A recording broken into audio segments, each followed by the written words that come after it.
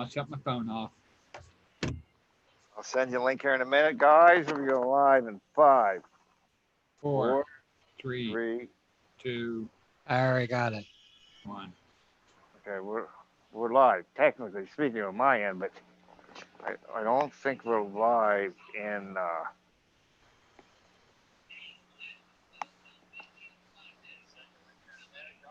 Oh my God. This is awesome. Right, I put up right now. And I put up right now. It's in the majority night. Okay. Hey, I'm already in. Ah, you guys are slow. Moscow Picos and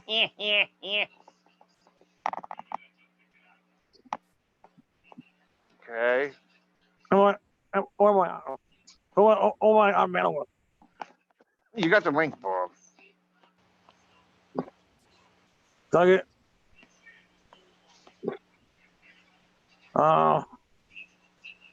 So we got arts tonight. We're on farm assets tonight. Hey, is Oh, Bob you're in there? mine. You're in mine. So Is Baba? Okay. Baba, I'm here, right? Let's come on, people. You people like to talk drama. Let's talk about the Obama statue. Should we yank it too? Yes, we should yank Obama. yeah, Yeah. That way, it's not being prejudiced. We're yanking them all. Let's just take them. Let's take them all the fuck down. Right down the Obama statue. Yeah. yeah. The only Grab one all I of think them should be up is the men that done the war. Let theirs up. But guess what? What? That makes a lot of statues stay up. Yeah. Who? I don't have a problem with racism, but it's coming down to that. If you want to pull all the other statues, why not Obama? They want to call the Americans, the American white people, racist. We're not. How? But to be honest, it's not our fault. But I'm 30 years old. It's not my fault that you were treated that way back on the 1800s. Yeah, but if they check their records, black slavery was only 1%. It's all your fault, Mike. Yeah, I'm 38 years old and I got half of my fault born. So I get pretty much just thing. People say they come to me and walk on the say, oh, it helps all they're doing. Well, I'm just boring with my opinion is, you know, if Obama was in office still, none of this shit won't ever happen. the Am I reason why. correct or am I wrong? Wait a minute. Oh, so you're not a Trump supporter, are you? Wait a minute. Wait a minute. Hey, Farmer, are you a Trump supporter? Farmer, No, Huh? but look at how what Obama did for us when he was in presidency. He did a lot. He Like, got a lot, Name one. and now hey, when we got Trump in there, all hell's breaking loose. Let me Farmer. ask you something. Farmer. Okay? Did he send you a stimulus? Did they send you a stimulus? Nope, because we You didn't got have it. no, You we didn't have a crisis yet. Oh, No, come no, on. No, here, answer this. Would you want a child molester be in office again? Oh, who's the child molester? He was Who? Obama. Obama. I never Are knew we that. doing? I didn't hear about that. Man, come on. It's just one of them theories. Yes, it is. Oh, come on now. That's what it is. It's a, Well, you It's guys don't get into a- Pizzagate and stuff like that. You don't think that stuff's true? You seen the criminal record? He was busted. You seen the criminal record? I didn't see the criminal record, but I heard he was busted. Okay, you heard. You Yeah, heard. There's no it's evidence a, of it's it. a he, she, or hearsay, he, she, or he, her. whatever. Yeah. Yeah. Beetlejuice, where are you, Beetlejuice? But Save us. let me ask you this, guy. What the fuck did he do for us? Obama, he gave us Obamacare, but I think Trump's he's getting rid of that. Beetlejuice. And Obama's about to say it. But I just want Oh, wait a minute. Okay, Beetlejuice, you're right. Trump was accused of raping a 13-year-old. How about Biden when he stuck that finger in that girl's vagina? Yeah, how about that? I mean, he pushed the girl against He the was just doing a I'll sniff. tell you what, maybe we don't need Okay. government because they're all bad. Yeah, they're all corrupted. Oh yeah, Did Biden not do that to that female girl? Pushed her against the wall and slid one up in her. Now that's being hardcore about it, but hey, wasn't he a bad little boy too? Oh my god. And why is he touching kids up underneath their chest? Right on TV. That was right on TV. Biden, Who you mean? who well, I'll Um, find Mr. go back now. Come on. Biden's How far gross. am I No, going? What is Beetlejuice Beetlejuice agrees with me. Biden's gross. Yeah, he Yeah. is gross. So He, honestly, how that far? poor girl tried to pull away from him, and he just What? hugged her more tighter and then snipped her hair and give her a kiss on the cheek. Right on. How far? Come on, are you kidding? You're kidding. You How snipped far? her hair? Hey, lollipop, lollipop, oh how far? lolly. I'm Yeah. going back to freaking Bill Clinton. Why do you forget that one thing? Oh, we talking about Monica Lewinsky. Biden, I'm not a fan of him either. Beetlejuice. Well, I he had don't know. sex. I don't even know who the motherfucker is. Yeah, he had like one girl. Hit her off. Actually, he had to protect the order. None of them Where he perfect.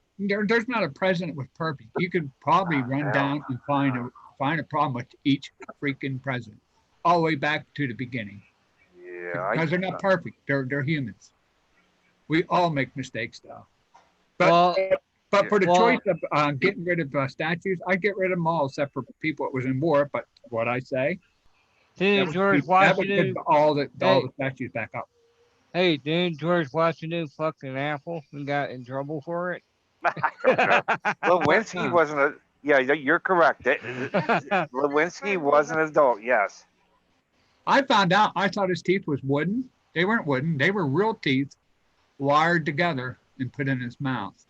Well, Rosebud said the only good president was Rosa. Who was it? John F. Kennedy. John F. Kennedy. Oh, I don't know. I just know they're all crooked. So now what I'm gonna do is that true that Bill Clinton had Monica Lewinsky teeth or some part of her body? No. But if I had a choice between Biden and Trump, Listen. it'd be Listen. Trump. Now, to me, Beetlejuice makes a lot of sense. Now, where are you with me on yanking the Obama statue down? Just to make a point that we're just being fair about all this. You know, they're going to rip history down, other statues down. Why don't we just take them all down, including Why not Martin Luther King's? yeah, Take them all including down. him. We're not being Obama, prejudiced. Get rid of yeah. them all. Just take them. Just abolish our pants. Yeah, completely. just yeah. You know, My opinion, they shouldn't even touch any of the statues. That's been But here here's the biggest way problem. before us. Here's the biggest problem. It's called the past for a reason. And was these black people slaves? No, their ancestors were. And if you have anybody to blame, it would be the people over there that sold you to the United States, not us. I don't think it's happened in my lifetime. I don't, like I said, I'm not much on a history buff or anything like that. There's I'm a millennium, and I don't remember any of that during my childhood. Artie, Yeah. there's not slavery today. There's slave labor today, where they pay them a tiny bit of money to do sweatshops. You hear about sweatshops? Yeah. That's slave labor. Come on, Beetlejuice. You usually have an answer for everything. Come on, Beetlejuice. I'm not saying they're all perfect, but I pick Trump over anybody at the moment. Coachism. Hey, what's up? What's up?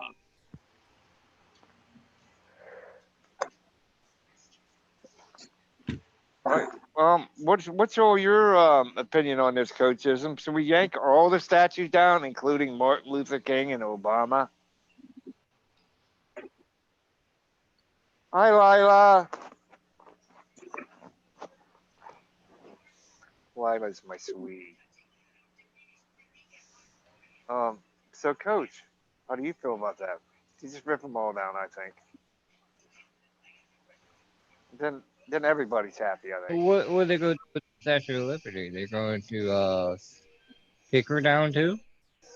Statue of Liberty. Oh no, that would no.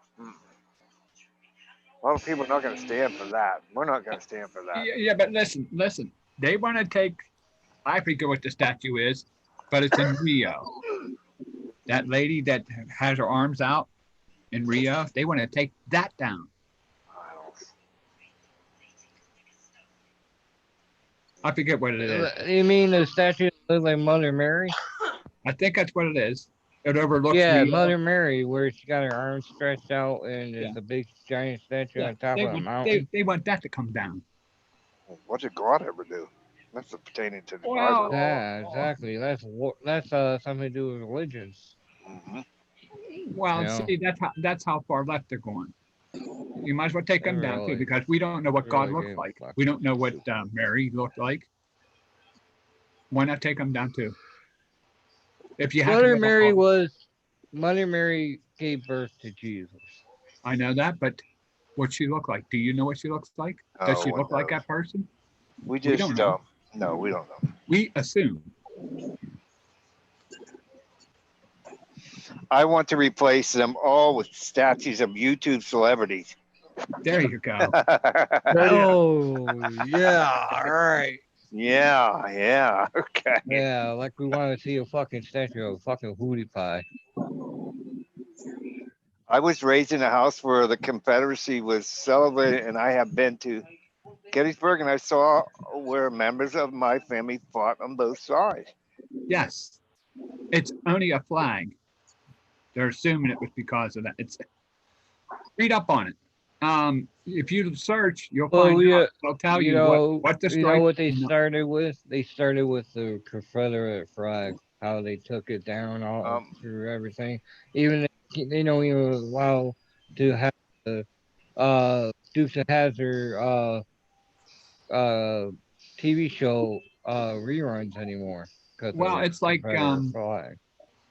it's like if you look and search, you'll find out there's like 7 different Confederate flags. Bob, I've already researched my side of family, and Beetlejuice makes a lot of sense there. Us too. We have members that we had family members that fought both sides. Yes. Lord, you know. Yeah, we did it. I know funny that. I just had a my history thing done on my side of family. I'm actually 25% Italian and then 5%. Okay. Here, for instance, if you take Antifa and you take the bikers, let's give them a background. What would they be? Mine's Anybody know? mine's The bikers Right. want to be Confederate. yeah, mine's 90%. Like you talk about like the Hells Angels and all that. Yes. Yeah.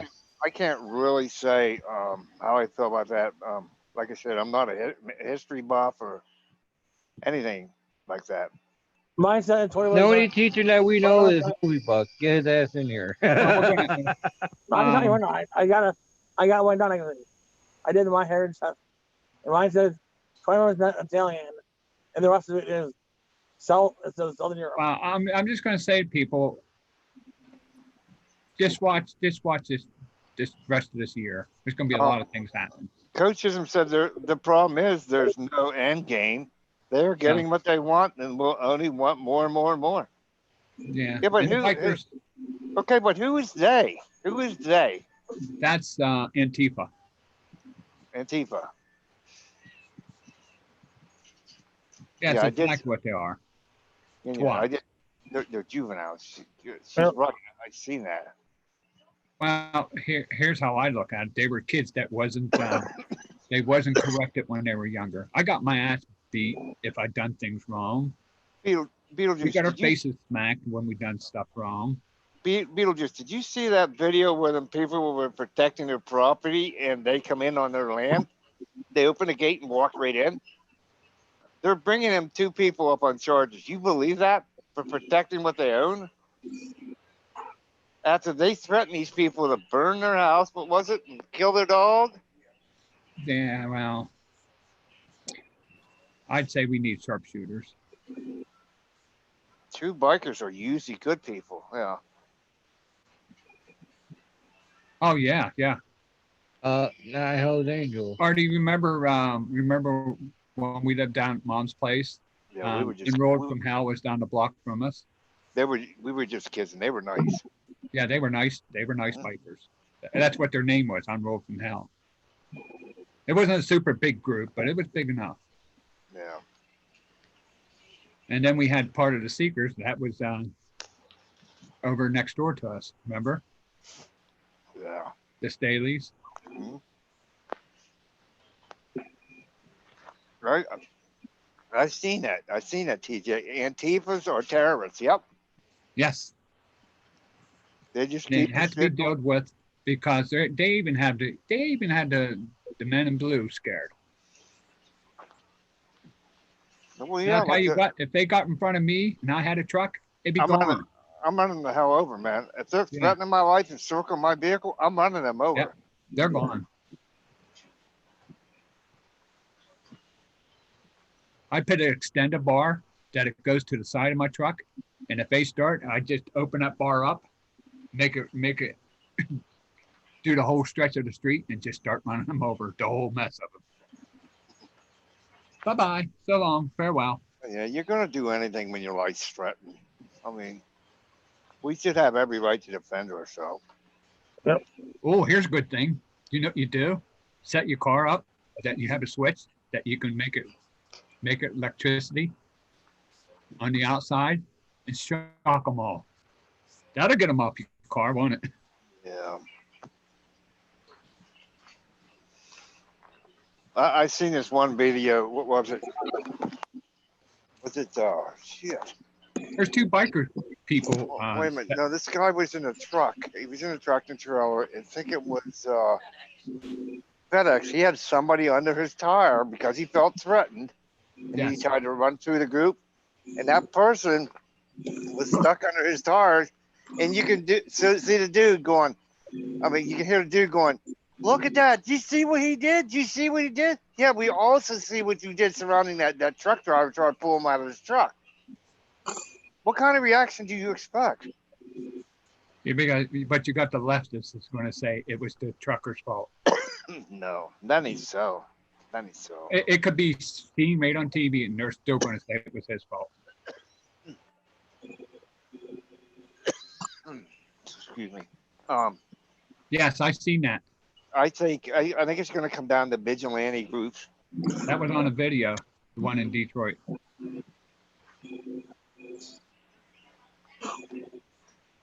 And he tried not to hurt him. He rushed, stopped, then he rushed again. What do you think? There's going to be vigilantes? Going to be vigilantes? We're going to take this country back. It's going to be us standard people that are staying in our house and stuff like that. We're going to start coming out and saying, fuck this shit. That's what's going to Yep. happen. Well, we're coming out and defending our property. And the cops ain't going to do nothing to us. They're going to say we want this controlled. So, Beetlejuice, you're saying it was not all right for him to do that? Or was that like a warning shot? He was telling him to get the hell out of the way, or else? You know, remind me of the movie Purge. Bullshit, hit them idiots. Okay, good. That's Yeah, right. Yes. I Purge. agree. You feel threatened. Well, let's just say you were in the car and your child was there. Would you do the same thing? Just right through 'em? Of course, she's going to. I would. Yes. She just said this. She's going to. Yeah. Yeah. Freak 'em idiots.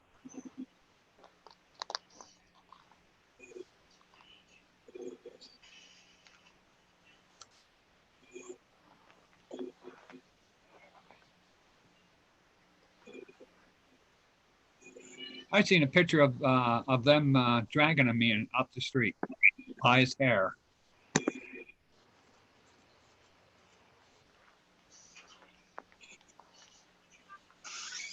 Hey. The movie Purge. The Purge. Yeah. Yeah, but see, the purge is it just Mike. Let's just say I hate it you and I hate it so on and so forth. Purge is that way. It's a different Yeah, purge. I understand it, but the birds are good. That's when we're doing good. I No, understand you hate it, but also. now, do that. if you said an Antifa purge, it'd be a little bit different. If we're just going to get rid of Antifa. So, Farmer, what's your opinion, buddy? I don't know. I don't even know what these Antifas are. Yes, Bobby, explain them what Antifa is. it's a group, Farm Boy, and they're the ones that more or less. Well, it started that Antifa was first paid by someone. I ain't going to say, but someone, and they started all this junk about what happened to him and stuff like that. And it grew and it grew. And it's just a group that just wants whatever they want. Yeah. And they don't care who they hurt or what they do to get it. Let me guess. Millionaires run that group. Yes. No, actually, it was a billionaire that was running it. A billionaire was running it for these Antifa. Yeah. His first name starts with an S. Antifas are punk puke Yes. kids. Yes, that's exactly what they are. Yeah. I think their mom had to come and kick their freaking asses and then put them away. Now I see them using them. What is it? Bottle? Is it bottle? Not bottle rockets, but they're using fireworks to shoot at people now. We have a weapon that does not hurt them personally, but it'll make them sick as a dog and make them collapse and pass out. We had to use that. Farmer, you're in a small community, aren't you, Farmer? Yep. Thank God you are, buddy. Mm-hmm. Well, I don't know how many people lives here, but I know we got Iowa City, we got Ottumwa, we got Roman Roman candles, yes, candles, Beetlejuice. yep. So Beetlejuice said, so no saying George Soros? No, you can say it as much as you want in here, though, Beetlejuice. Well, that's the guy. He's a billionaire, isn't he? He's one of the elite. I bet you Bill Gates is part of it. It's one big list, I'm telling you. Bill Gates wants to fucking chip everybody so he knows where everybody's at. Well, if we get the shot, the thing he wants. Don't let them give you the shot, Farmer. They'll put your chip in you. They'll put your chip in you, buddy. They ain't gonna put no goddamn chip in me. I'm gonna fucking. And if you remember, I'm just guessing, but if you remember the one program where they had a chip stuck in their neck, and if they got too far, it would explode. Oh, fuck that. Oh, he's not responsible for Antifa. Okay, who is Beetlejuice? She said George Soros, whatever his name is, he's not responsible. Well, at first he was. It was going everywhere. They were talking Facebook everywhere. At first he was. Maybe then he started that he wasn't paying. Maybe their leader, the one that just died. I think that's the leader of it. Yeah, you're right. Mama's not smacking her kids. Yeah, correction. You need correction. I'm sorry, you just need correction. I mean, you don't have to beat your kids. Just smack their ass. Logan's Run. I do remember that movie. What? Who was that one who was in the wheelchair? He was a scientist or something like that. He thinks the world is we've got a different world and different universe or something like that. Oh, what the hell? Oh, he couldn't speak for himself. He had a computer. Yeah, I can't remember what his name is. I know who you're talking about. And they made a fucking movie of him too. Oh, what the fuck his name? He's one of the guys that said this would happen.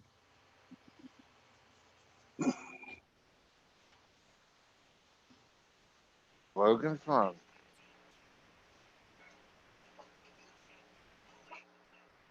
Stephen Hawking. That's his name. Stephen Hawking. Yeah. He had brown hair, wore glasses. use a computer to talk with. Sound like Oh, I Chewbacca. remember. Yeah, he died. Yeah, Yep. I know. He's dead. So he's floating around in his own parallel world. You know what's going to happen? The Yeah, aliens are going to come down he and had get all rid of these all of us. freaking theories. Remember? He had all these freaking theories. Yep. Crazy ass theory. The robots are taking over their world and Yeah, blah Yeah, blah blah. yeah, a little bit. Yeah, like Beetlejuice. Yeah. games a little bit. You know, Yeah, I probably said that long ago when I was a child playing video games that they promote violence. People, I mean, there's kids that try to do the stuff that's in the video games. No, no, Grand Auto. okay. Here's what I'm going to say. You all could say I'm wrong and stuff like that. You know what started everything? Freaking internet. Oh no, let me check. Did you just send it? Let's see here.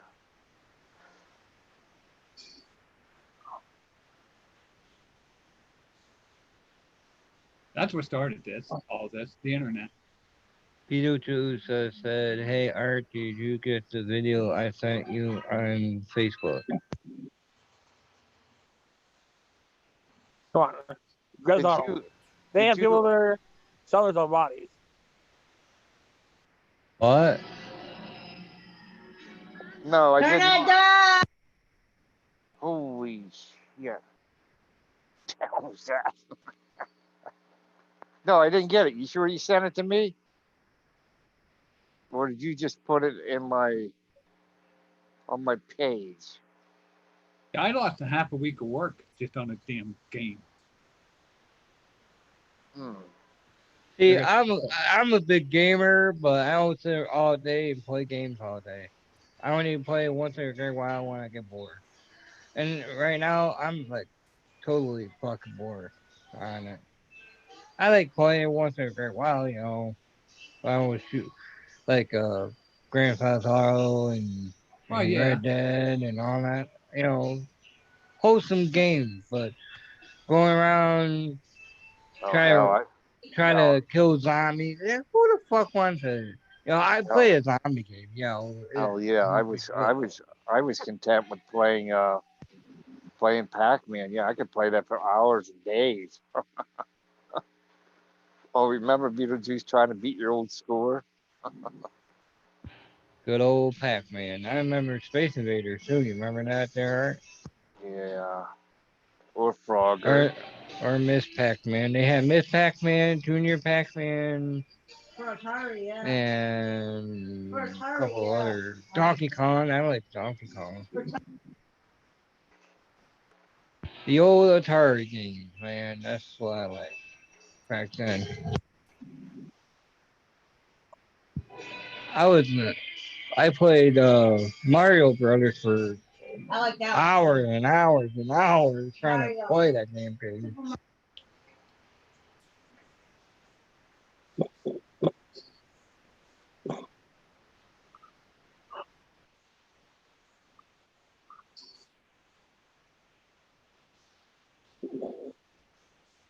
It's Laura clearly explained about BLM. Frogger. Hey, you have a wrench in here. You can add the link. Is it a link to a video? If it's linking a video, just put it in there and I'll play it. I don't care.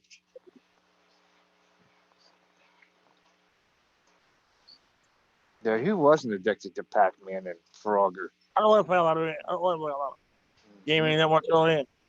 I used to like gaming or younger. I don't play much gaming now. You don't even do gaming, like. I think a lot changed in the past like year. I don't want to do much gaming. I don't want to do much on any platform anymore. You know, I'm gonna have to get that. You have your man send it to me. It's on Facebook. I want it. Is it in your? I'm going to look again.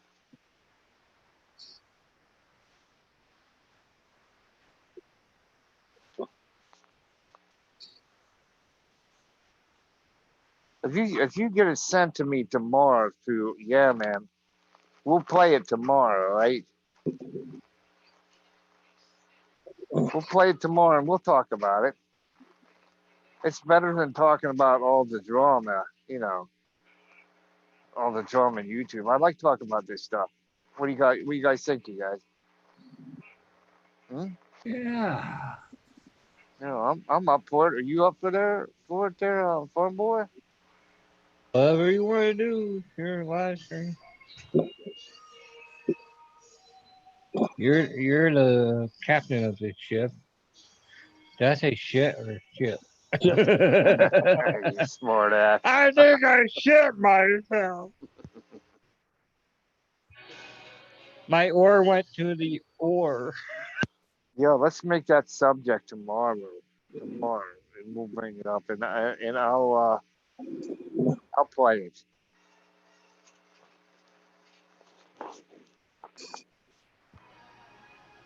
Sounds like a plan.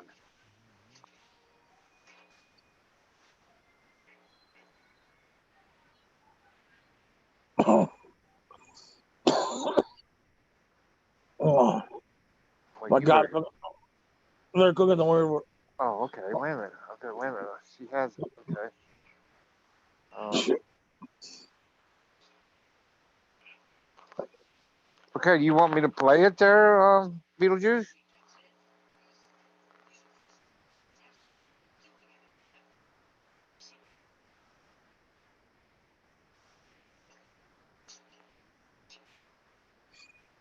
You guys up to doing that or? Yeah. Yeah, go ahead. Well, I'm trying to have music in. You'd be fine. No music. You're talking chit chat. Okay, I'm gonna share this. But there you go. Okay. I went to the website. Okay. That girl's all over the place. Like she didn't want to sit down. Oh, I love her. I love Lila. Don't you love Lila, hon? Yep. Yeah, we miss Lila. Okay, here we're gonna play this. Yes. Let me get this set up. Excuse me.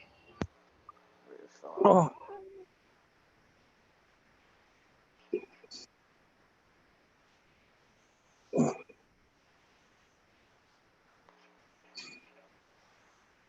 Okay, share.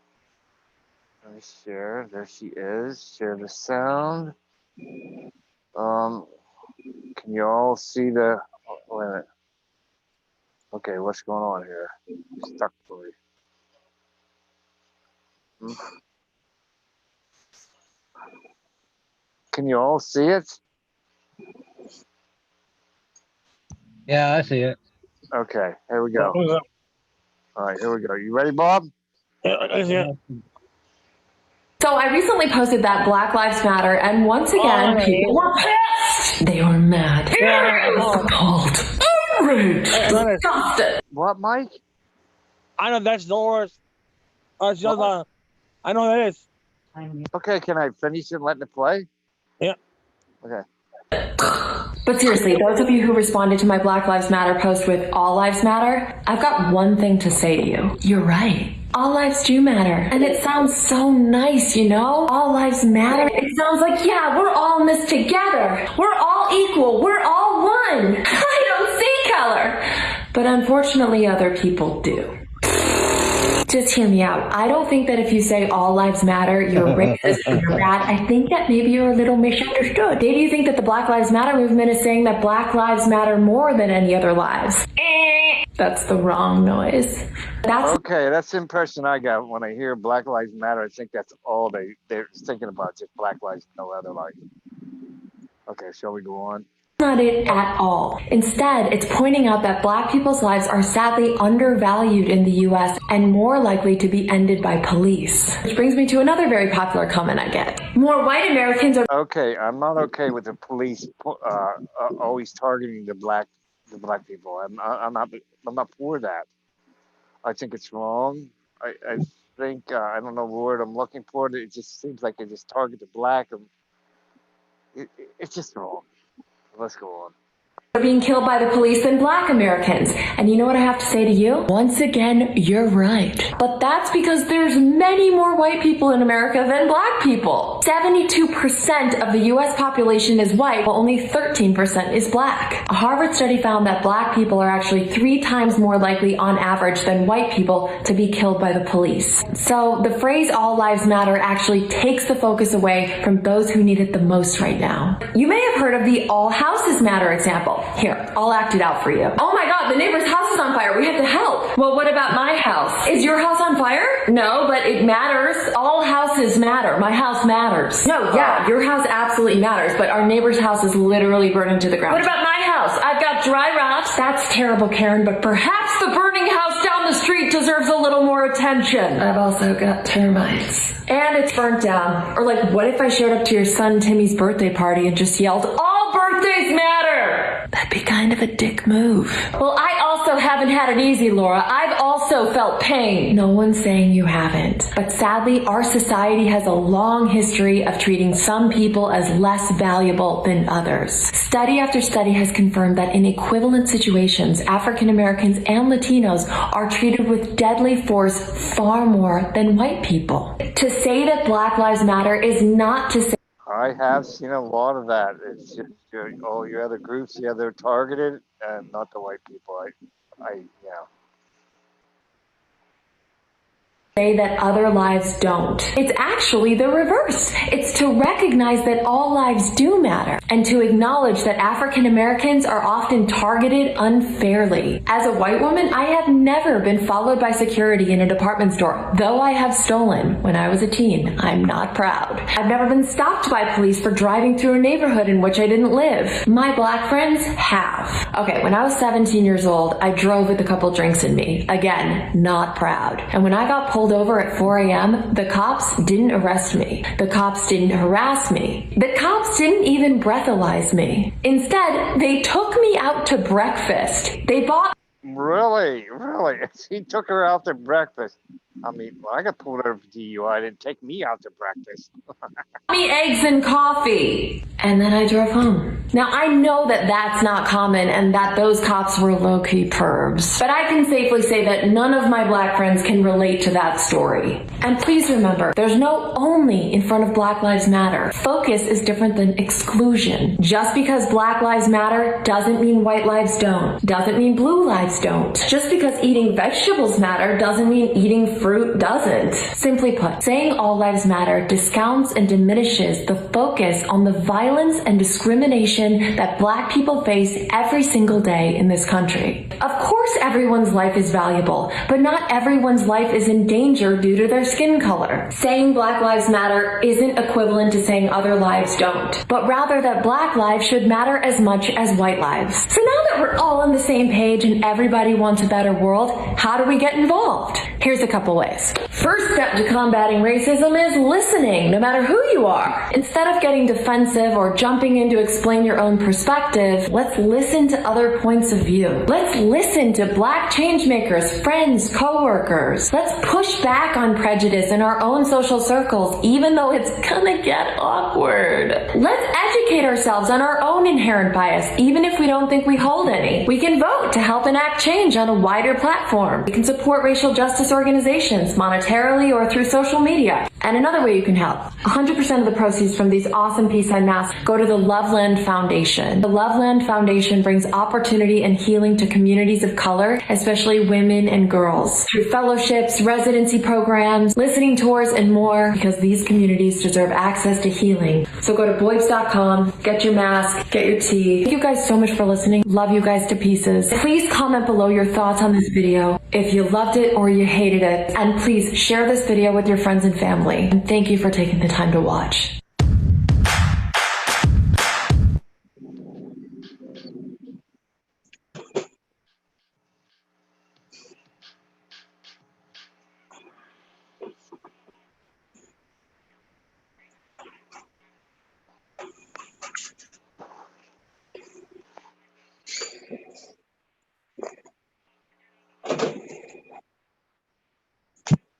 Hey, Yeah.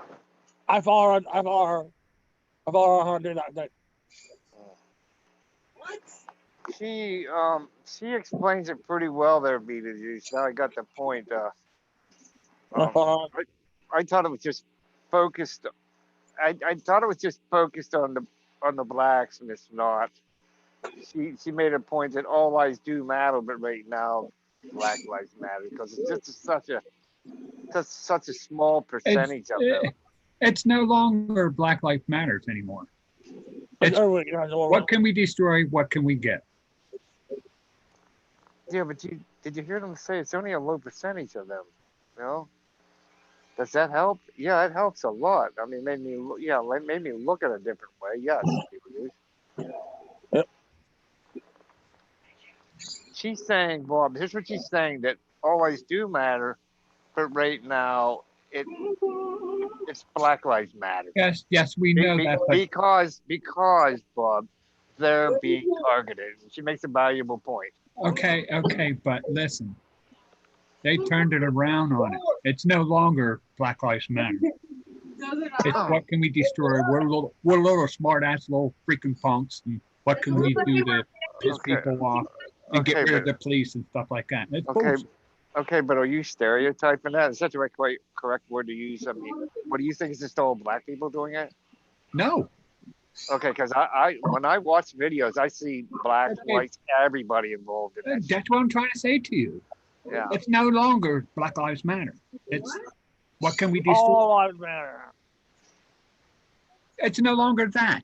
It's just everybody. A bunch of kids playing and destroying stuff. Mike, what the lady's saying is basically we're being selfish. Just like it's again, I'll say it again. It's such a small percentage of the black community that they're being targeted no matter what. And it's time we step up and help them. Okay, I have a friend that's black, and he's a pretty big guy, and he's tired of this shit. He says, he goes, "It's no more helping us." What would you do if you're with him and they pull him away from you and beat his ass until you get the hell going? You gonna defend him? Oh yeah, I'll defend him. Yeah. Okay. And I'll tell you what I do. I would just take and get rid of the whole shitload of them. Yeah, I'm not talking about black people. I'm just talking about Antifa. I don't think it's just Antifa. I'd put them in jail. I'd put them all in jail. That's what they need. Give them life.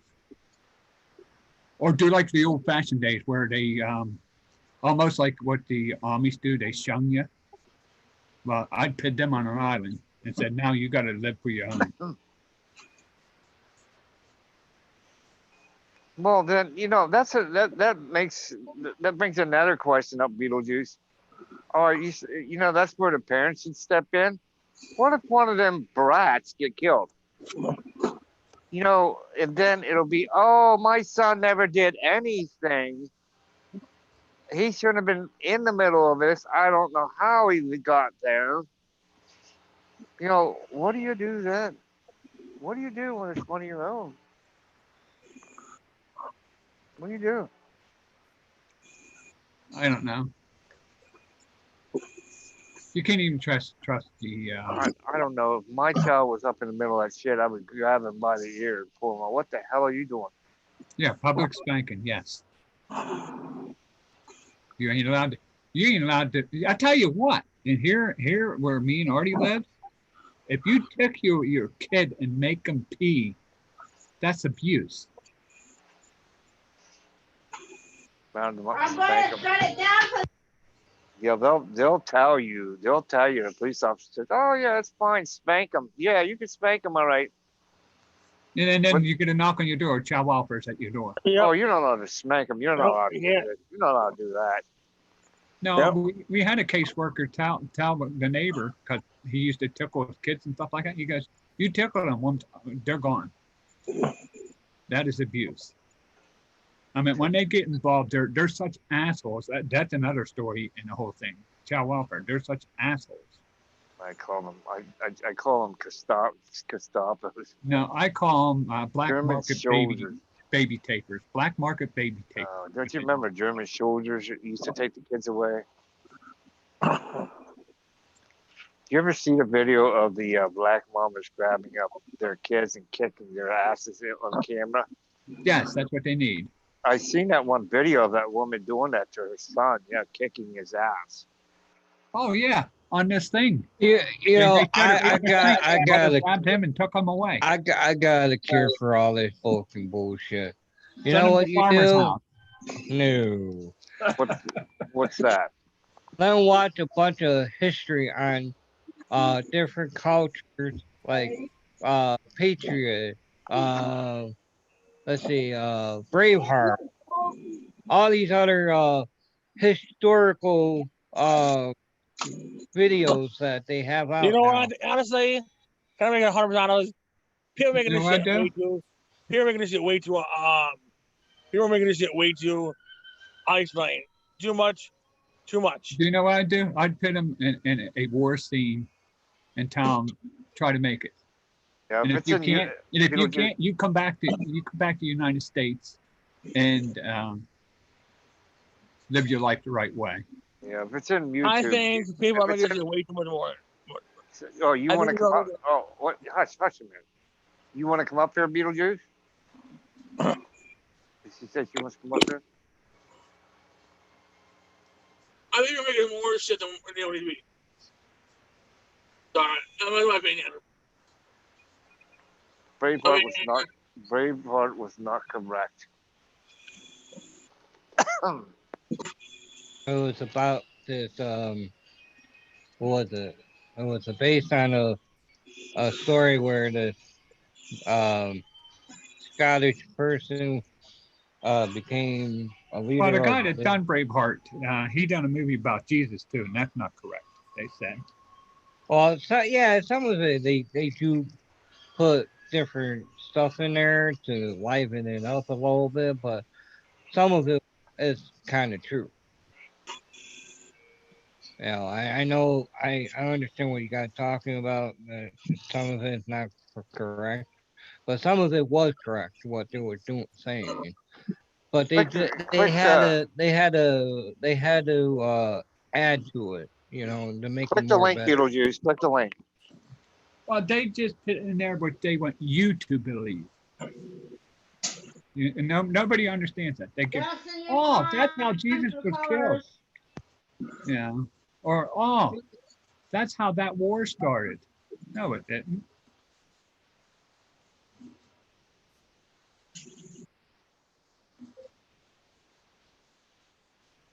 Ding dong. Hopefully she knows how to connect. Yeah, I can hear you talking to your mic. Okay. Sorry, but I've only Zoomed with my doctor and my kids' karate practice, so I'm not really sure on Well, you did it. Everybody do kung fu fighting. Yeah, No. you're doing a good job. Go ahead. You can Yeah, talk. my son, they weren't allowed to do karate from early March until this week. They're now allowed to have so many kids inside of the dojang to fight. But Braveheart was extremely historically inaccurate. Mel Gibson took a lot of, let's say, dramatic license with not only the way that the story was portrayed, but the actual story itself. So I grew up in a, let's say, predominantly African-American city, right next to the city of Detroit. So we were actually a Detroit area code, but we had our own city hall. Now, what about that Kutu Kid? I can't pronounce that name. That Kunta one Kinte? movie there. Yeah, the movie there. Is that all true or? Roots wasn't a true story either. Oh, really? Yeah, it's not. I'm gonna explain to you. Growing up in the city that I grew up in, the city is called River Rouge. I don't care if you guys look it up, but you will see that it is predominant. It was predominantly when I grew up there. Now it's definitely 90% African American because most of the white people did move out once they started segregating the schools in the 90s. Yes, 1990, they started segregating. They started having the races mix in the schools, because before then the black kids went to the black schools and the white kids went to the white schools. And once you got to the high school, which was ninth grade, that's when the blacks and the white kids actually went to school together. And by that time, most of the white children's parents sent them to a Catholic school in what's called Wyandotte, Michigan, which at that time was predominantly 96% white. But I was forced to go to the River Rouge school system for a year and a half into high school, because I was kicked out of 2 other schools. So at that time, my mother basically had nowhere else to stick me. So I had to go there until she found another school district that would take me. Question. Yeah. No, when I was a child, you know my age roughly, right? 27, No, I'm not 27. I'm 61. 16. Older than No, shit. I wish. He's No, older than shit. 61. I don't remember. I mean, I heard about We the had black Klan. kids in the school already. But no, let me finish. I didn't remember too much about the Klan. I mean, heard very little about that. My grandfather was a member of the Klan. I don't remember any of that. Just little bits. We're a small, we're a small do. city. I do remember segregation now. If it's all right for me to explain that. When I thought segregation is when you separate the black from the whites. Am I correct? We had segregated schools up until the 1990s. Artie, we didn't. And once they race mixed, once they bust kids because they were going to lose state funding. My uncle's still the mayor. He's white, but he's still the mayor of the city. And once they bust kids from the black side of the city to the white side of the city, all the white people moved out, including my mother and father. I bought the house off of my mother and father when they said that they weren't going to send my younger brother and sister to schools that were racially mixed. I think a lot of this happened in the bigger city because it did not happen in our city. Yeah. I mean, Well, we no, were- Artie, we were segregated. 18th No. Street was segregated for a while. No, but we all went to school together, if you remember. Oh yeah, we all went to Yeah, school together. Yeah. we weren't separated though, Beetlejuice. No.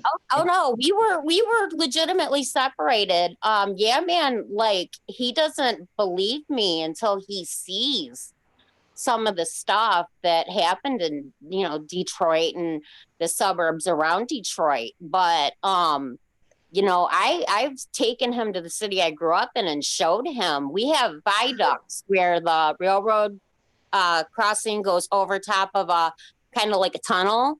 Mhm. And during the race riots, they actually raised the bridges that come from Detroit and they flooded the tunnels to not allow the African Americans to come into the white part of the city that I grew up in.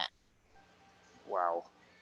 So like I said, up until 1990, I graduated in 93. And that which was tells hidden. you how old I am. And was that hidden? Was that hidden from the news? I mean, did it? No, it was common knowledge. In the area that we live in today, everybody knew what cities were quote unquote white friendly and what cities were quote unquote tan friendly. We'll just say tan friendly. Right. And I had to take classes when I went to River Rouge, high school, where we had to learn.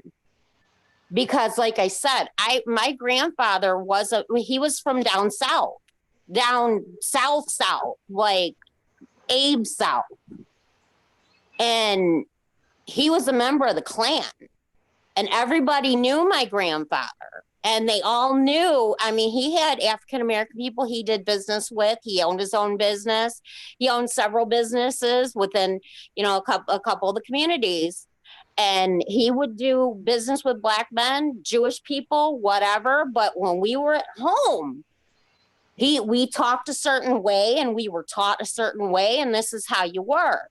Well, when you went to the River Rouge High School, they sat down everybody and they said, we know the black kids come from this part of the city and the white kids come from this part of the city. And you're all going to take these 5 classes and learn how to get along. And you're all going to learn each other's history, because we're not going to deal with, I mean, I seriously got removed from the River Rouge School District in 10th grade for starting what they called a race riot.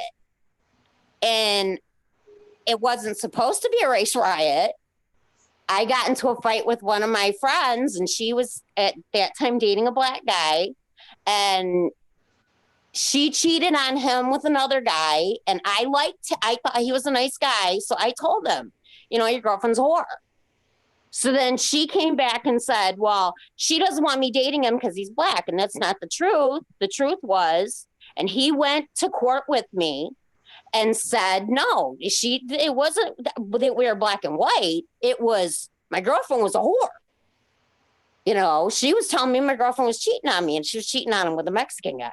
So, but anyways, we were taught each other's history, and we were taught that, you know, the South, if it wasn't for the Daughters of the Confederacy, a lot of the United States history books would actually say a lot of different things.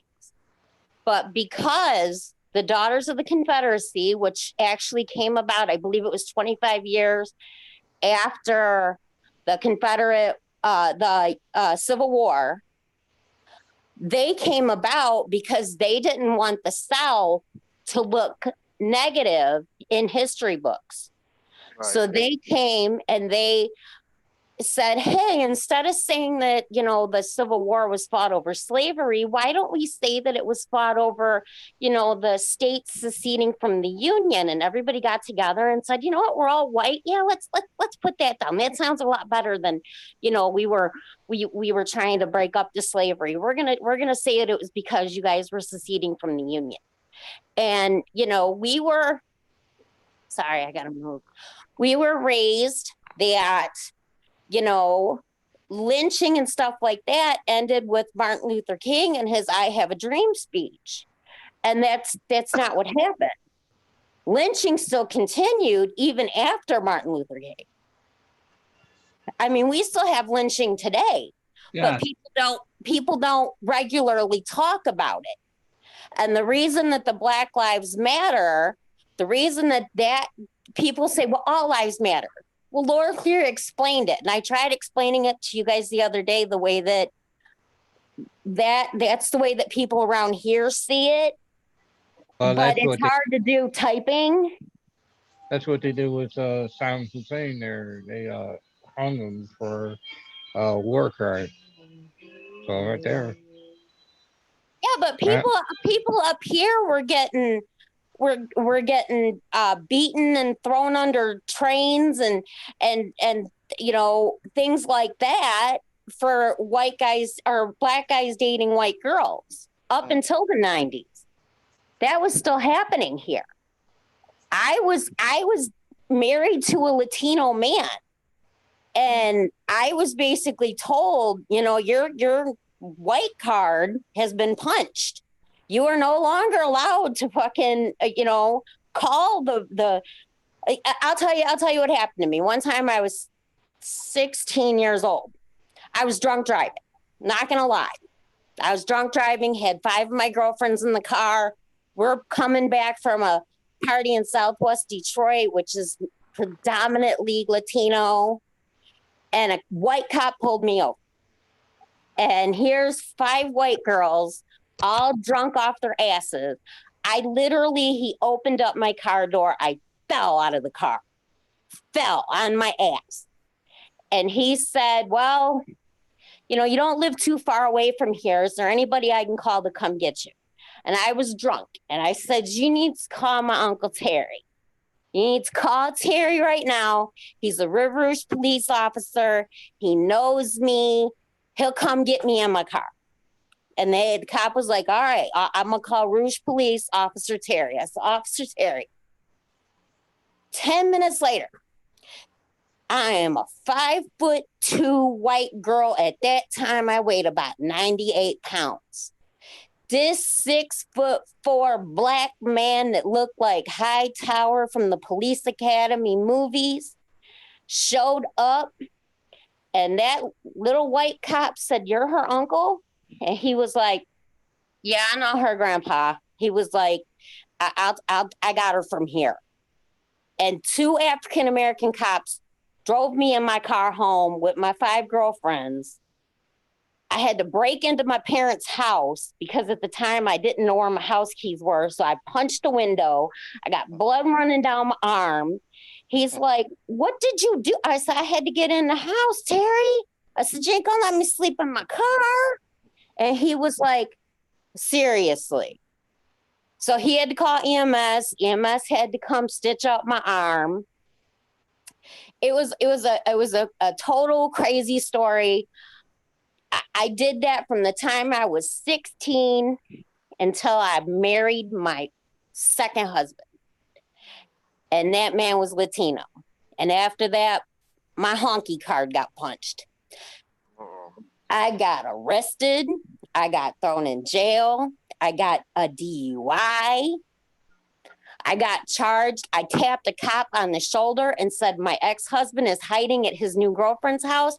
That man beat my ass in the middle of the street with 2 cops holding people back that were trying to stop that man. And when he threw me in the back of the cop car, I said, "Why am I being arrested?" He said, "You were stupid enough to marry him."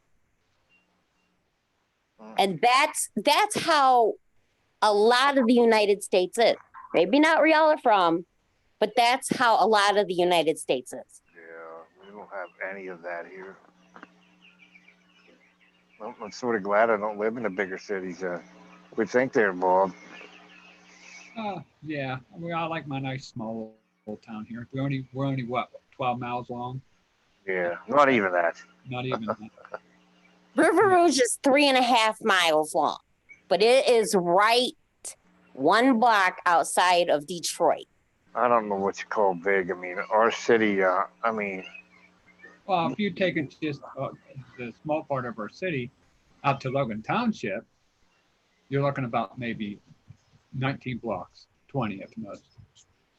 Yeah, but that's why I say when you guys say Antifa, what Antifa is a lot of radicalized, stupid college students who grew up in some suburbs and then they went to college and they got a little taste of freedom and they realized, wait a minute, white privilege is real and it does happen. And oh my God, we were a bunch of assholes for a bunch of years.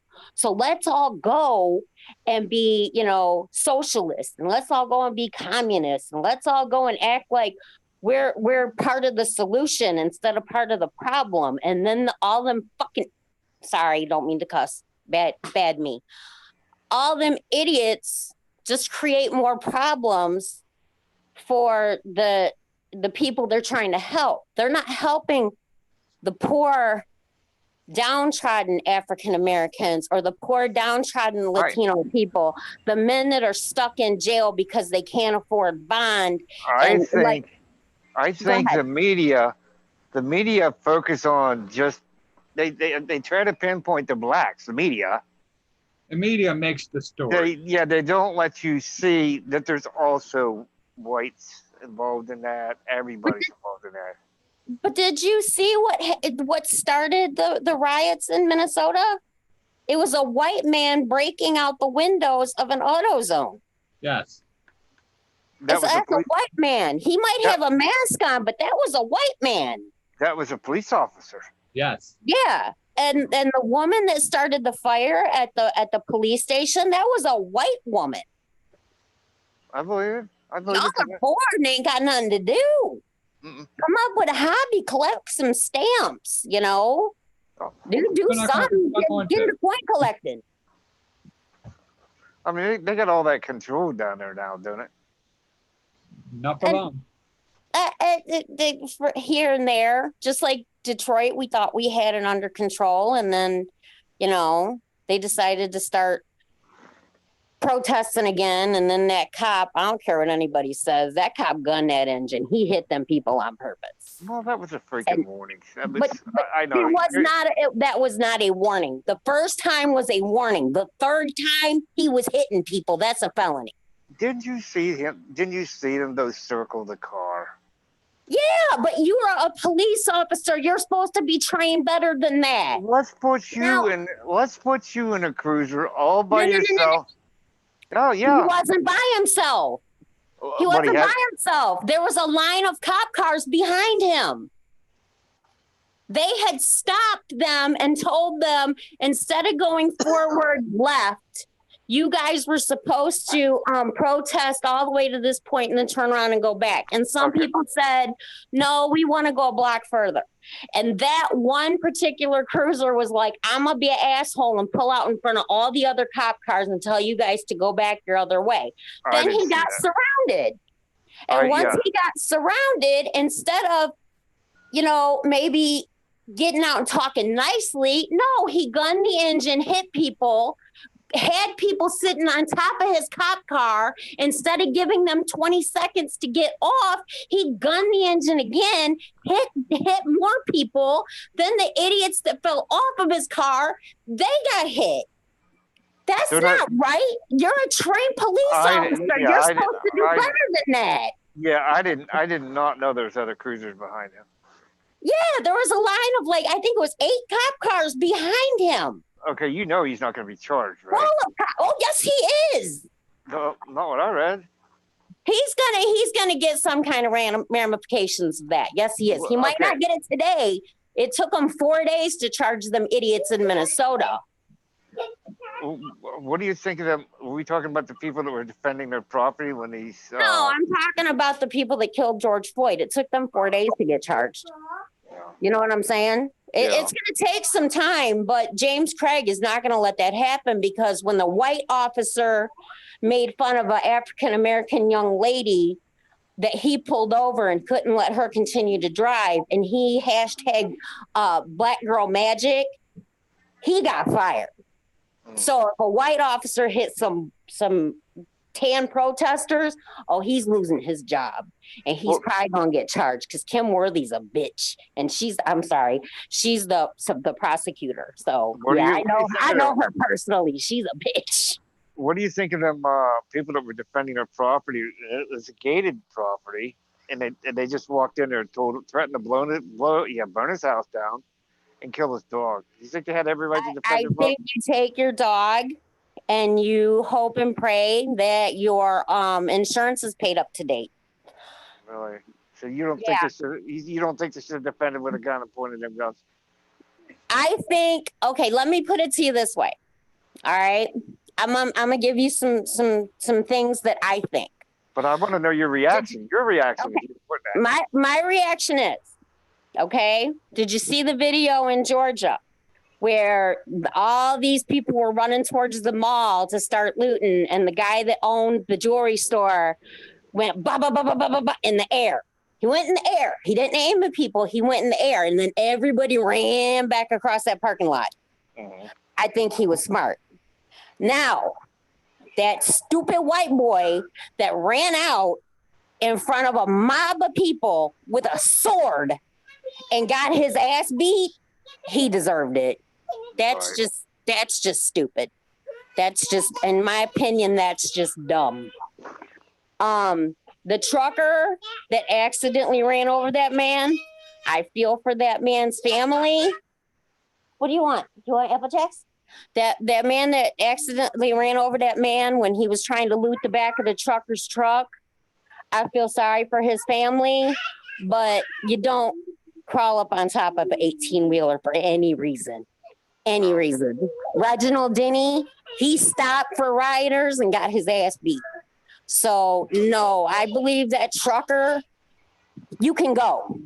If they start beating on your car, you can go. If you're stupid like this woman in Taylor, Michigan, that turned into the protesters and then hit people and said, well, I was in fear of my life, no, you're getting charged. You deserve it. But if they're actively running at you and you're trying to evade, you have a right to maybe bump people. I've bumped some people in my day. I have. All right. I bumped my ex-husband. I bumped my first ex-husband. I bumped my ex-husband's girlfriend. You know what I'm saying? Right. You got a right to bump somebody. But if you're driving down the street and you hear over the news, 4th Street, there's a riot going on, or 4th Street, there's a nonviolent protest going on, do you and your wifey turn down 4th Street? Or do No. you go to 5th Street? No, I'm just gonna change directions. There you go. I was at a park. I was at a meeting for parents of children that have passed away, and a Black Lives Matter protest came through, and they were not violent. They were not mean. They did not, throw things. They didn't break out car windows. They politely, went on their way. They did their chants. Nothing bad happened because nobody acted stupid. Nobody acted a fool. But if you get these young 20-somethings that don't have common sense in their damn head, and they go out there and their parents taught them, you deserve a participation trophy. You deserve to think you're better than people. You deserve to think that your opinion matters more than anybody else's, no matter what color they are. And you go out there and you get a bunch of kids all excited, then, it's your fault. You did that. Sorry, my timer was going off. You caused your child to think that they have a right to force their opinions on other people, and that are going to get these other people all excited. You're going to get these, I'm sorry, but I have called Yeah Man when we've gotten into arguments. I've called him a ignorant white boy from the suburbs. And he'll look at me and he'll go, you really, think that about me? And I'm like, sometimes you don't make sense to me. But that's because I was raised away and he was raised away. And if he tried to go to an African-American neighborhood or a Latino neighborhood, and he tried to say his Donald Trump rhetoric to the wrong person and he got knocked the fuck out, he probably deserved that.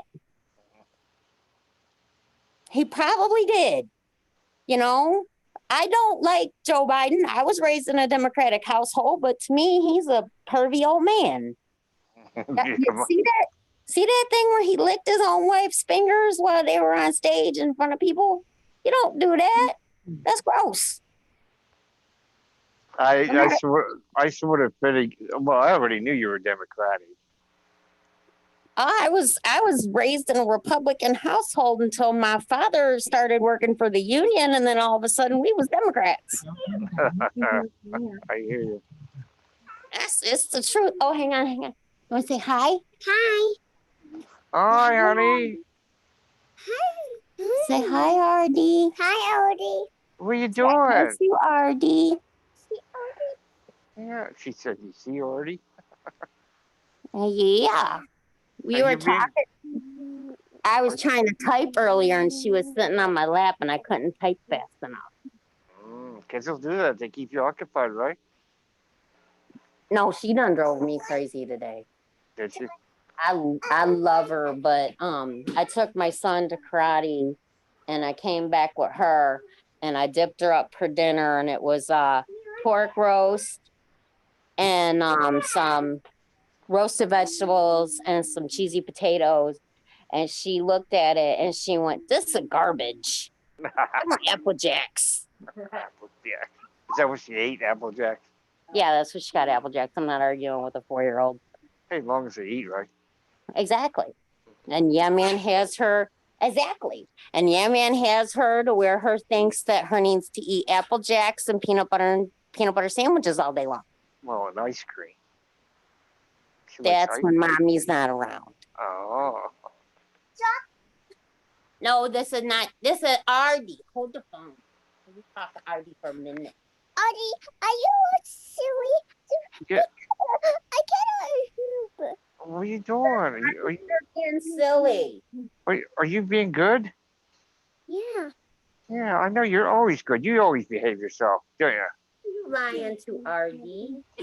I miss you. Do you miss me? What? Oh, No. it's been a while, huh? We haven't talked in a while, huh?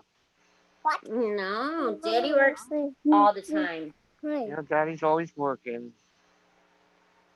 Yeah. But Yeah. like we were talking about earlier, I don't know if you can hear me or not. People have to, when it comes to like movies, you kind of got to look into what's real, what's not real. I'm a big fan of, I don't know if you've ever seen The Tudors, but I'm a big English history buff.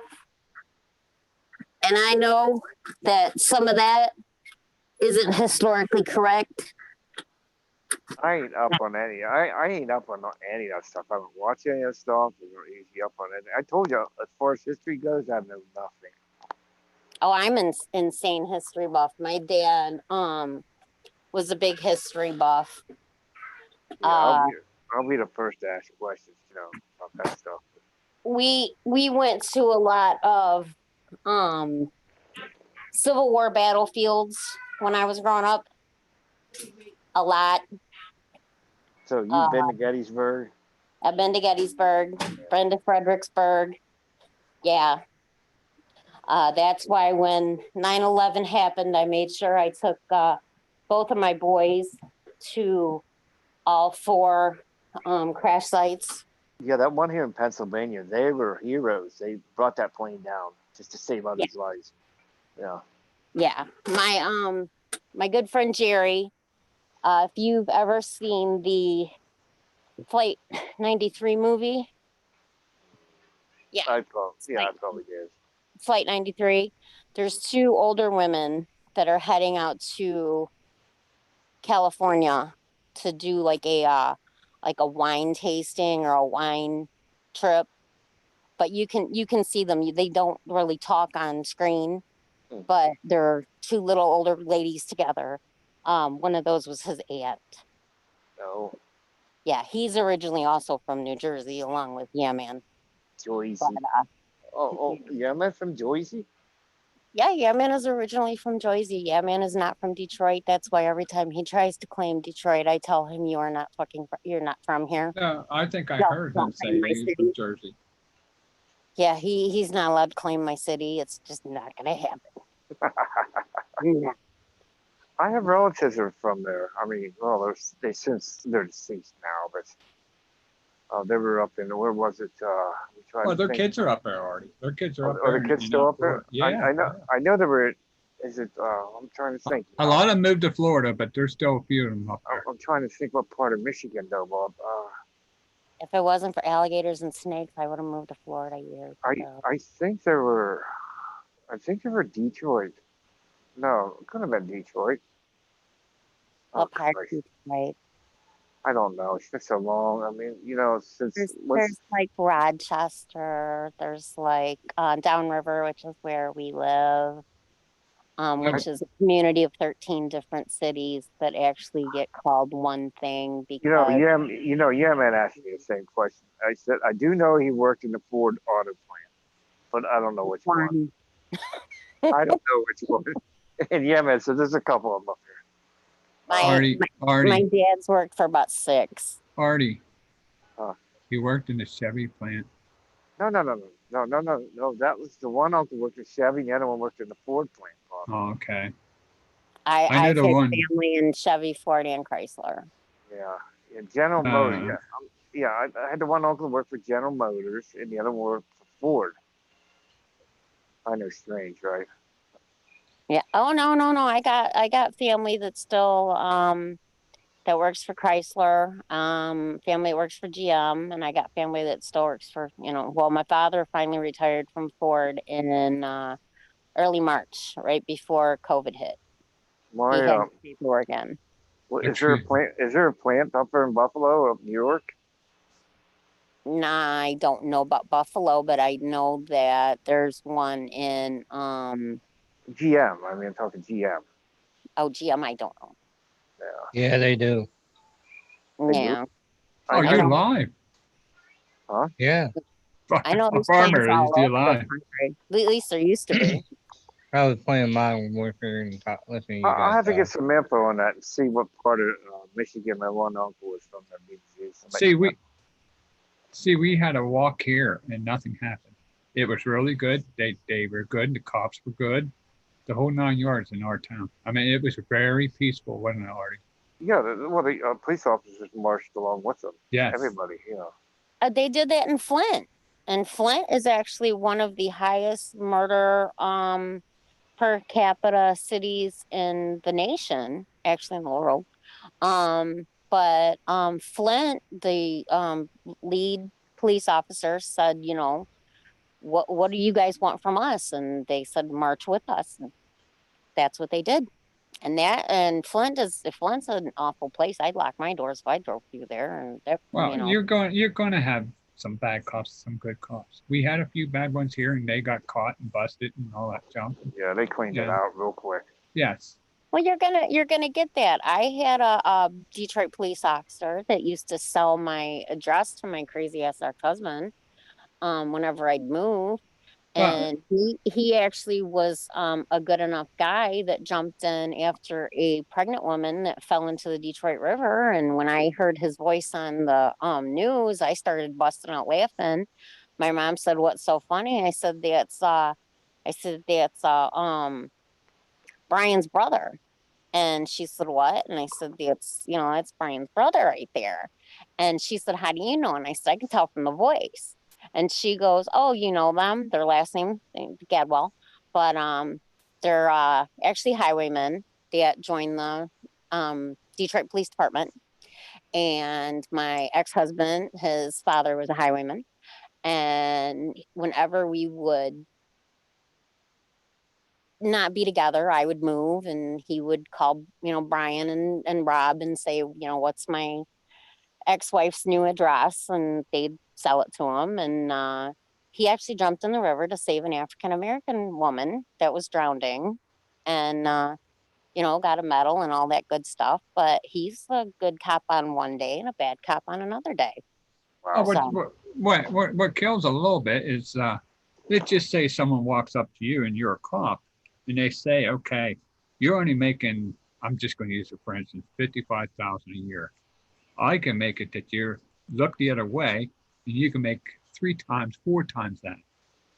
Yeah, it works on your mind a tiny bit because you think, wait a minute, I'm getting paid shit wage, and this kid over here, this guy over here is going to get me all this money, and he guarantees it and stuff like that. If I look the other way, it's hard.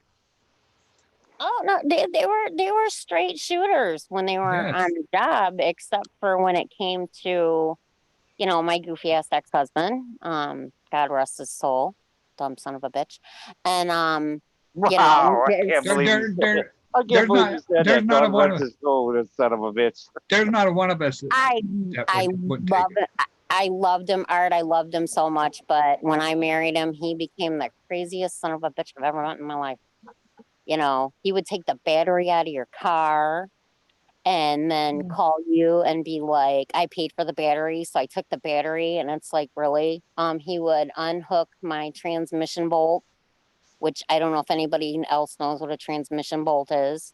Yeah. Art, you probably know because you're a mechanic, but he unhooked my transmission bolts. I couldn't drive my car for 3 or 4 days. I just Oh, listen to wow. Universal. Well, you guys. He would know what that is. I have no idea. I do a little one bit of time- mechanical work too, so One time the goofy son of a monkey, he had just gotten released from, let's say, a state vacation where they wouldn't let him go. And they finally let him go. And the next day I went to go to church with me and the boys. And my car started fine, drove 2 blocks. So I'm like, what the? So I call him And I'm like, my car's making this. Yeah, it sounds like somebody sugared your gas tank. I said, I didn't I even was touch gonna what kind of say noise that. it was making. He's like, well, I guess you're going to take me back because, somebody's got to drop your tank and clean your filter. And I'm like, oh my, are you kidding? And But did you yeah, do that? Did you do that? long enough for him to clean my gas tank and buy me a new fuel filter. Yeah, I took him You know, back about a week. you know the simplest thing I would have done. I would have took the ignition module out, said when start it off. Save a little bit of headache. You won't know what it is. No, because he wanted me to get far enough away that I had to call him Oh, because if the car doesn't start in the driveway, I can always call it a service to come because the car's in the driveway. If we're a block away from the house, I have to call him to get his uncle to come tow the car because I don't want to pay $185 for somebody to tow my car 2 blocks. You know what I'd do, don't you? What? I'd put the car on the roof. What? Yeah, I'd put the car on the roof. What do you mean? Exactly, put the car on the roof. It was an Explorer. He wasn't getting it on the roof. He could Oh, deadlift yeah. 500. He could deadlift 563 pounds. I had a But friend. I he had a could, friend. I had a friend. One of the neighbors pissed him off, and he had a forklift. He took that baby and he put that on their porch, and that was one of them Escalades. I got mad at a girl one time, for flirting with my I was divorcing my first husband and I just started dating my second husband, and she was flirting with him. She was a girlfriend of mine, but she thought because I was still married to my first husband that I couldn't date somebody else because we were getting divorced. And I don't know what she was thinking, but she started, jumping on his lap saying, take me to Taco Bell. And I was like, okay, well, I'm going to have him and 4 of his friends lift your damn Yugo or whatever it was the size of a Yugo. They stuck it between some parking pylons. Did he take her to Taco Bell? No, we didn't take her to Taco Bell. I waited till she was naked with his friend, and then I drug her out of the house by the hair of her head and told everybody that they couldn't drive her anywhere. See, wait a minute. You drug her out naked? See, she ain't. Yeah. She's not. She should have. mean. She should have Her name super was glued. Shelly. You should have super glued them together. I Why wasn't play super around? gluing them together. I told his friend. I looked at him. He jumped up and said, "Get off my lap. She's about to kill you." I said, "I ain't about to kill you." I told his friend his nickname was Sweaty. I'm not gonna say his real name, Chris Pollock. But anyway, I told Sweaty, you take her over in the room and you get her ready. Took her over in the room and they're naked and they're You set her up. You set her up. And I drug her out of the hair. I drug her out of the house by the hair of her head. I already had her little Yugo or tracker or whatever the hell it was. It was between 2 parking pylons, and she wasn't going to be able to move her car, and she didn't have her keys. And Not yeah, a stitch of clothes on. Not a stitch of clothes on. Yep, butt ass naked. She went and hid under Sweaty's front porch until the next morning because they all stayed at my house until like 5 o'clock in the morning, drinking, playing euchre and all that and having a good time. And, the next morning, Sweaty goes to go home and his girlfriend, her name was Melinda. Melinda called him and was like, there's some naked girl banging on our front door. And Sweaty's like, don't open the door. Leave her alone. She wants to go to Taco Bell. It's like, don't open the door. It'll be okay. I think her talker was hanging out. Well, at about 5 o'clock in the morning, he got home and he was nice and he drove her back to her apartment, and it took the city about a week to get her car. It was at a Domino's, and it was stuck between 2 light posts, and they couldn't get in the car because I had the car keys. So the city came. I don't know if they forklifted it or tow trucked it or however they did it, but it took them about a week. I laughed every time I drove by it. Yeah, Yugo ain't very big, anyways. Well, that the Yugo. Kind of tiny little car. I know. It was funny because it was smaller than my Escort. A Yugo's so easy to get into in the hot wire boats. Well, She wasn't that smart. Well, you could do that shit with a Volkswagen too. Remember picking them up? Yes. Yeah. Well, she was going to school to be a dental assistant. Wow. Yeah. That's I met her we were taking college classes and we were taking a computer class together and I met her and she was the nice sweet girl. She had never been to the hood. She had never done hood stuff and I got her hanging out with me and I got her going a little crazy and that night she went a little too crazy and Well, let me ask something. had to turn her up a little bit. Have you ever ran into her after this episode? Yeah. We worked like we had computer stations like right by each other. Oh, and you guys are We were cool in now? college. Oh, but Yeah, you you guys, can't just drop a class. no, okay, so you guys were cool after this? Not for a while. Oh, Took her a minute to realize she was wrong and she needed to apologize. man. Because I wasn't apologizing for nothing. You know, it's one thing to, you know, hit on your friend's friend's friend, but if your girlfriend is actually dating somebody, even though they're technically still getting divorced from someone, you don't jump on what is considered her man's lap You're right. and tell him, because he's Latin American, take me to Taco Bell. That shit happens, doesn't it, Artie? Yeah. A lot. A lot. I had it happen to me. Already had it happen to him. And that's what I mean by, you know, white privilege. At the time, I was a white woman married to a white man, and the police knew me as a white woman married to a white man. I did not go to jail for any of that. I didn't get arrested. I didn't get fingerprinted. I didn't even get a second call back. But then when I married my second husband, it was dun dun dun. You're done with acting a fucking fool. We're going to take you to jail. And it's like, wait a minute. You guys didn't take me to jail for this stuff before. That's not fair. They pulled your Trump card. Yeah. No, they pulled my honky card. You can't call it a Yeah. Trump card. Oh, I didn't voluntarily vote for him. I'm calling it Trump since you like him so much. well, I I'm going to tell can't you. stand that man, but I hate Hillary Clinton more because if it wasn't for her husband, we wouldn't have NAFTA. We wouldn't have lost all the automotive jobs that we lost.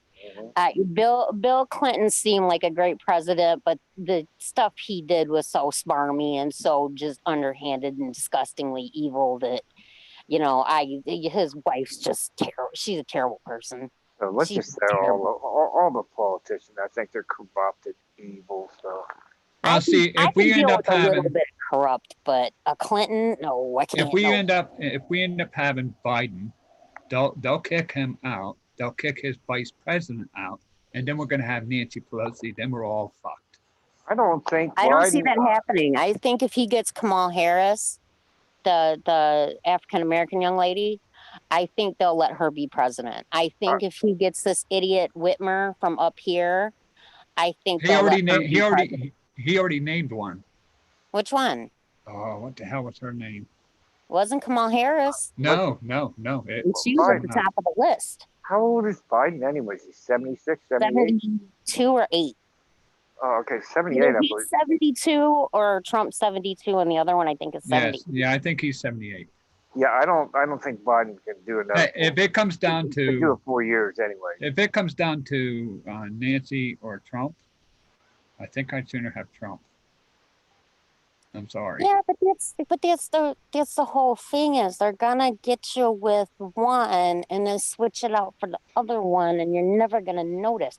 That's like people thought that Bush was actually the president when it wasn't. It was Dick Cheney running the country. Yeah. That's the truth. Well, that's like when I know, but Ben why Laden. I don't remember. Why do I want to Cheney. call him? remember Why do I him. want to call him Ben Laden? Obama. Obama, Ben Laden. He's just as bad. I'm telling you, he's just as bad. It was Clinton. Yeah, it was Hillary. I think Hillary was making a lot of, policy adjustments there. I think she was doing a lot of winking and nodding. But she sold. She smiling sold a along lot. with it. She sold a lot of our weapons to other I people. know. They also said that a lot of people that Hillary's involved with ended up on the in a slab. She sold uranium to Russia. No, Iran. Iran, okay. I knew it was one of them guys. Yeah, It's Iran. Russia doesn't like her. That's why we ended up with Trump. yeah. But she sold it to Iran, and then Iran decided they were going to get ballsy, and that's when Trump was like, "I'm just going to take all that money that Hillary promised y'all back because y'all suck." Do you think Trump's gonna bail before the votes? Before election? He No, don't care. I think he's going to win. He don't really care. Yeah, he don't really care. No, Yes, I think he has said that. He goes, I'll just go home. I think it's going to be like last time. They all said Hillary's going to take it. Hillary's going to take it. I think they're going to do the same thing. They're going to gas people up and say Biden's going to win. And on election night, Trump's just going to slide in the back door. Yep. You think? Yeah. He's going to be a sneaky little bastard. I only like him because he's the From a big businessman. party. I only like him because he's a businessman. No. And we don't need the idiots that been in. Hey, listen though, Beetlejuice. When they start counting the votes, it's election night. Okay. I'm gonna hold you to that. We'll see if you're right. Okay. No, she's going to be right. I've been right every year so far that I've been able to vote. She's going to be right. It's going to be I'm him. going to tell you right now. I worked at a bar. It was called the Toy Chest, and my boss, he kept telling me that this one guy was going to win, and I kept paying the DJ to play my president's black and my Lambo's blue, and I kept going, "You're wrong, you're wrong, you're wrong," and he was wrong. If you were promised about $100,000 for a year, would you take it? Who? Me? You. Yeah. For what? Would you take it? Just answer. I'll take $100,000. What do I got to do? Who I got to slap? I'll slap my mama for $100,000 a year. Do you want to hear this? Sell Trump stuff. Selling galore. I have a nephew that's selling Trump stuff. Wait a minute. I have a nephew that's selling Trump stuff. And My he's making father will big disown bucks. me. Hey My guys, father will I gotta take disown me. off real quickly. I'll catch you tomorrow there. Or All right, Farmer, get a hold of me, bud. bye. I would sell him. My father would I would just, you know what? But there's only one thing that stops me. That's my wife. She don't You like Trump. I would sooner pull up to my house in a foreign-made vehicle and listen to my father yell at me than to say I'm going to make a living selling Trump. Say, Daddy, look at my truck. It has Trump on the side. Pat, Oh, no, I already have to explain that man to him. I somebody got a baby with that moron. someone come in the chat and says, "I hope not." That's Pat's order. So hopes not. Well, Pat, he's going to be. No. And like his sickness, this sickness is a bunch of bullshit. I have to Yeah. go with the lesser of two evils, and I really did like the Apprentice show when it was on TV. So he's got to be the lesser of two evils there. Oh, I watched the Yeah. Apprentice show. Yes, The Apprentice was a good show. it He was. was funny. He was funny. Tweeting, not so funny. Did you? Yeah, I don't know. He should stay the hell out of Twitter. Yeah, Oh. he needs to. Oh, I love it. I love Trump, he needs his Twitter card revoked. Yeah, take his card from him. Yep. He needs his Okay. Twitter card revoked because he don't know how to shut up. No, he doesn't. He just Just shut up and smile. He's pumping it. That's all he's doing. He's pumping it, and it's working. It pisses audience off. working. Pumping. Yeah, it is. You guys He's are pissed making off. people burn cities down. No, he's not. Yes, he is. No, he's not. Yes, he is. When he said when the looting starts, the shooting starts, people were like, "Bet, watch me go loot. Watch me get this TV." Well, he's I not ain't lying. gonna lie. I know people that the minute he said when the looting starts, the shooting starts, they went started- out after the it's- fool. It started way before he said that. It started way The before. one thing I didn't like about him, he said After vi- he said it. he said the virus is nothing more than common cold. Boy, was he ever wrong. No, because when he tried to shut down the borders in late December, they were calling him racist. And they were telling him, because I remember in late December, he was like, hey, we might have to shut down the borders. And they're like, racist. And he was like, all right, well, fuck it, it's common cold. And then all of a sudden, well, Trump said it was the common cold. Well, you idiots were calling him a racist when he wanted to shut down the borders. What you think? Mm-hmm. I mean, seriously, common sense. Well, And he knows when he tweets out that stupid Okay. stuff. Them Answer young, ignorant white people are gonna be out there running around stealing TVs and acting a answer a monk. question for me. Where's the ammonia? What? Where's the ammonia? There's no ammonia. What And I'll ammonia? bet you after he gets to be president again, I'll bet you all this shit goes away. What do you mean, the corona? Yeah. It's in Florida right now. Oh, it's ammonia. It's not ammonia. Okay, then why It's ain't they corona. spend- My rheumatologist had it. Okay, My but why? friend, my mother's two cousins died of it. A really Okay, good but why- friend of mine was in a nursing home. He caught it, and thank God. Even though, yeah, man hates his guts. You know, he survived it, even though he shouldn't have. With his Okay, vegan- where's the ammonia from? what ammonia? Yeah, we don't That's understand. The It ammonia we smells have like every year, ammonia. we have 1,000 people that have pneumonia stuff. Where'd that go? There's no records of it this year. Pneumonia? Yeah, pneumonia. You know, in the lung Oh. pneumonia. You kept saying ammonia. I thought, you know, Well- like cats pee and it smells like ammonia. No, there's people that still got pneumonia. There's people that still, you know, Then why died ain't of reg- certain diseases. But what it is, it's like if you have, you know, AIDS and you die of AIDS pneumonia, you can list it as AIDS pneumonia or you can list it as pneumonia. Well, I think it's a bunch of shit. I do. I think it's a serious disease, and I think when Trump tried to take it seriously, his people told him don't take it so seriously, and then when it became serious, people said, "Hey, look, he didn't say it was serious on time," but the truth is, it was. And when that Fauci guy, I felt sorry for him when he's giving us one thing of information, Oh, and Trump's over there making jokes about, you know, what was that medical grade disinfectant, and you know, people need to go and inject themselves with medical grade disinfectant. You know, well, tell the idiots to eat Tide Pods. Go ahead. They already tried that. Who the hell would eat a Tide Pod anyway? Stupid bastard when you say it. Yeah. It's like Artie, I say to know you, dumb Artie. people that did it. I say to you, Artie, eat a Tide Pod, it'll stop it. And if you ate a Tide Pod, you'd be the stupid fuck. Yeah, I know people that did the Tide Pod challenge. really. Can you They were, listen? yes, they put it in their mouth, it burned, they spit it out again, but they took When the he challenge. wanted to close the borders is when they should have shut their mouth and closed the borders. At the all end of their fault. December. All their fault. They said he didn't take it serious quick enough. And the thing is, he started to take it serious. They called him racist. He dialed it back. Right And here then where we are, there's only 2 people with the virus. 2.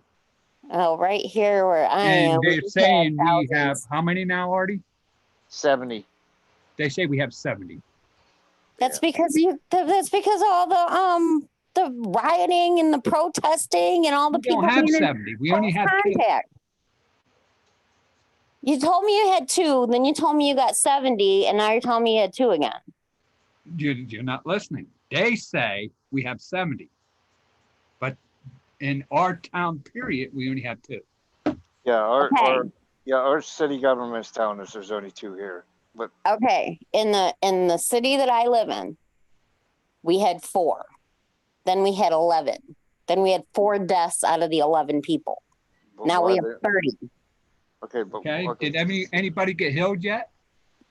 Yeah, that healed. Yes, we have people And that did healed, they and we take have it- people did that they died. Did they take it off the thing? No, Yes. they took it off the list. Yeah, every week. Michigan got hit so bad. Every week in the newspaper, you would get a rolling total for cities of how many people had it and how many people died of it. and how many people recovered from it. See, I can send you the stats. I think what they're going by, they're just saying 2 in the city here, our city, but they're adding up the county around the area around the city. I think they should go by city. In Because we could have been open years ago. I mean, not years ago, but you know what I mean.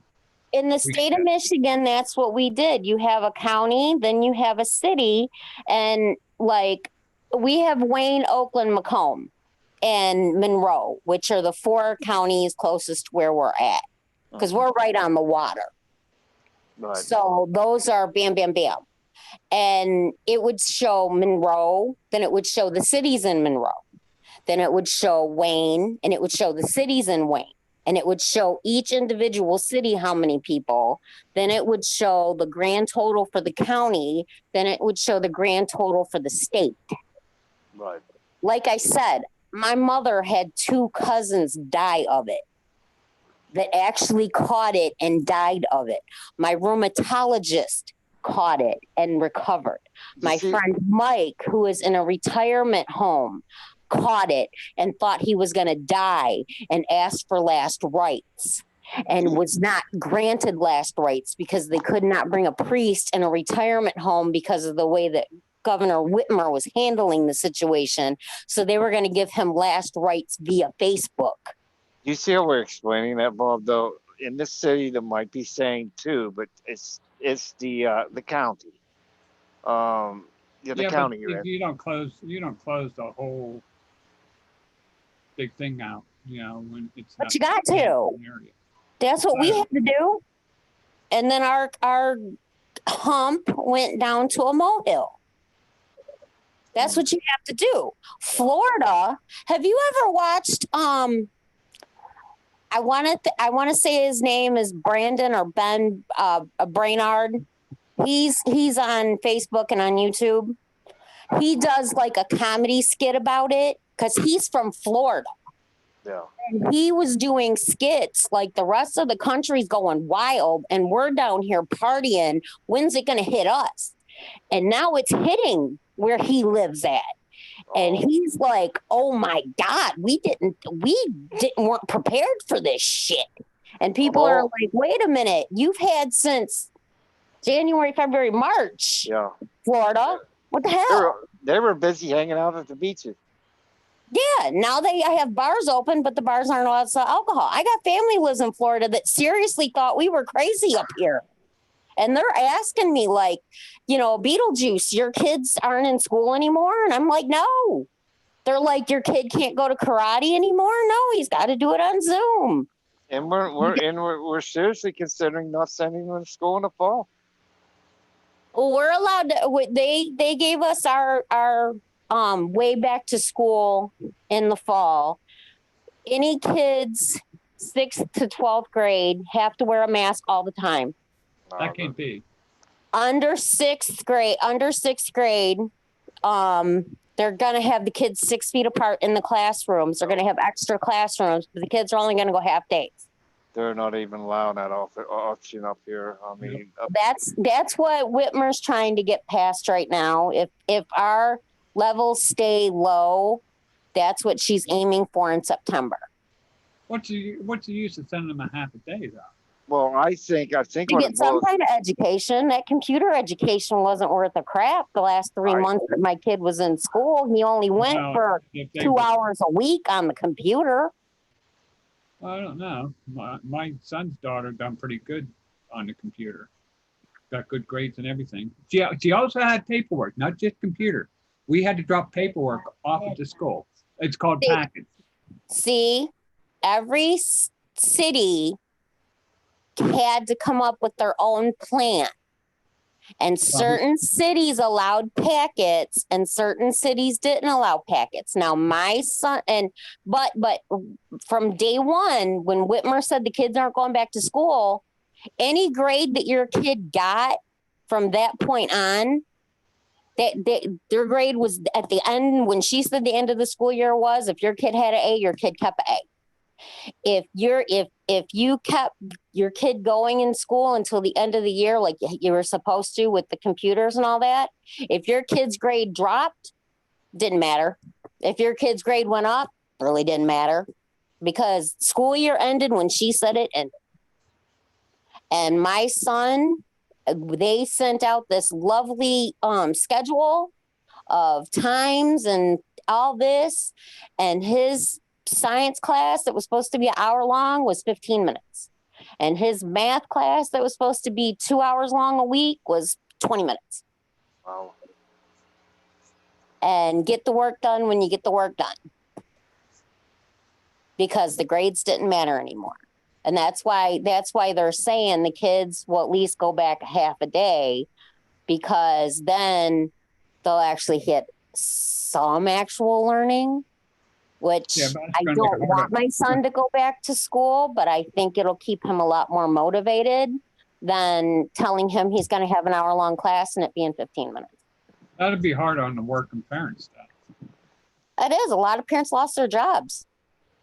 Oh, I yeah, know a girlfriend of mine that she had to take FMLA, which is family medical leave, and she was able to convince her employer to lay her off after so many days so she could collect that extra $600 a week. But in the beginning, she was going to have to take FMLA. That 600 is going to go away soon. What, FMLA? No, The 600? Yeah. they're dropping it to 200, isn't it? Something like I that. don't know. Yeah. what? The $600 additional unemployment. Well, up here, they can't get people to work. Don't no one want to go to work? If you're getting extra $600 a week to sit your ass at home, sit your ass at home. Yeah, They're going to stop that soon. they said they're making more money on unemployment than they Yeah, did. they're going to stop that soon. It'll just dry up real quick. Yep, you're done. Back to work. Well, my sister's going back to work as soon as the 600, is over with. But she told her employer, if you really don't need me, just keep me off. And they said, you know what? You worked for us for so long. Go ahead. Have some extra time with your kids. Wow. Well, And it's that's okay like if you- my that's girlfriend okay. Christine. Same thing. She worked for FedEx for so long. She told her, her boss, send me off on FMLA, and then that $600 came up, and she had a little talk with them and was like, hey, I can collect this extra 600 if you technically lay me off. And the boss was like, I don't know, FedEx, sure. Well, they're going to be surprised if they turn around and want to go back and they say, well, we don't have a spot open right now, but we'll keep you in thought. Nah, if you've been somewhere for 18 years, they're gonna, it's just like Ford, Yeah, man stayed off as long as Ford, would let him stay off. And then finally they were like, no, you got to come back to work. Trust me, he didn't want to go back to work. Yeah, I know. I was going to say, he didn't want to go back. He enjoyed it. Down here in Pennsylvania, all they have to do is say, you're wearing the wrong clothes. You're done. Yeah, well, we have right to work up here where they can fire you at any point in time, except for union jobs. Yes. It's a lot harder to get fired from a union job. So that's kind of the difference. Certain places are union, certain places aren't, and certain bosses will look the other way for good employees than they will for, let's say, lackadaisical employees. No, you don't have to tell him you was on Reaper Man's panel. He's probably listening at work right now. You think? Yeah. He knows you're up there? No, he's probably listening at work right now, scratching his butt. He knows I talked to you the other day because I explained to him, I was trying to get my point across, but I couldn't type fast enough. Well, that video helped me understand. Seriously, it did. Yeah, and then when I saw that today, I'm like, oh my God, that explains it so much better than I could trying to type it. And I tried to send it to you, and I didn't think if it get sent through to you, so I sent it to him, and then I tried to tell him to make sure to forward it to you, but he's being a grouch, and I had to go to the doctor, so I really didn't get a chance to. And that's when I asked you, like, did you see the video? Because she explains it so very well that people that weren't raised in certain areas I or see that. around certain things, they're not gonna get it. You know, I didn't understand my white privilege, like I said, until I married someone from a different, I don't want to say race, but from a different culture, and it got turned on me. Hey, TJ, I see you in the chat, buddy. Well, I can't see the chat because I'm on my phone. Oh, yeah, TJ popped in. Well, hi, What happened to TJ. Mike? What happened to Mike? He fall asleep? No, he's not going to talk up here because he knows why, doesn't he, Beetlejuice? Oh, Yep. Okay. Yep. Hopefully he, you know, He bowed out. He bowed out. He's not up here. Yeah. So Just ask. I No. I enjoy our conversations, anyways. Laura Cleary, she's got a lot of funny videos. She doesn't really do a lot of political stuff, but she does do a lot of funny videos. Her husband is actually British. I think he's Irish and British. And they do a lot of videos where she'll call something by the US term and he'll call it by the British term, and they'll act like they're fighting, but they're not really fighting.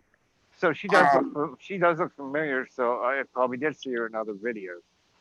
Oh yeah, she does like 1 or 2 videos a week. She did one where she was celebrating St. Patrick's Day, and he was like, "But you're not even Irish," and she's like, "Yeah, I am on my mother's side," and he was like, "No."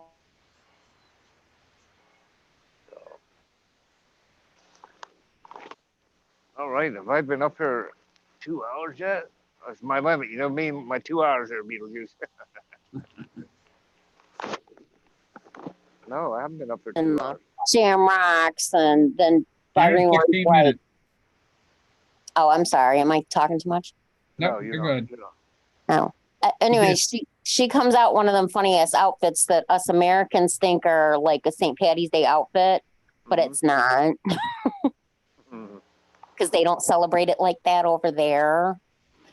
You know, everybody's Irish here on St. Patty's Day, just like everybody's Latino on Cinco de Mayo, but in Mexico they don't celebrate it like that. We just do that here. I don't think I'm Irish. Are you Irish, Bo? No. German, Irish, Dutch, and Blackfoot. Oh, we're Heinz 57. Yeah, Heinz 57.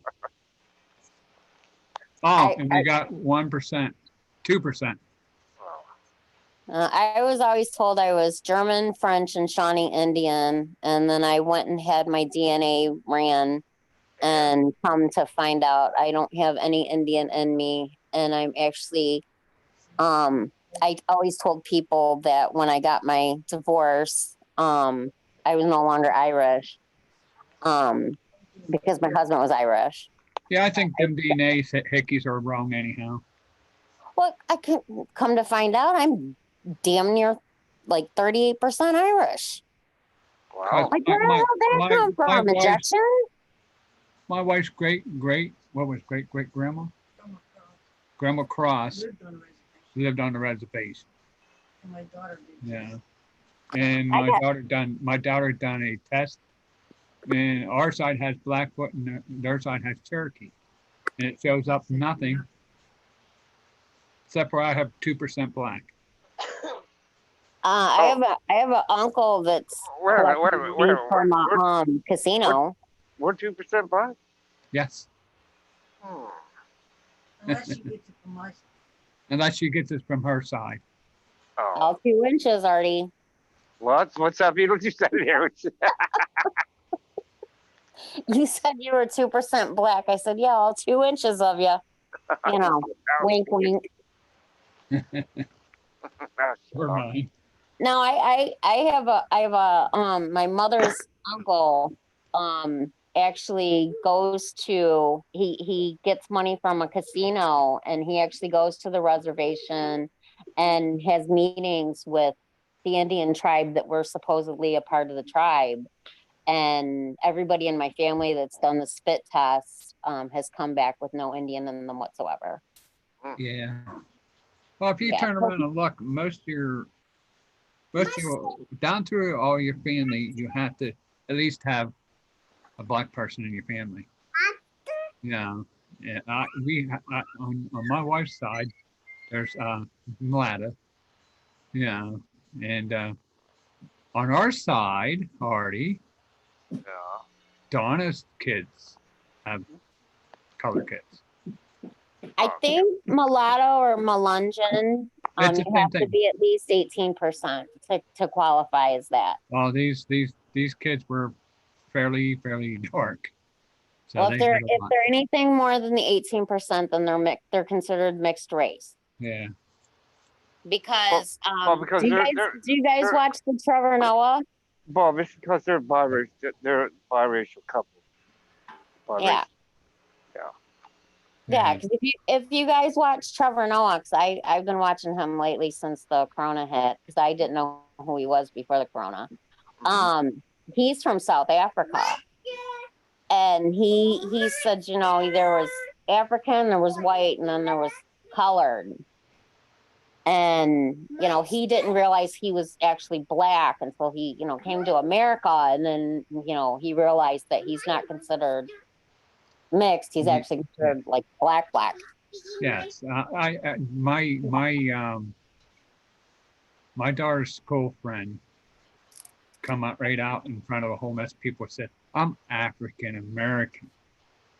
And I looked at her, looked at her mom, and I said, I don't mean anything against this, but she is not African American. She didn't come from Africa. She's in the United States, was born in the United States, so she's a black American.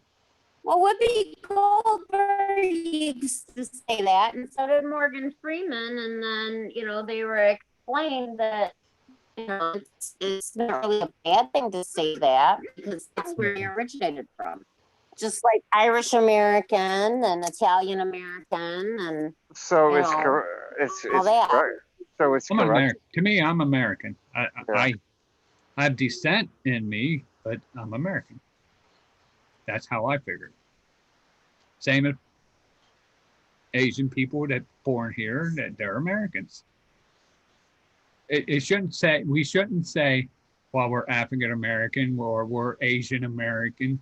No, you're an American. You're now an American. Yeah, but people don't look down upon it when it's like my husband, there was Irish, they were Irish descent. Oh, And yeah. I'm Irish American, and nobody ever said, "Oh no, you weren't born in Ireland, so you can't say that," except for Laura Clear's husband. Well, to me, I think that's American what people don't say separates. anything about that. I know, but to me, that's what I think separates us. Because Yeah. this person will say, I'm African American. No, you're not. You're an American black person. But Yeah, if I say, I'm Asian American. No, you're not. You're an American. but if I say to another person, I'm German American or French American, My descent was. but you don't say descent. You say I'm a German American. My one, my Polish friends, my best friend from elementary school. Her name is Christine Kaczynski, and I'm they German. I was born in America, right? I don't say none of that. I just look at you and say, my name's Bob. What's yours? Yeah, but I'm just saying, my friend, her last name is Kaczynski, and she's a proud Polak, and she'll tell you I'm Polish American, and nobody blinks an eye at her or tells her, no, you're not. But the minute somebody goes, but I'm African American, a lot of people, and this goes back to like the video earlier, a lot of people will snap at a black person saying I'm an African American, but they won't snap at a Polish person saying I'm a Polish American. Just like, yeah, man, he has a Polish sounding last name, but when I called him Polish, he corrected me, and he's actually Russian, but he has a Polish sounding last name. And I'm like, that's not how that works. And he's like, oh yeah, it is. And they, told me how it worked, and, but I didn't know that. To me, anybody, It's better not to put that on there. It's better just to say, my name's Bob, your name's Cindy, his name's Tom. Yeah, but some people are proud to be Irish. I know. Well, to me, it starts separating you. That's what it does. When you start saying I'm that, that's what starts separating. Okay. Well, the Irish should move over there, and the Germans should move over there, and this person should be over here. You know, no, just we're people. But we have a lot of that here in our area where the Polish people lived in they lived in Hamtramck. That's where the Polish people live. The We got Arab a lot of American mixed people people, here. the Arab American people, most of them lived in Dearborn. The Chaldean people, most of them lived in, you know, Rochester Hills. They lived in Northville. You know, downriver was considered white trash, which is, you know, the area that we live in now. Well, see, Artie's from the other side. Even though my house is worth the same amount that a person in Rochester's house is worth, that's basically what I mean. This whole entire state gets cut up left and right and center. You know Artie is, don't you? What? He's from the other side of the tracks. I'm considered the other side of the tracks. Just he's on the other side of the tracks. I was raised on the good side of the tracks, but for some reason I always hung out on the bad side. I had more fun there. No, seriously, we're separated by the side of the tracks. Yeah. Oh, really? I didn't know that. Yeah. Yep. I'm on 02 and he's on 0. A different zip code, but you could walk across the street and get on the other zip codes. Yep. Oh, no, I know. The city that I lived in, if you lived off Jefferson, that was the white neighborhood. Then you had. See, Artie's an uptown girl. I mean, boy. Girl. Girl, come on.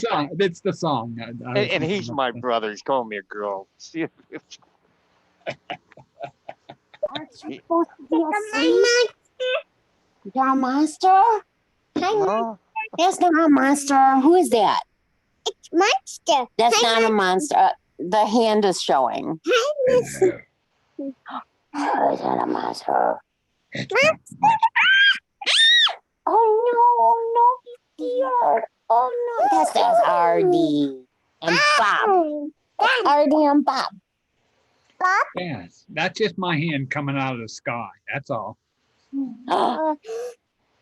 Yeah, see your stage name is the Rapture. And when all this first started and I tried to explain to Man what the Rapture was, he was like, don't talk about that. That's not right. And I'm like, that's true. That's what's going to happen one day. Yeah. He's like, that's not what my religion teaches me. So I don't want to hear that in this house. Well, see, that's another big story. All sorts of different religions. I was born a Catholic. Right. And I went to a couple of churches. Matter of fact, I went through catechism, and then I was I went to another church, and they believe churches on holy days on Saturday. Yeah, I went to that church. I went to a couple of different churches. Well, the Jewish people believe in Saturday, the Arab people believe in Friday, and the Southern Baptists believe in Sunday. Because I was raised a Southern Baptist. Yeah, well, the one's Friday starts Friday night after 5 until Saturday after 5.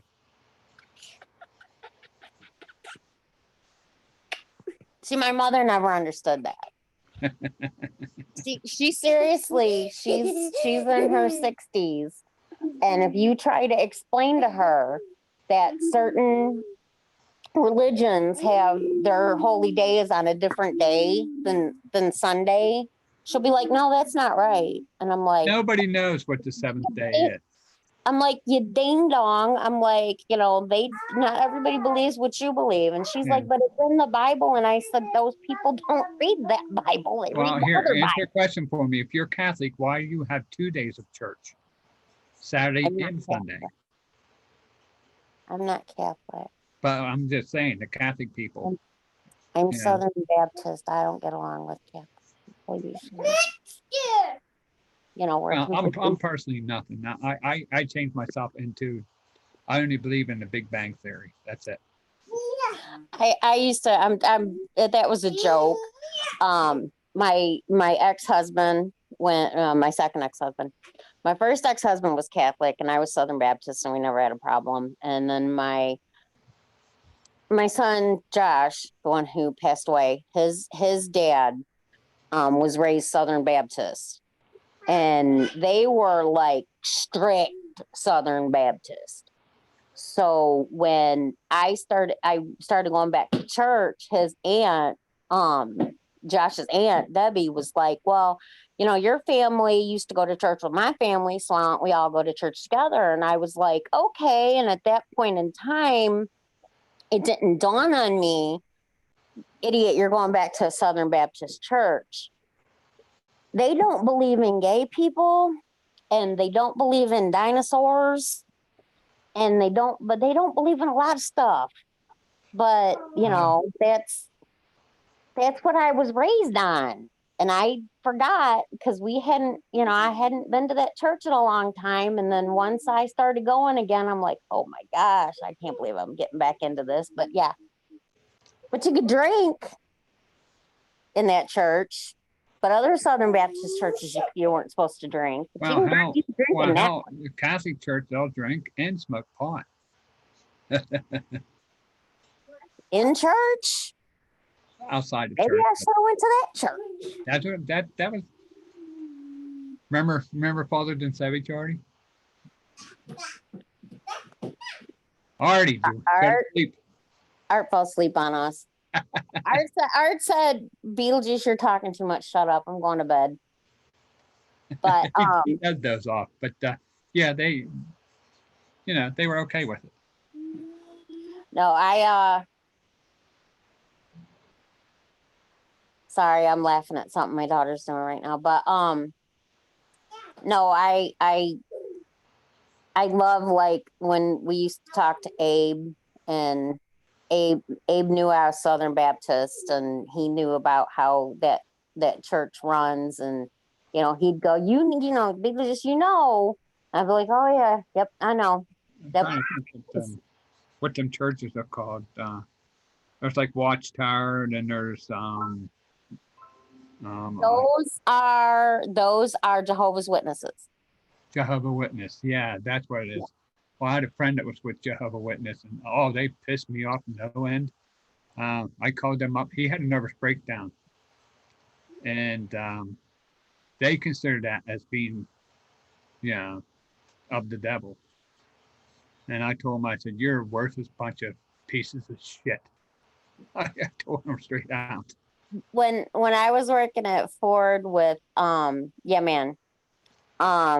before we had the baby, I met this real nice lady, and she wore her happy Halloween sweaters, and she wore her Christmas sweaters, and she would make sure you signed everybody's birthday cards. And one day we were chatting, and she's like, "Yeah, I'm Jehovah's Witness," and I'm like, "How the hell are you a Jehovah's Witness when you're celebrating birthdays and Halloween and y'all ain't allowed to do that?"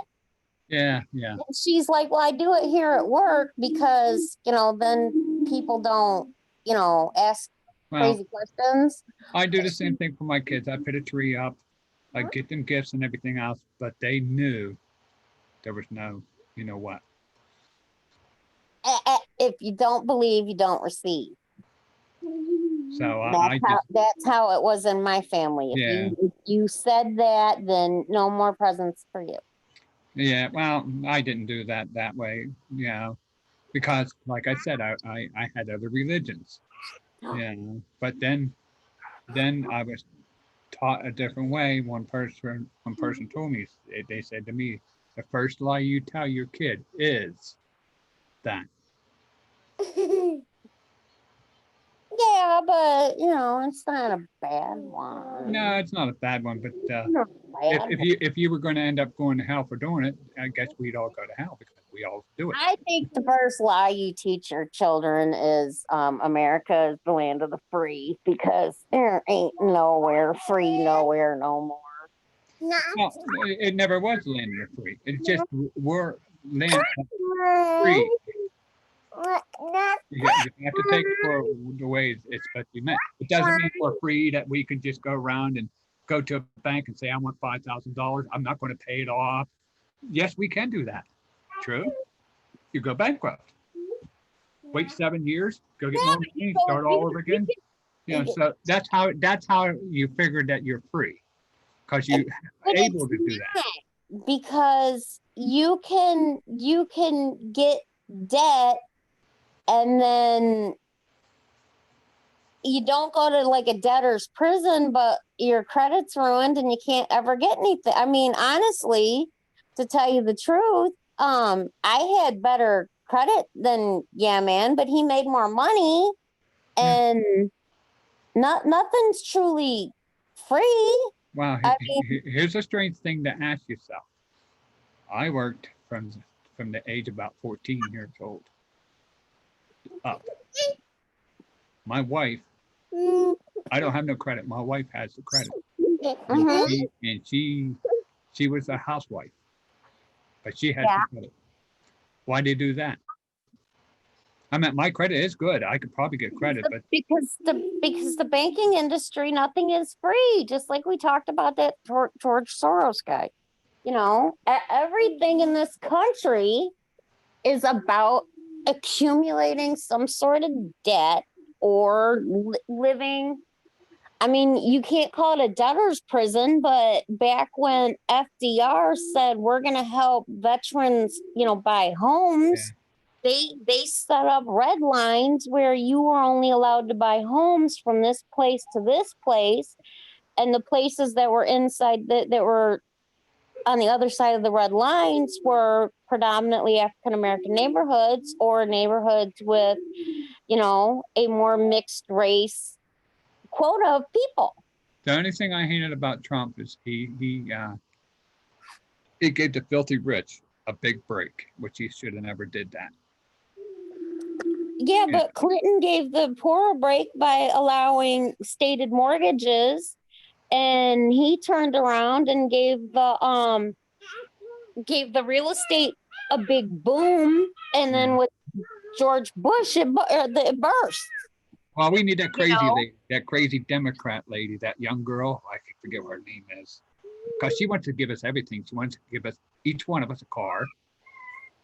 She wants all the houses torn Socialist. down, brand new one put up. Socialist. Yeah.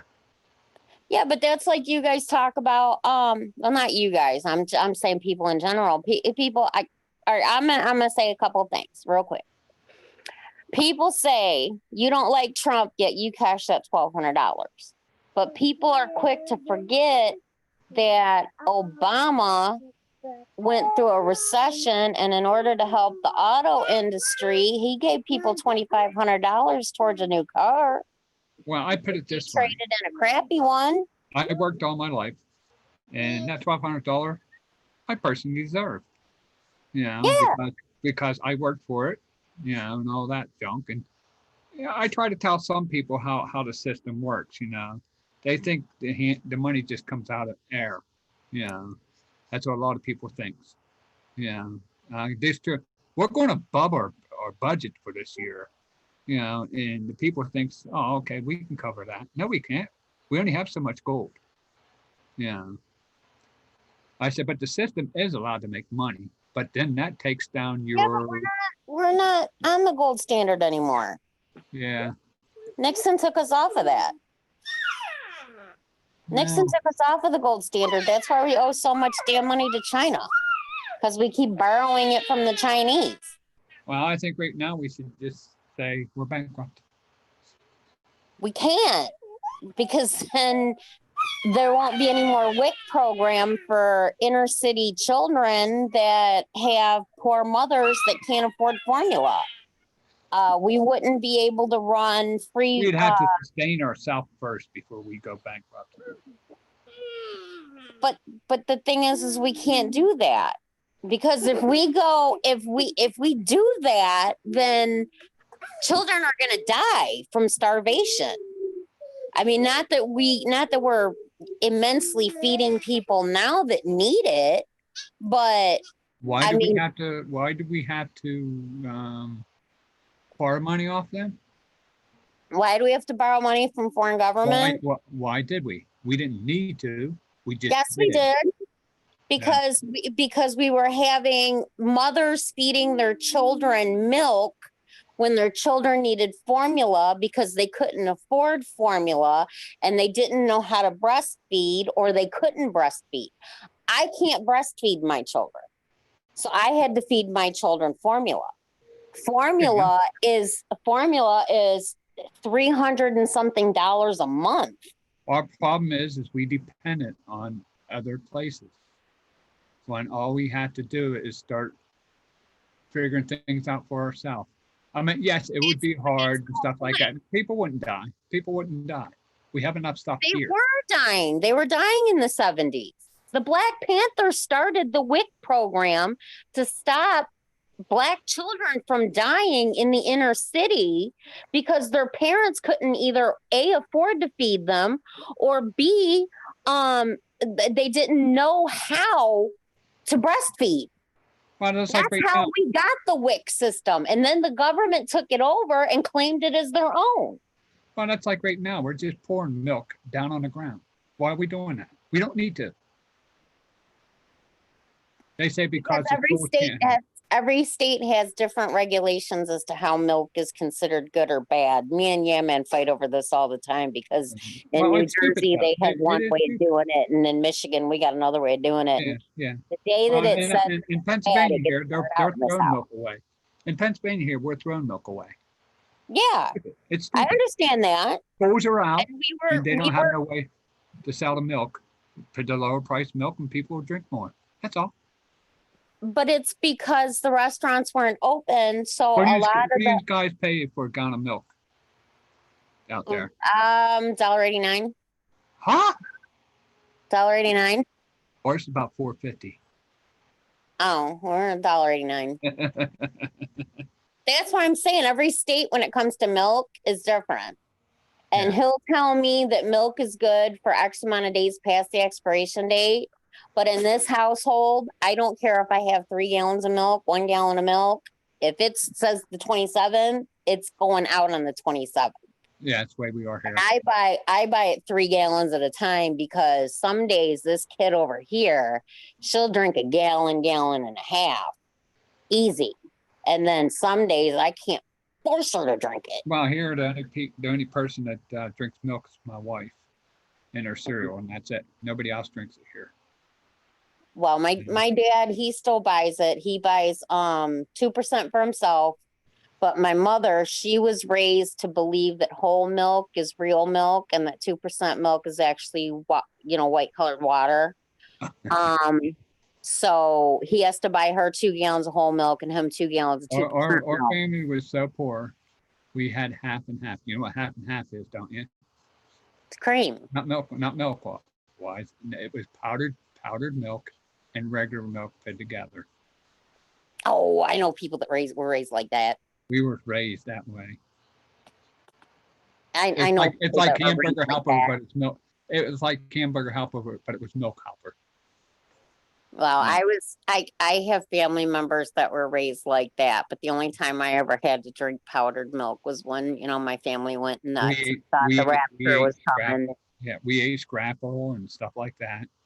Oh yeah, I worked for a trash company, right? And she said, we're going to be off tomorrow. And probably no work after that. I said, why?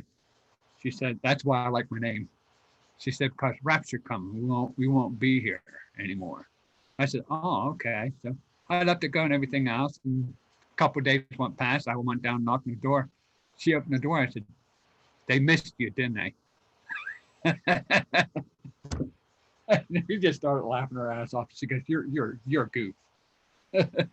Oh, yeah, man. Before all this craziness happened, he used to think I was nuts for having 6 months worth of toilet paper and 6 months worth of bottled water and Do you ever see that? laundry detergent and all Yeah. that. And I told him, I said, the rapture's coming, and he didn't understand what I meant by the rapture. And then when this hit, and I started explaining to him, my older son had already passed, and I said, well, the children will go up and they'll be greeted by, my ex-husband and my older son, and you know, the children will be happy and I'll be stuck down here with you. And he's like, what you mean by that? And I'm like, the rapture. The children will all go to heaven and I'm gonna be stuck down here staring at you. And he, don't talk like that. That's just wrong. They said I said, but that's the church I was raised on. It's babies, children, handicapped. You know, Cool.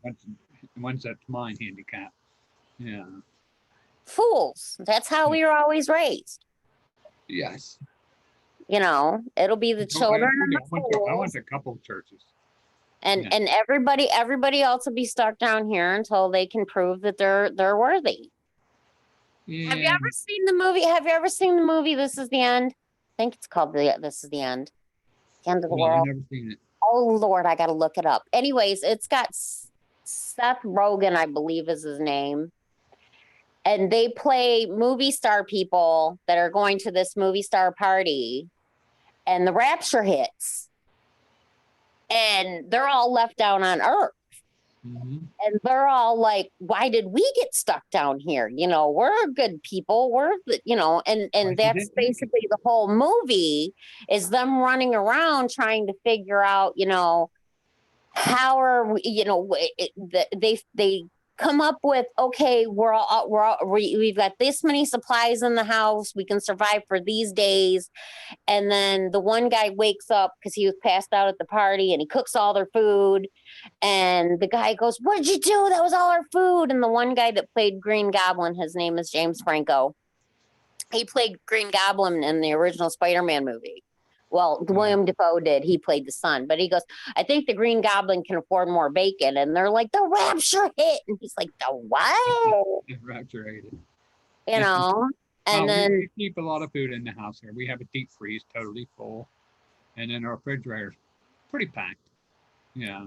we were never brought up to keep your deep freeze full because you don't, if the rapture does hit, you're not going to have power.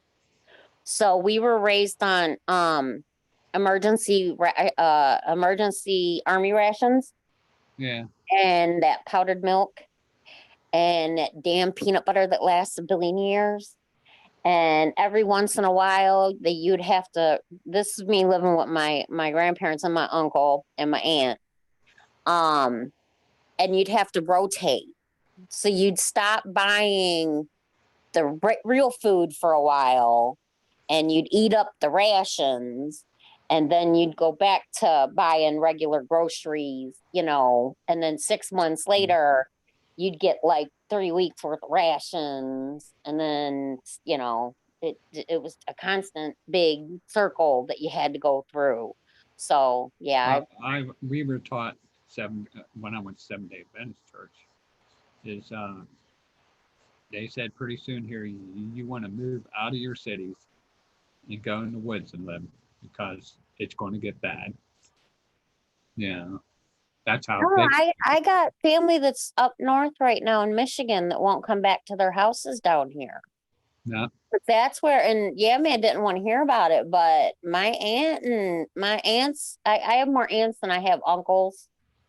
But my aunts always made sure that the husbands that they married understood that, okay, we're going to get married.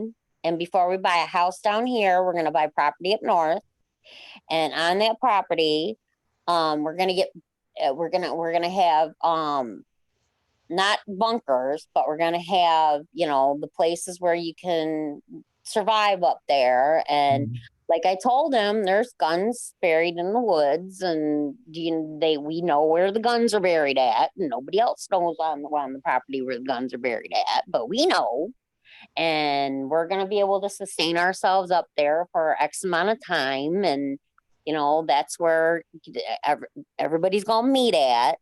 And he thought I was crazy. And then this COVID hit, and my aunt went up north with her and her husband, and they were joined by my cousin and her husband and their 4 kids. And my one cousin that had to stay down here to finish paying the bills, she sent her 3, I don't want to say adult children, but older teenage, younger 20s children up there to live on the property. And everybody got their trailer, and they're surviving, and they got their RVs. And they bought cows and they bought chickens and I started looking in on people found their silos. And if you ever been inside of a silo, then I've seen it. gigantic. Never been in one, but I've seen it. They are gigantic for number one. And all you have to do is cut it down small enough that you can make like a 2-floor little place up in the woods. Yeah. And Oh, do you mean like a grain silo or a missile Yeah. silo? no, grain Oh, silo. grain silo. I've been in those. I know what those look like. Yeah, they're pretty big. And then you could probably fit 2 floors in one of them. Yeah, and keep the cap on the top and reset it. It's not little Bo Peep. That's Bob. I'm Bob. Bob. No, he was thinking you were little Bo Peep. But, yeah, you can make one of them a house. Yeah. We got stuff like that. My aunt and uncle, my uncle passed, but not before they bought their property, and they have the 2 main silos. Then they have the pole barn. Then they have the regular house. Yeah. This is as you like walk their property from the street, you can't see nothing. But once you get farther back, then you can start, like, if you're walking in the dark, you know where you are based on where the stuff's at. Well, now I guess because the kids are having kids. Yeah. They now have those mother-in-law shelters, which is basically like a shed, but it's got a pot in the corner for the poo and the peas. And it's got the electrical ran with the generator in the pole barn. Yeah, I got a daughter and a son. My daughter's now like 38 years old. She lives home. She lives with us. And my son, he's off and on lives with us. Yeah. And Well, we have to, we're all gonna go. Well, my Aunt Sue, her name's actually Madeline Levon, but they call her Sue. She had her older son, then she had a daughter, then she had her youngest son. And her oldest son, he got married, he had one son, then he got divorced, then he went crazy. He lives on the street now. Yeah. Like, he went completely crazy. He lives like under a bridge. Nobody talks to him because he added me on Facebook and he went, Believe it or not, he's probably not crazy. He's better off being. oh no, At least he can get up and go. shit. You don't He's, have- I know crazy. He's batshit. He's like talking to himself in the middle of the freeway crazy. But anyways, but she's got that grandson, but he's taken care of by his mama. Then she's got her daughter, and her daughter had a son right out of high school named Joseph, and Joseph lives with Sue. When Joseph turned 18, Sue went and got him a trailer and put him a nice 2-bedroom trailer on the property. Okay. Well, then her daughter went and had 2 more kids, but they're like 13. Yeah, they're 13. They're about my younger son's age. And then she turned around and she had twins, and the twins are about my daughter's age. So when this all happened, my cousin was like, well, you're going to buy, me a trailer and my 2 middle kids a trailer. And she was like, oh no, I took care of your first one. So it's up to you to buy trailers because her son was like, you ain't coming to live here. I'm a grown-ass man now. I want to walk around naked. My mama's not moving in with me. So her younger son, my cousin Jason. Now, Jason married while he was still in high school. I think he tried to join the army. He joined the army and he got a girl pregnant and he married her. And then they had 2 kids. Then they got divorced. Then he married his second wife and he had 3 kids with her. And then they got divorced. And now he's got the 3rd wife.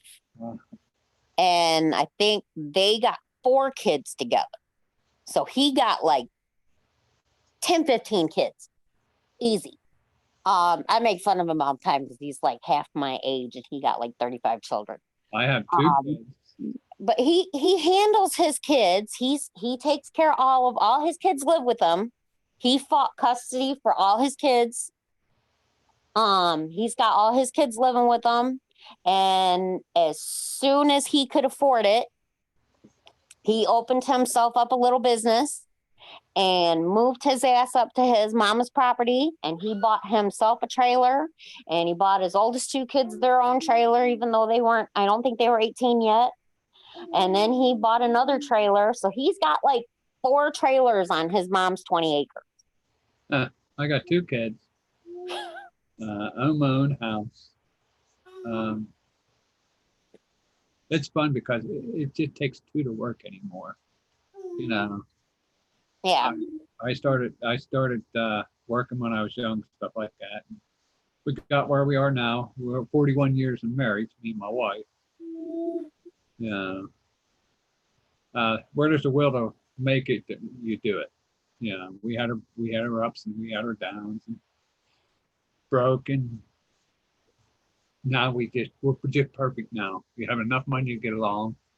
And then our kids come and my daughter come back with us because she couldn't make it out. And so she come back with us and she contributes by buying food and stuff like that. Well, that's what you do with your family. Yep.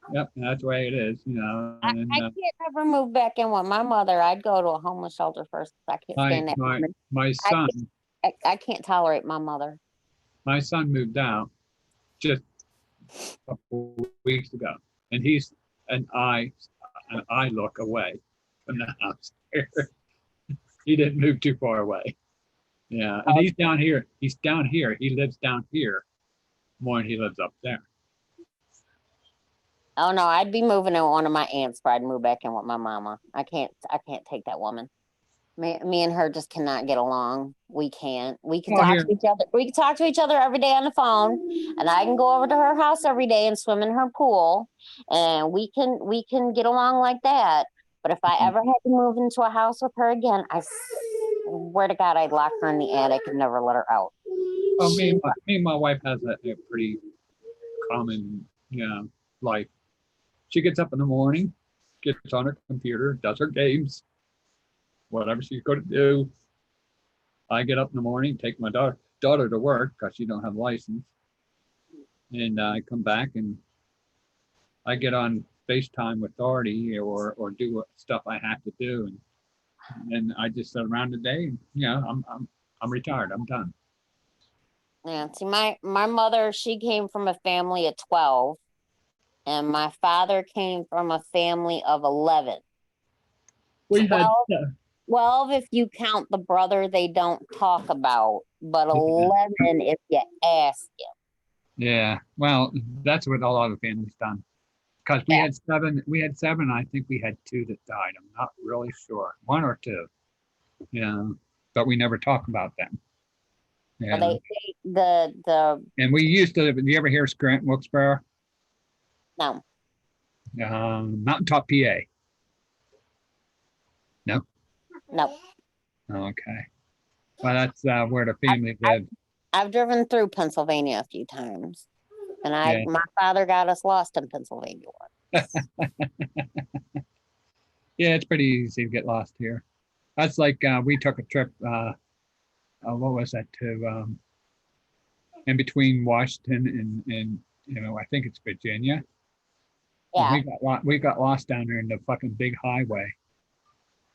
Yeah, that's what, a 6-lane highway or something, and you're allowed to go like close to 80 miles an hour. Holy shit. We're not used to that fast life. Yeah. We went to Myrtle Beach one time, and driving there took us, I think, 10 and a half hours. We spent a week there on the beach and we had a great time. And then my father said we drove 2 separate cars. My dad was in his Explorer and I had just gotten my red Escape. No, not an Escape. I had my red Explorer. He had his red Explorer. I had my red Explorer. I've had a million Explorers, so I got to think of what color they were. Anyways, I had just gotten mine and it was right before 9/11. And we took 10 and a half hours to get down there. My dad hears from some guy in the, we stayed in condos. He stayed in one condo. We stayed like, they were little apartments. But anyways, my sister, her girlfriend, my son, Josh, and I stayed in one. And my dad, my mom, my brother and his girlfriend stayed across the hall. My dad hears from some man in the lobby or in the hallway about a shortcut. We leave Myrtle Beach, South Carolina, and we are expecting to be home in 10 and a half, 11 hours. 26 hours later, I'm in Pennsylvania. Okay? 26 hours later. And he's trying to tell me we're 4 hours from home. I said, David, we're pulled over. It's now dark out. There's fog. It was just we were in your guys' like mountain country. You know what I'm talking about? How it gets real hilly. That's why we call that one area I was saying to you, Mountaintop, PA. That's all mountain. We're up in the mountain. We're up in the countries. I call country. Yeah, we're city, but still, yeah, we're all bedrock around here. Yeah. Well, I told him, I said, David, I said, we are in Pennsylvania. I said, we are 2 hours from Ohio. I said, it's 4 hours from Cleveland to our house. I said, so if it's going to take me 2 hours to get to Ohio, and then another 4 hours from Cleveland to our house. No, we are not 4 hours away from home. We there yet? Oh, my sister stopped me from hitting him at a rest stop because I seriously was going to hit him with my car.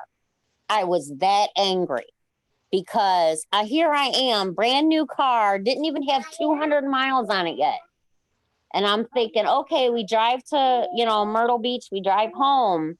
I'm going to have less than 3,000 miles on my car. I done felt like I drove 3,000 miles. We drove 26 hours straight, did not stop. And he had me lost in Pennsylvania somewhere. We drove through DC at one point. My brother-in-law comes up three times a year. He comes up from all the way down Orlando, Florida, and he travels straight. He just travels straight to here. He makes it in 16 hours. Let's see, my mother, it takes her 28 hours to get from Detroit to Orlando. My Uncle Jim can do it in 16. Yeah.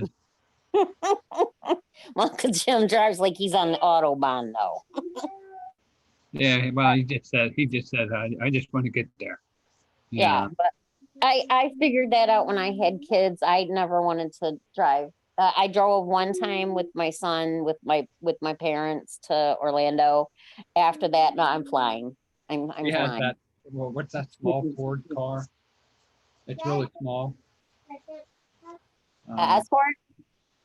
A Fiesta?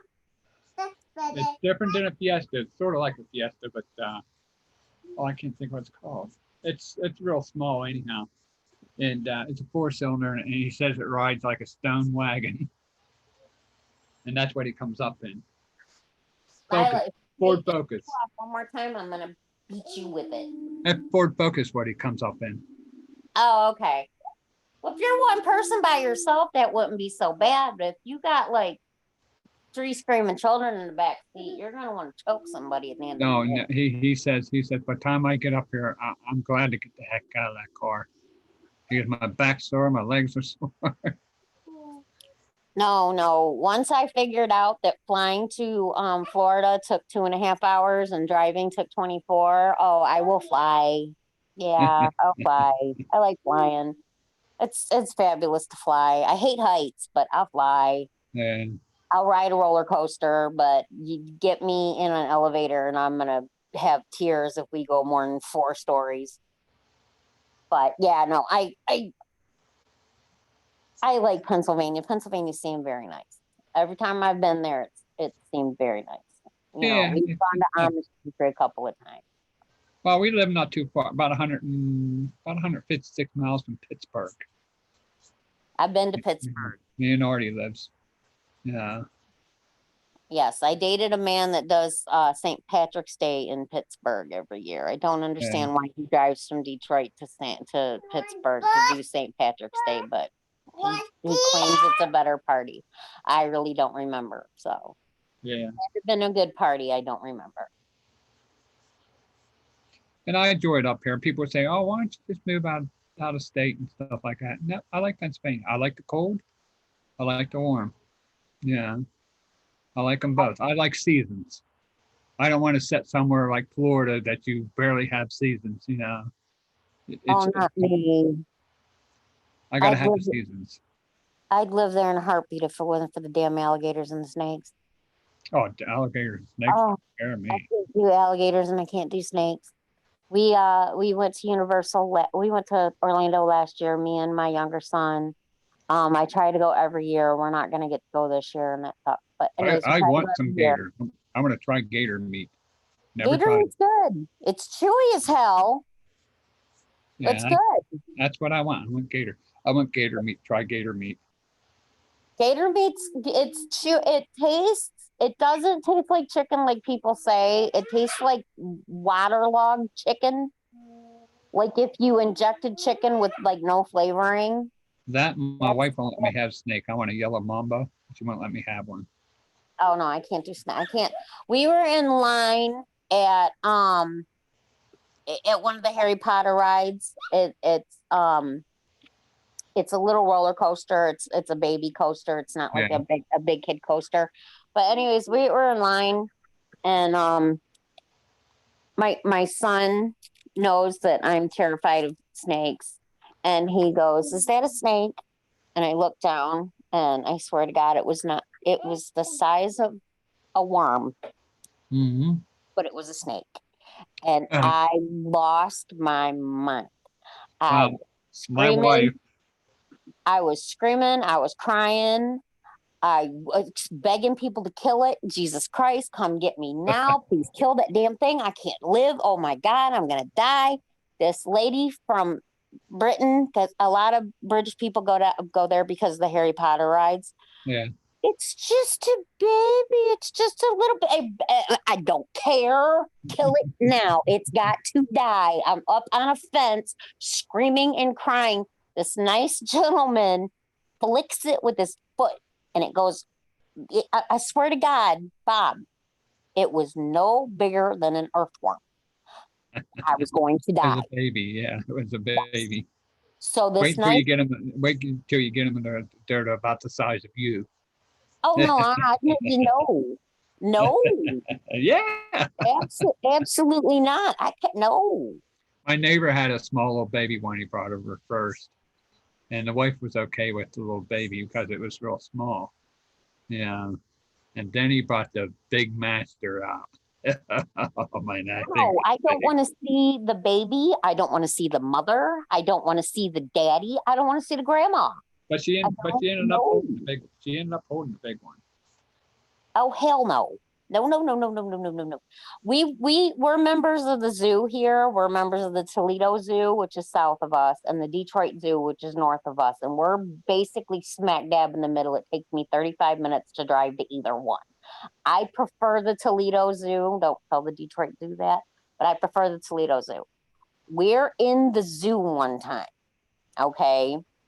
And I make the mistake because they have the big, it looks like a college campus, but it's actually like different little rooms where they teach the kids things. Me and my older son stayed the night at the zoo one time, the Toledo Zoo, but I took my younger son there one time and not thinking to knock and ask, what's on display in this room right now. They had their big, humongous anaconda, python. Jesus, I don't know what the hell that thing was. Probably an It's anaconda. about 14 feet long.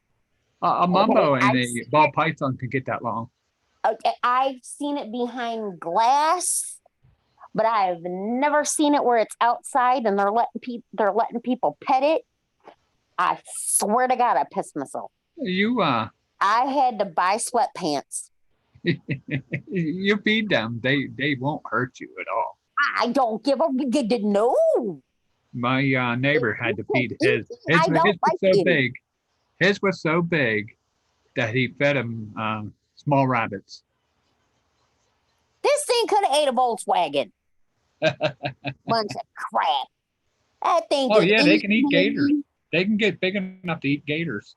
Have you ever seen the picture where it tried to eat the anaconda or whatever what do they call them down there? They can anaconda or a boa constrictor.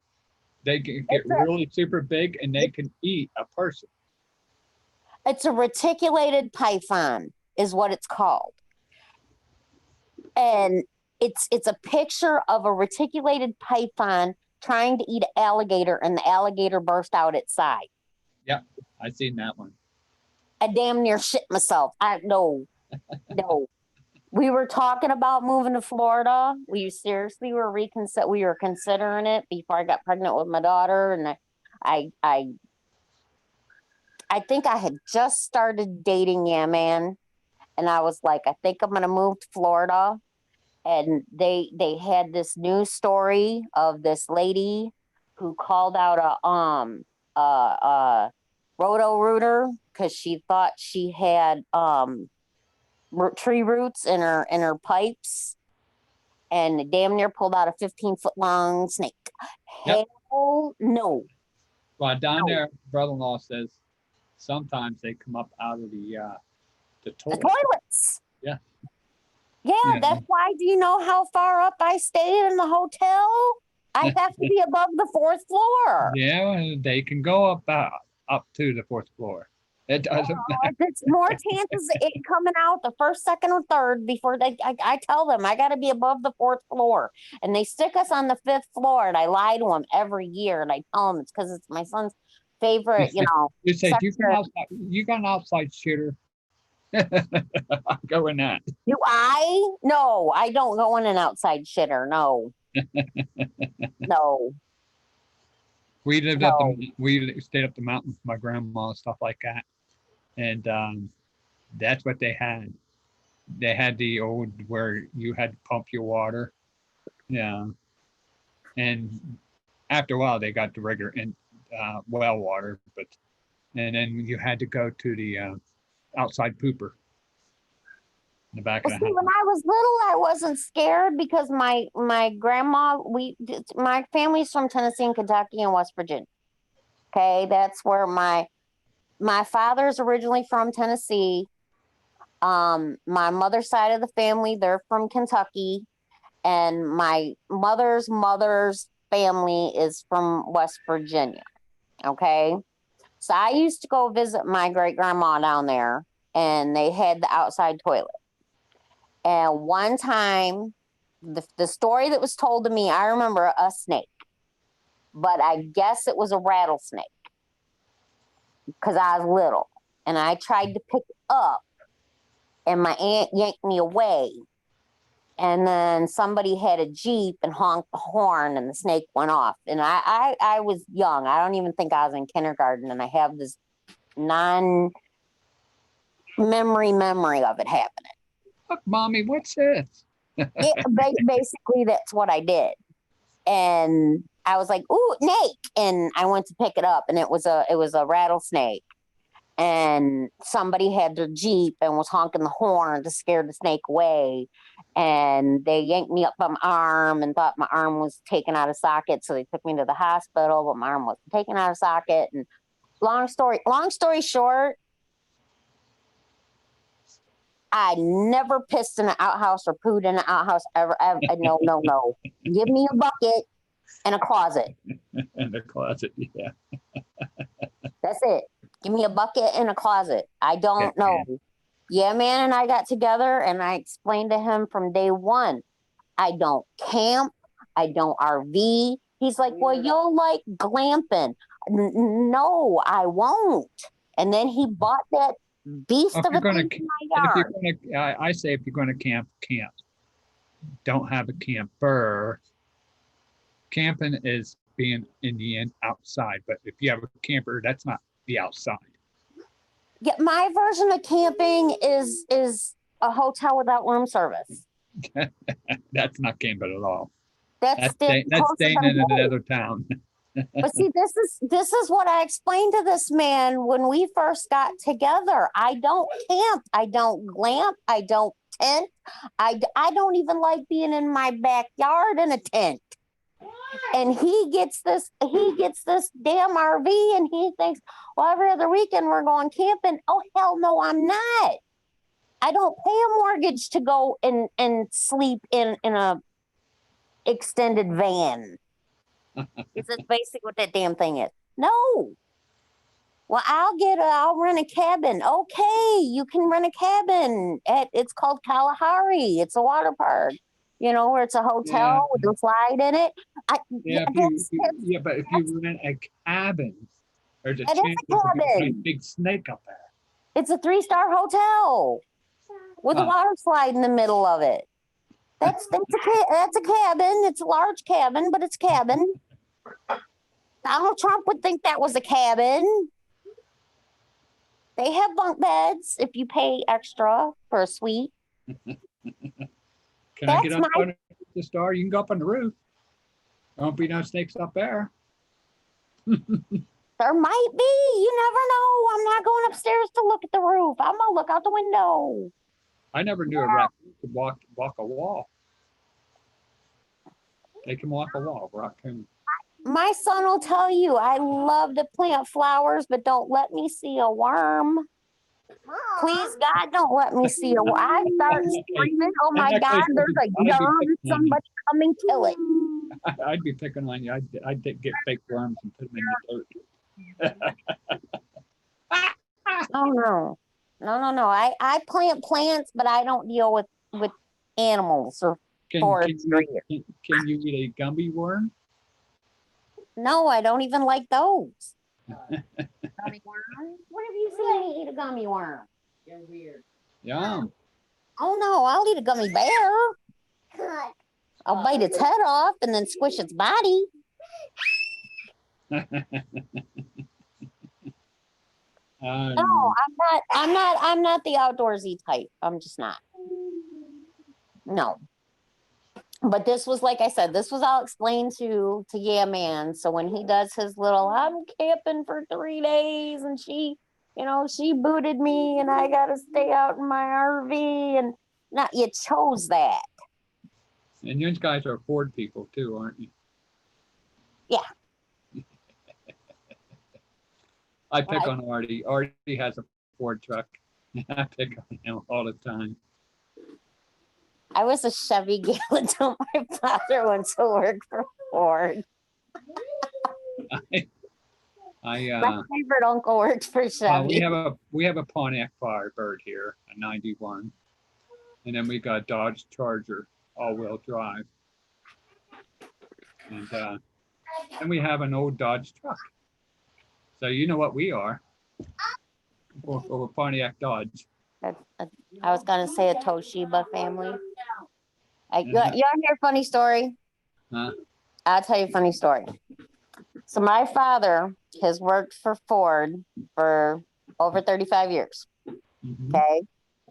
I have had uncles that worked for Chrysler and GM. I have cousins that they're female that have worked for Chrysler and Ford and GM, and my sister, she's a blonde.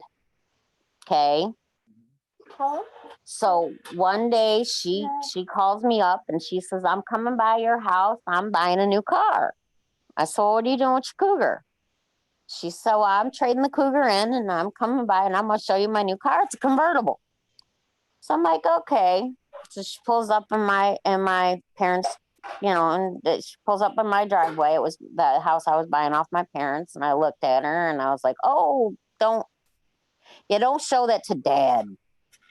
And she goes, what? And I said, please tell me you haven't signed no paperwork. And she was like, no, they're letting me take it for a test drive. It's a convertible. What's wrong with a convertible? I said, no, Amanda, that's just, no, that's a Mitsubishi. I said, you don't buy a Mitsubishi. And she was like, no, it's a convertible.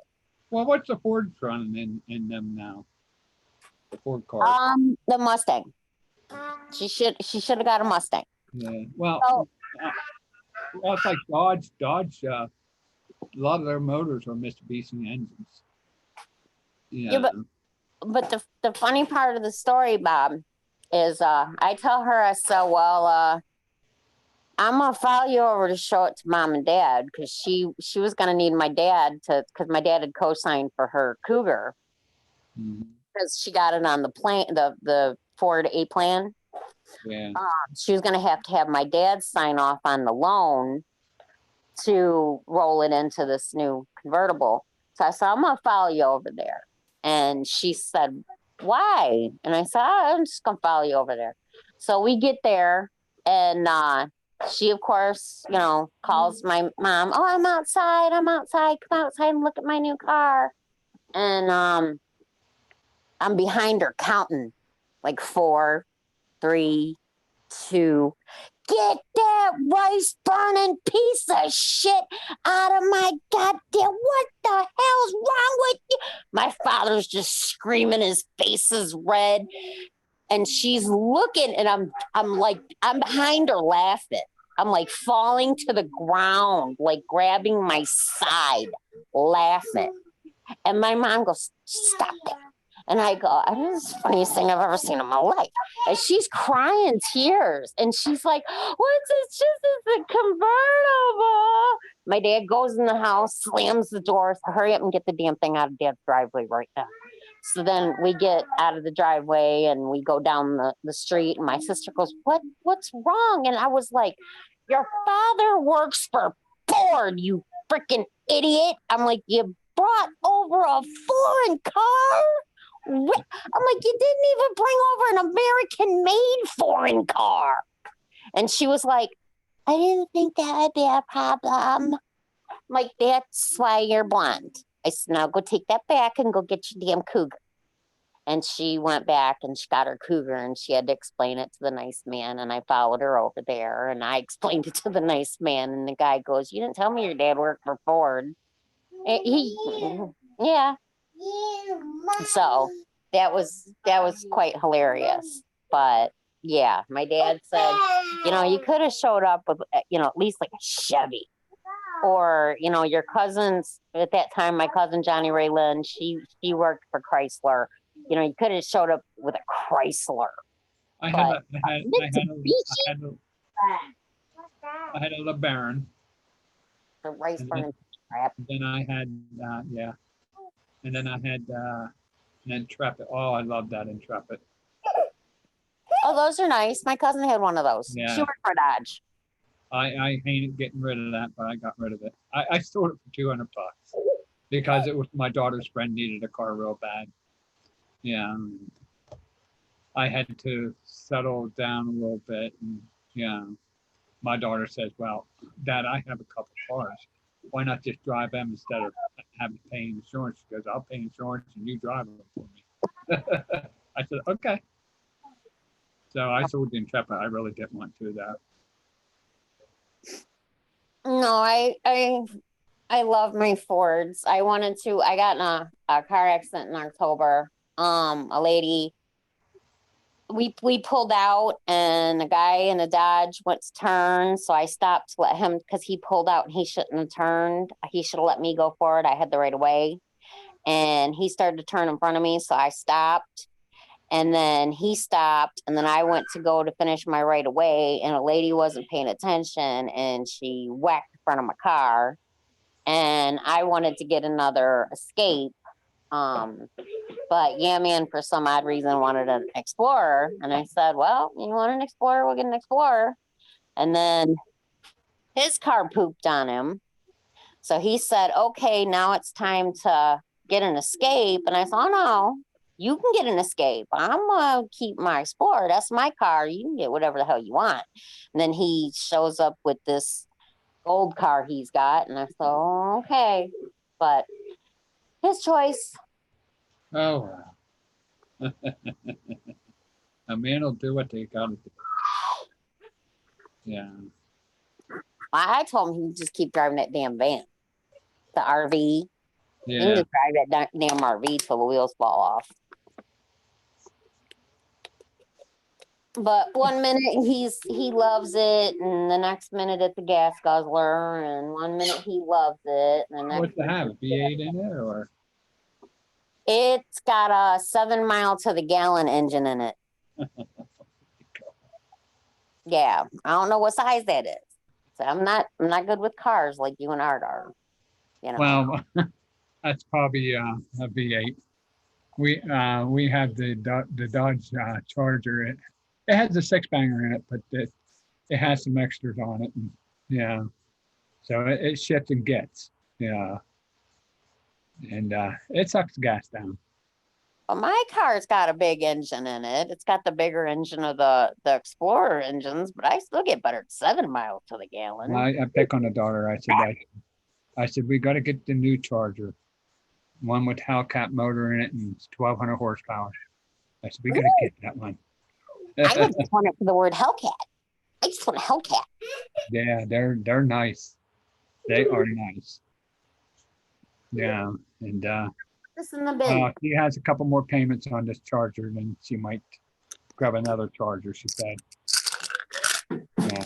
I like those Chargers. Those are nice. Yeah, they are nice. We got the heated seats and everything. Yeah. And Dodge, you guys had them Challengers too, right? Yeah. I really love those. Yeah. Those were pretty back in the day. Oh, they were so pretty. Yeah, and we have a Barracuda and a couple other ones. All the nice racing cars came from Dodge and Chrysler. Oh, the Dodges were. A lot of the cars look the same. He died. Yeah, they brought Roadrunner back once, and they should have just kept it. I Yeah. dated a guy with one of them. Back in high school, Ron Goki, he had one of those. Yes. It was like a bazillion years old. And it was a goldish color.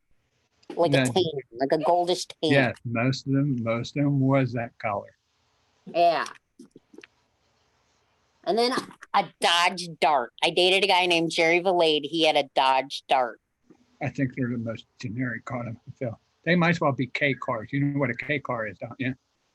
It come from Chrysler. Yeah, because my older son's father dated a girl that had a K car, and he brought that car over to my house when he told me he wasn't dating her no more, and I kicked dents all in the side of it. My mother has a PT Cruiser. You ever see them stupid things? Rented one of those. We rented one of those in Orlando. You know who Eminem is, right? Mm-hmm. Okay, my sister was engaged to his brother. Little fart. He's the littlest, most goofy little fart ever in the. Oh, I used to have to cuss his brother out all the time over stupid shit Nathan would do constantly. But we went down to Orlando, okay, and we went to rent the car. Well, I had already like I'd already rented the car. We just went to the agency to go pick it up. And they handed me my slip, and I went to the spot where my car was at. And of course, it was a foreign car. But it was nice. It was real nice. I don't remember what the hell I think it was a Nissan. I'm not driving no damn Nissan. Ain't gonna happen. So we had to take all our luggage back into the airport And I don't know if you've ever been to the Orlando airport, but you got to go across the street to go from where the cars are rented at to where the airport is. It's not a very big street. It's like but you got to wait like a half hour for the damn lights change. And Nate's just bitching and bitching. And I'm like, listen here, you little fuck. I don't care if you have to get back on the damn plane and go back to Detroit. I'm not driving no damn Nissan. I'm like, if you want to rent a car and drive yourself around, my brother. I said, I don't want to hear it. So we go back in the place and I told that man, I said, I told you when I reserved this car, I will not drive a foreign car. He was like, oh, oops. The only thing we have is a PT Cruiser. And I'm like, I guess that'll do. I had so much fun driving that little car. That thing was so cute. It was blue. It was like an electric blue color. I had so much fun driving that thing. I actually thought about getting one. It has the 3.3 motor in it. I don't even know what size motor it was, but it was cute. It was so cute. Yeah, hers ain't bad looking. It's just weird looking. Yeah. It's like they remade the panel trucks. You know what a panel truck is, don't you? Yeah. It's like they remade a panel truck, and that's became PT Cruiser. Yeah, I didn't have the panel truck then. I had the PT Cruiser. They talk about these SUVs and stuff like that. It's just another word for Station wagon. Yeah, panel truck, station wagon, or whatever you. And then they got these crossovers. Yeah, it's not crossing over anything. I don't like a lot of the cars that are out. What's that one that a Crossfire? You see them out? Oh, what? A Crossfire.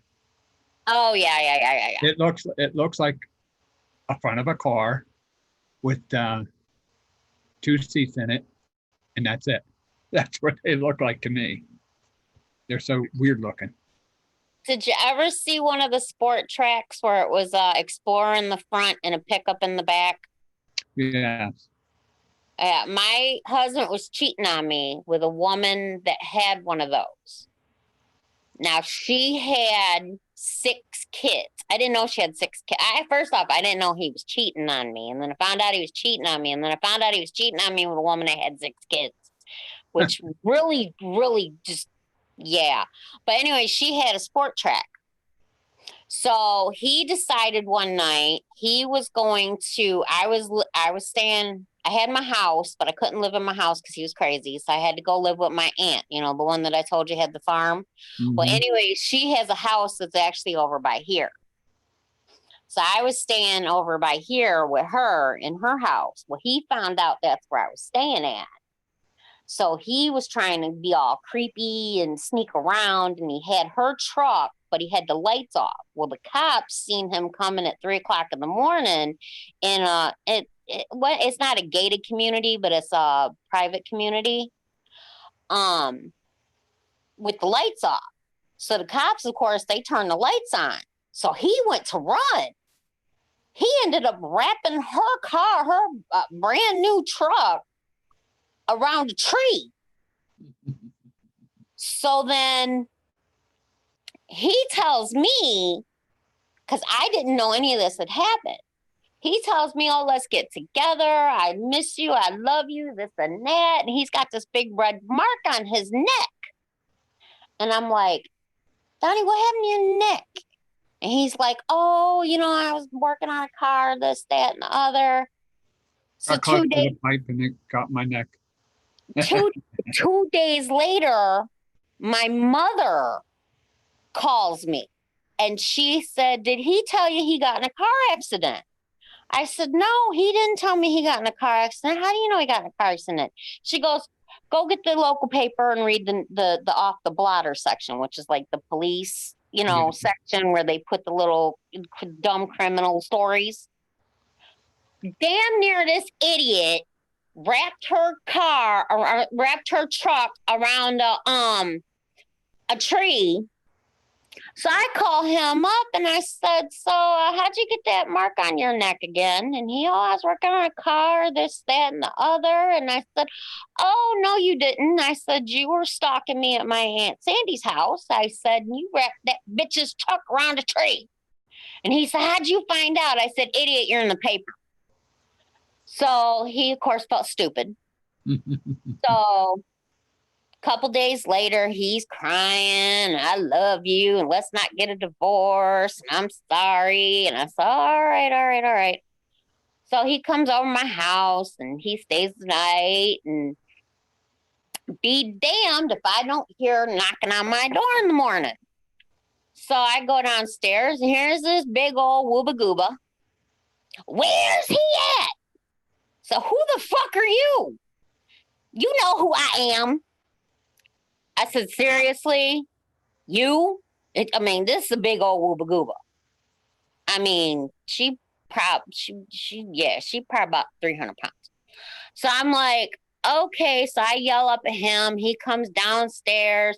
What you doing at my wife's house? Blah, blah, blah, screaming like a lunatic. He drove her new car to my house and stayed the night at my house. And she came over to get her car to drive her kids to school in the morning. Oh, excuse me. So I decide I'm going to lock the doors. I'm not even going to get involved in any of this. So I locked the door on the house. My son was at my mom's house, and I thought, I'm out of here. Y'all argue, whatever. His sister had drove her over to my house to pick up her car, and she's arguing with him. He's telling me not to leave. And I said, you done drove this girl's car to my house to beg me to take you back in her car. I'm leaving. So she decides to get behind my car because I have her car keys. But I didn't tell nobody I got her car keys. I had her car keys. So she gets behind I ain't leaving until I get my car keys. You got my car keys? He's like, I don't got your car keys. I'm like, I ain't got your car keys. She gets behind my car. I bumped her with my car. So then she, whoa. So I bumped her again with my car. Please move. So I'm pulling out of my driveway. So she starts screaming, laying in the middle of the road. Oh my God, she hit me with her car. Oh my God, she hit me. So the police show up. So I'm sitting in my car waiting for them to come. Police show up. I exit my vehicle. And she hit me with the car. So my husband changes his story and goes, oh my God, she hit her with the car. I can't believe she's going to sue her. You are going to sue her now. And I'm like, okay, we were getting back together last night. Now all of a sudden you're helping her sue me. So, okay. So I looked at the cop. Cop goes, you hit her with the car? I said, I may have given her a warning tap. So he looked at her and he goes, what the hell were you doing behind her car anyway? That's her driveway. He was like, I can arrest you for false imprisonment. And as soon as that got said, I laughed, jumped in my car and took off. I left them in all their mess. And then I went about 3 streets over and I threw her keys in somebody's backyard. There you go.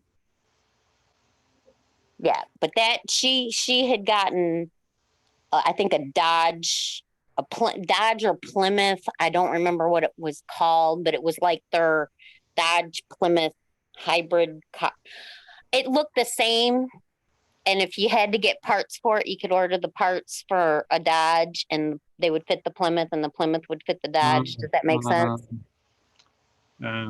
Satellite. There's a Satellite and the Roadrunner that you can swap parts. It was a something, because I know that he wrecked that car, but her insurance wouldn't pay because it was the second car that he wrecked and he wasn't on her insurance.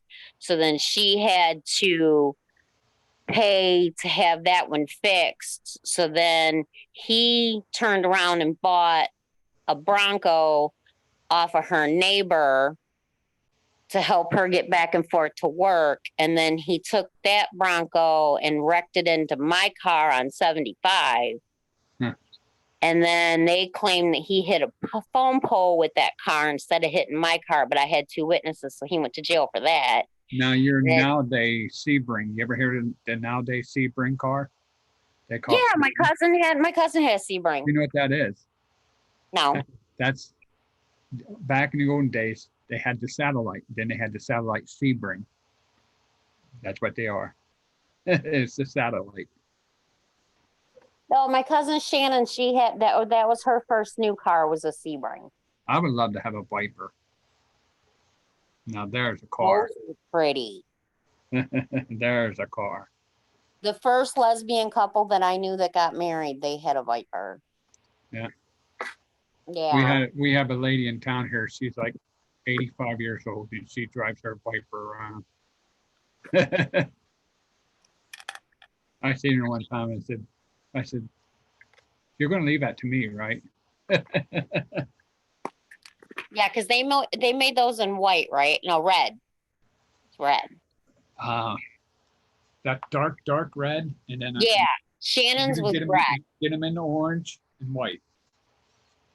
No, Shannon's was the red color because she had to, I guess the dealership had it in one color and she had to wait longer to get it in the other color. But she was a pipe fitter by trade. Well, you could pre-order them too. Well, she went to get one, and what they had on the floor was, I think, a white one, and she wanted a red one. And she was a pipe fitter by trade, so she could afford it. And then she married her wife, which wasn't when marriage was legal back then for gay marriage.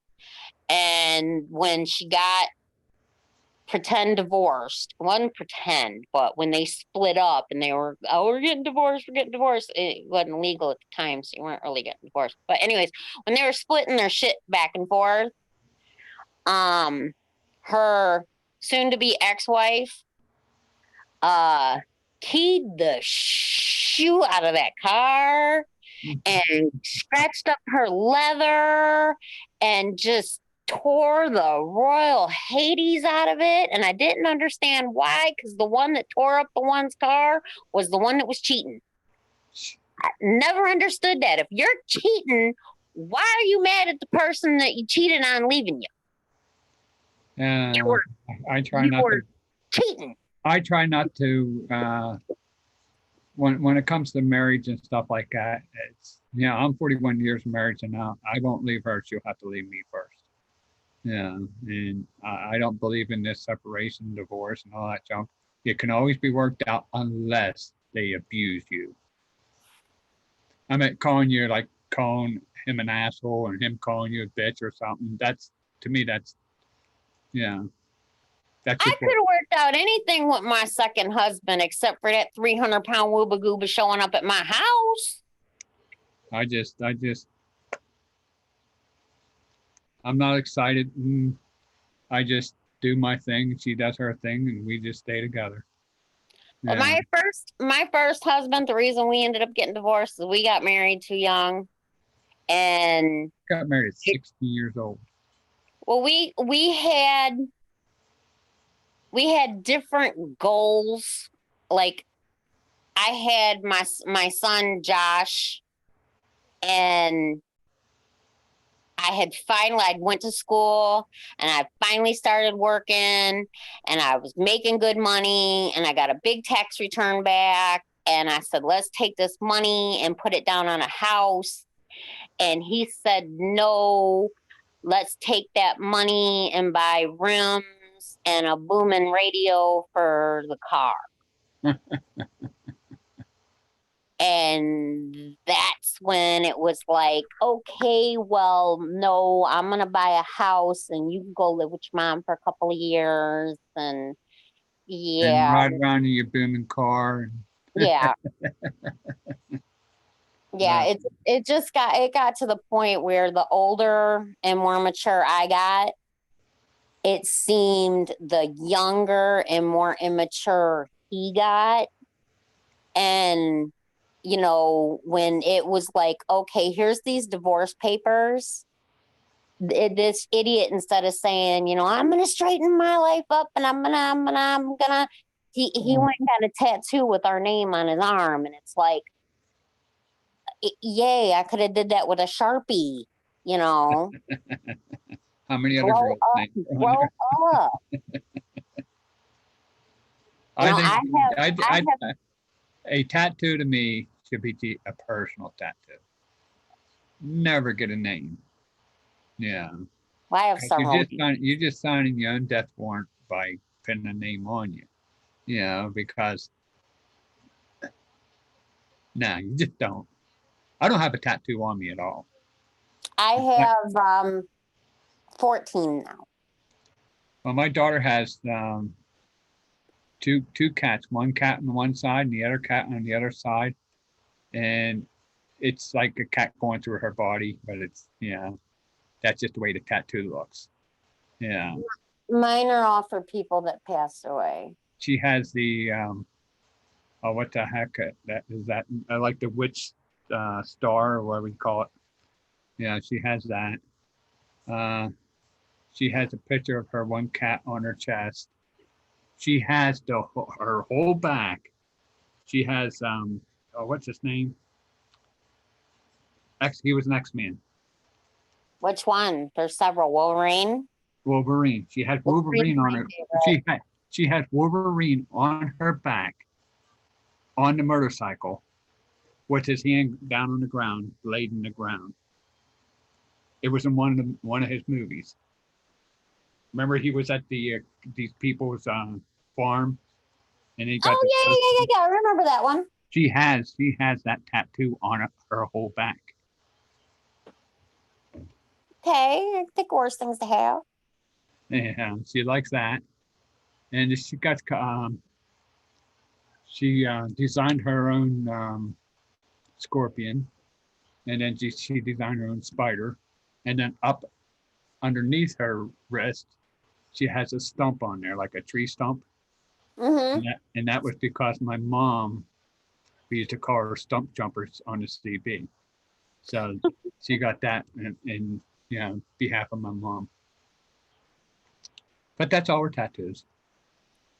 I have a squirrel for my grandpa and his name. I have an angel and my grandmother's name.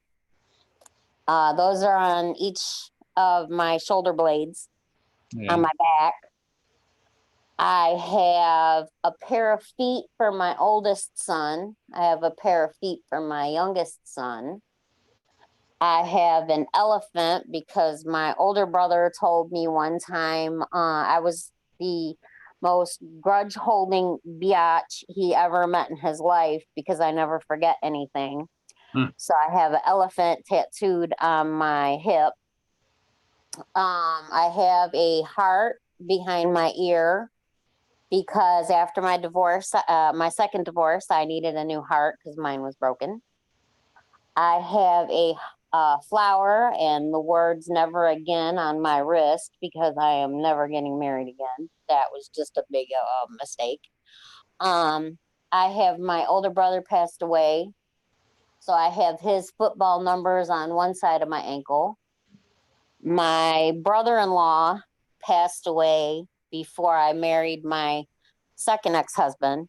So he technically wasn't my brother-in-law yet, but I called him my brother-in-law. So I have his initials on my ankle with, the year he passed and the year he was born. And then when my son Josh died, I went and got Mama Dumbo and Baby Dumbo tattooed on my arm, and it says let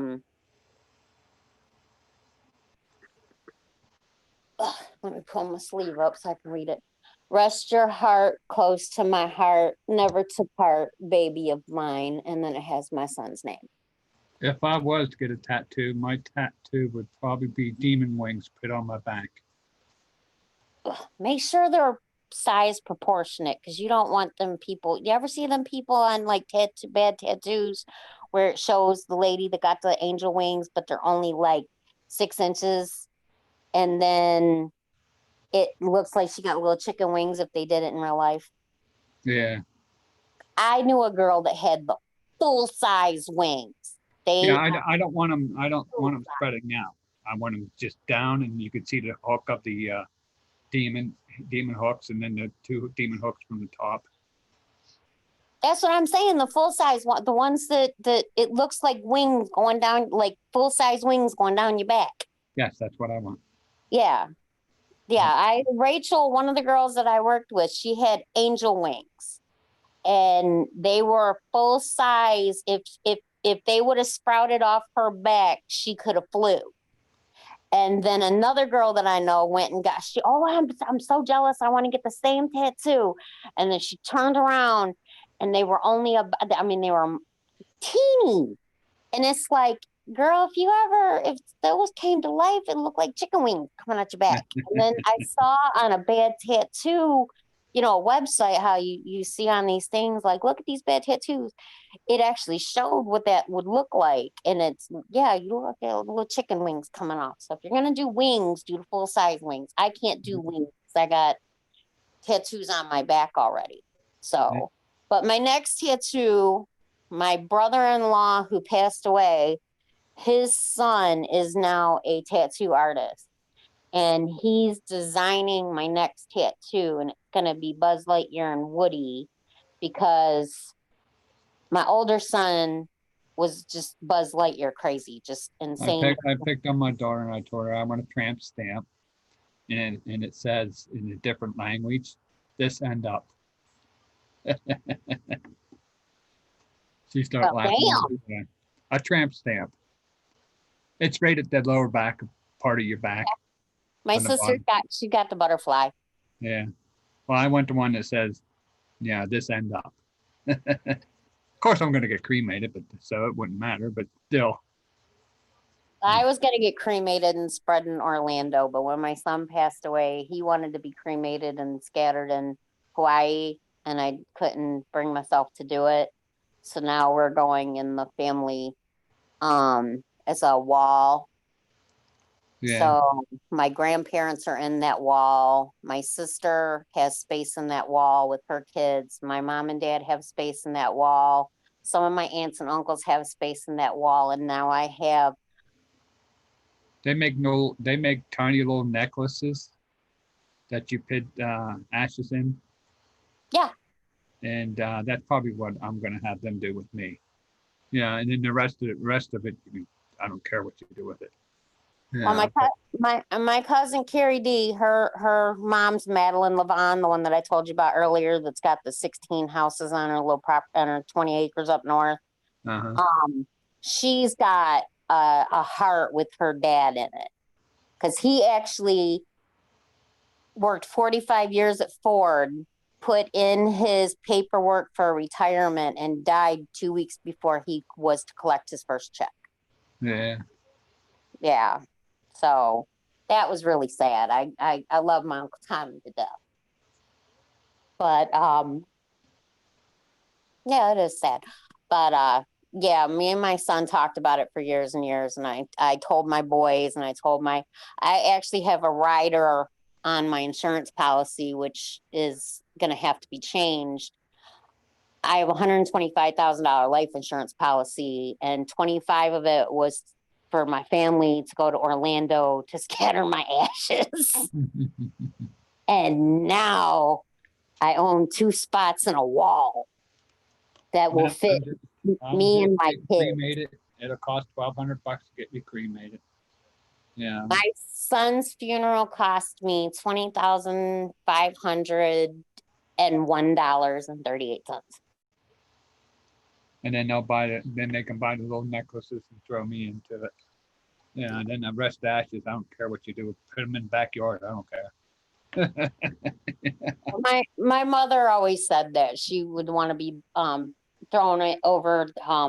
It's called a berm, which is like a little hill in their backyard. And then they own the 4 acres on the other side of the berm. So she was like, just chuck me behind the berm. But then after my son passed away, everybody went and you know, my dad said, no, we already got a place in the wall, and my sister's got her place in the wall. And I bought, it's tandem. It can fit 2 full-size people and 1 cremated person. And I was originally, it was going to be me and my 2 boys, but then I'm not leaving my daughter with man, because Well, he's going back to New Jersey or wherever the hell he's going. So I bought enough space for me and all 3 of my kids, and then man, he can go behind the berm or wherever he wants to go. we cremated my mom and we stuck her up the mountain at her mom's foot because she was cremated. It's where she wanted to be. That's where we put her. Yeah. I Well, don't, like I said, I don't even want buried. I just, you know. I wanted that, and I always thought I'd go before my children, but once my son went, I had to make a decision. And No, you have to watch because you can go quicker than shit. You can be dead in more. Yeah. I always tell my kids, because I do a lot for them. I always say, hey, you got to start doing for yourself, because I'm not going to be around full time. I try to talk my daughter into getting her driver's license. Yeah. I said, what would you do if I passed away tomorrow? Yeah. Uber. My son wouldn't get his license either. He Ubered everywhere, or had man and me drive him around, or, you know. Yeah. Well, my son has his license. He has one of them stupid, what do they call them? Let me think. It's a Mitsubishi Mirage. He got one of them stupid 3-cylinder. Oh man, that thing's a piece of crap. My sister wanted to get one of the Mitsubishi. It's a convertible. He had an Eclipse, and he should have stayed with that. This old lady got pissed off. She lost something down the heater duct, and she ripped the dash off. Well, he's no longer with that one. I lost a pet gerbil in a Cadillac one time, and we just waited for it to come out. It either comes out or dies and stinks for a while. We used to, me and my girlfriends, we'd get intoxicated, and we would think it'd be a smart idea to go to the local 20. I don't know if you guys have Myers or not, but we would always go to Myers, and we'd be intoxicated. We'd buy hamsters and gerbils. And the funniest thing in the world is I'm terrified of mice, and I'm terrified of rats. But I would go buy me a hamster and a gerbil, and I'd buy the cage. I mean, we'd be so drunk, we'd buy these elaborate cages and food, and we'd take them home. And the one time we had it in the box so long, it chewed a hole through the box and ran up in the heater duct of the Cadillac. And we're like, how are we ever going to get it out? So we left. We would leave. We were leaving food like at the bottom and just sitting there waiting. I mean, we must have waited 4 or 5 hours for the damn thing to come out. But we were drinking. So, and we were young, so we would drink like, man made fun of me because I bought somebody Boone's Farm wine. Yeah. We drink the Boone's Farm, and we go and get all these like bright ideas. Oh, we're gonna go and get gerbils, and we're gonna name them frickin' Frack and Pete and Repeat. And we're gonna get these little runners run through the house and their pipes and stuff like that. Oh yeah. You know, oh my God, we're gonna get the ball, and we're just gonna go run. And yeah, so like I said, the one time we were so drunk that we weren't paying attention, and we were parked at somebody's house, and the damn thing chewed through the side and went up into, it was my grandma's Cadillac that she didn't know I had borrowed. So here we are pouring gerbil food on the floor, just waiting, just like, please God, come out before they notice the car's gone. Please. You know, we're just waiting. And the thing finally come out after like 4 hours. But yeah. You should have left it in there because they would have turned on the heat and it would have came out. Well, you don't think about stuff like that when you're 16, 17 years old and you done went and bought a gerbil and $200 worth of gerbil crap to go with it, and then the gerbil just eats its way Well, through. you either turn the heat on or come out, or turn the air conditioner on and freeze the little prick. No, we were, oh, seriously, Bob, it was me, my best friend Renee, and my friend Michelle. And I think our friend Nicole was there. There was 4 of us. I don't remember who the 4th person really was off the top of my head, but I remember it was the 3 of us because we were the ones like in the front seat with our ass over, over our head, praying to God this thing would come out. And then the other person was asleep in the back seat, just like, tell me when it comes out. Here, throw some gerbil. Okay, throw a corn, throw something. Now bang on the top, turn the radio up. Once Like they I get said, comfortable, I had a full and crazy life before I had children. And then I even had an even crazier life after I had children, but still. And now I live a nice, quiet suburban life with Man driving me bonkers in his RV, and hey, that's my 4-year-old running the town, and she's called life. Yeah. and I'm settled down. I used to drink and smoke pot and all that shit, and I don't do none of that now. Well, I can't drink alcohol because there's sugar in it. I have sugar. Yeah. my dad has diabetes. He has to take the shot. Yeah, I have to take a shot too. Yeah. I'm down to one a week because I'm a good boy and I don't eat a lot of stuff. So, yeah. Oh Lord, he's 1 a day and still can't get his sugar right. Well, when I first started, I was up around 560. Yeah, and there for a while, I was taking a shot a day, and then I was taking my 1 on Friday. And like I said, I got rid of this shot a day, and then she wants to get me off the because I'm staying down around anywhere from 95 to about 120. And she says, we can almost put you on the pills now. Yeah. If you keep up your regimen. I don't drink soda at all. I drink, it's called sparkling ice. Yeah, I know what that is. Yeah, I drink that. It has no sugar in it. Tastes yucky, sort of, but hey. Yeah, my dad fights with me over my pop consumption. Yeah. Because, now he's diabetic and he's like, you're going to end up with it, and I'm like, well, I've been freaking borderline for years. Leave me alone. Well, see, Artie got lucky. He didn't get it. I got it. Yeah.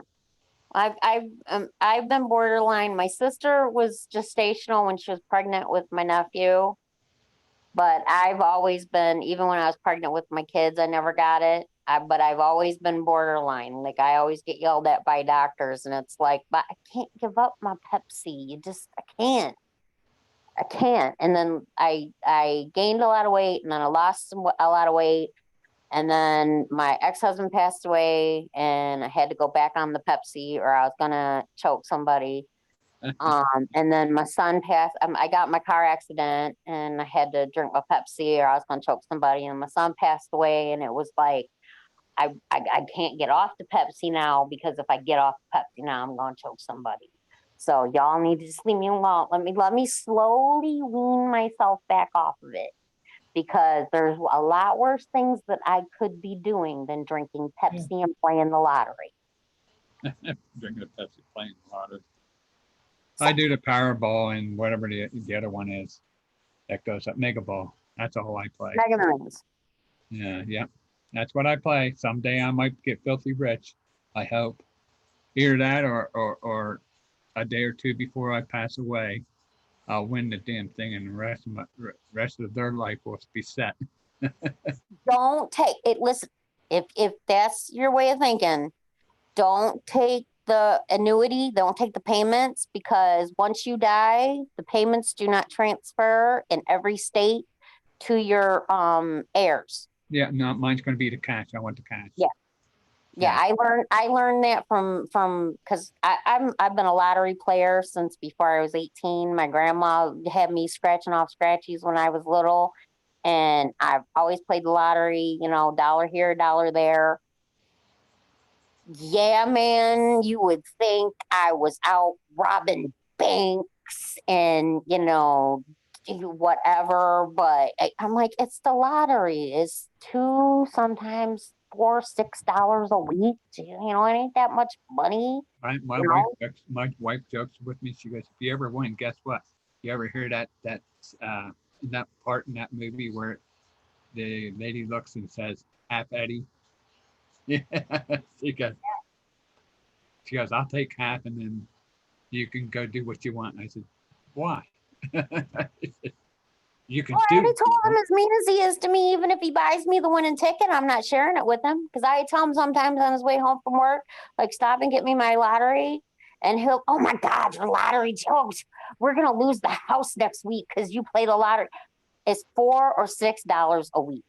Shut up and buy me my damn tickets. I And do then he'll 14. show up and hand me my tickets, and I'll tell him, if I win, I'm not sharing it with you. I do 14 a week. Oh my God, yeah, man, knew I did $14 in lottery a week, which I do a lot more than that. But if he knew, and if he's listening, baby, I don't play no $14 with lottery. But anyways, yeah, no, seriously, if he knew I played $14 with lottery a week, oh boy. I don't think we're online anyhow. It doesn't look like it. Let me see. Oh, I don't even know. It says live on my end, but I haven't looked at my phone in a while. No, I'm not on live over here, so we're not live. Okay. We're just Anyways, yeah, bullshitting. no, good thing we're not live. But anyway, yeah, if that man knew that I spent $20 a week on lottery, even though he makes $26 an hour base, he would have a heart attack. He would, and I make my own money.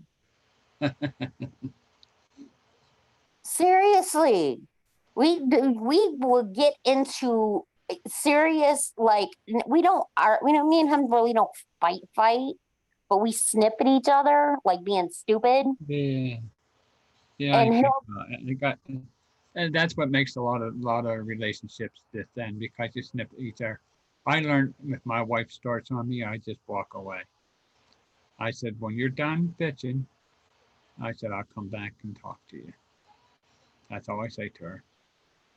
not me. When I get mad at him, I tell him, listen here, you're either going to shut your damn mouth or you're going to get in your RV and you're going to live down by the river. Because we seriously live less than 2 minutes from a river. So you ever see that Chris Farley skit on Saturday Night Live where he's the motivational speaker and he's like, I live in a van down by the river. Yeah. I tell him, you will get in your RV and you will go live down by the river. Oh, he'll just live outside, that's all. No, he won't. That's my house. That's my house. I can call the police. That RV is not in my name. I can have it towed. In Elizabeth Park, which is right on the Detroit River, you will live at Elizabeth Park down by the river. And I'm going in the basement. I'm going in the RV. Okay. That day that I got into it with, I don't know if you know about me fighting with boy Mike. I think, yeah. Yeah. Anyways, that day I locked the doors. So you're not coming back in my house. That's not going to happen. And he's like, seriously, you're going to, yeah, I'm going to teach you a lesson. I'm going to teach you. Fight with me again. See what happens. Mm-hmm. And after that, he was like, you're never going to do that to me again, are you? No, baby, of course not. And then the first thing, as soon as he crinkles his nose at me, you will be in the RV down by the river. I can pay for this house without you. I would rather have you here, but and then he laughed at me. I don't know. I hate when relationships go ooey gooey. Yeah.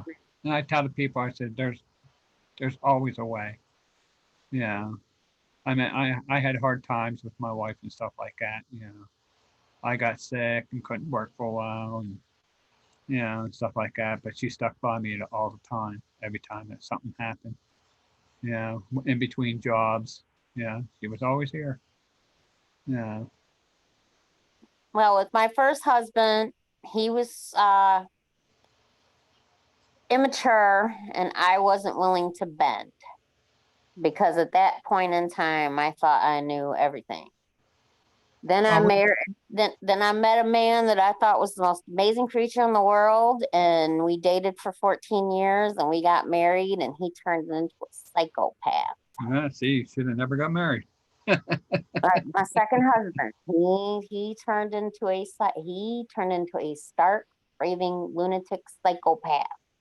And I like went to his family, like, I've known you people for a million years. Nobody told me he was like this. Even his brother, God rest his soul, I love Phil to death, but he had already passed away. And I went to, his sisters and were like, why didn't he tell me or any of you tell? They're like, you never would have married him. I'm Yeah. like, no, I wouldn't have. I said, we get together, break up, 14 years on and off.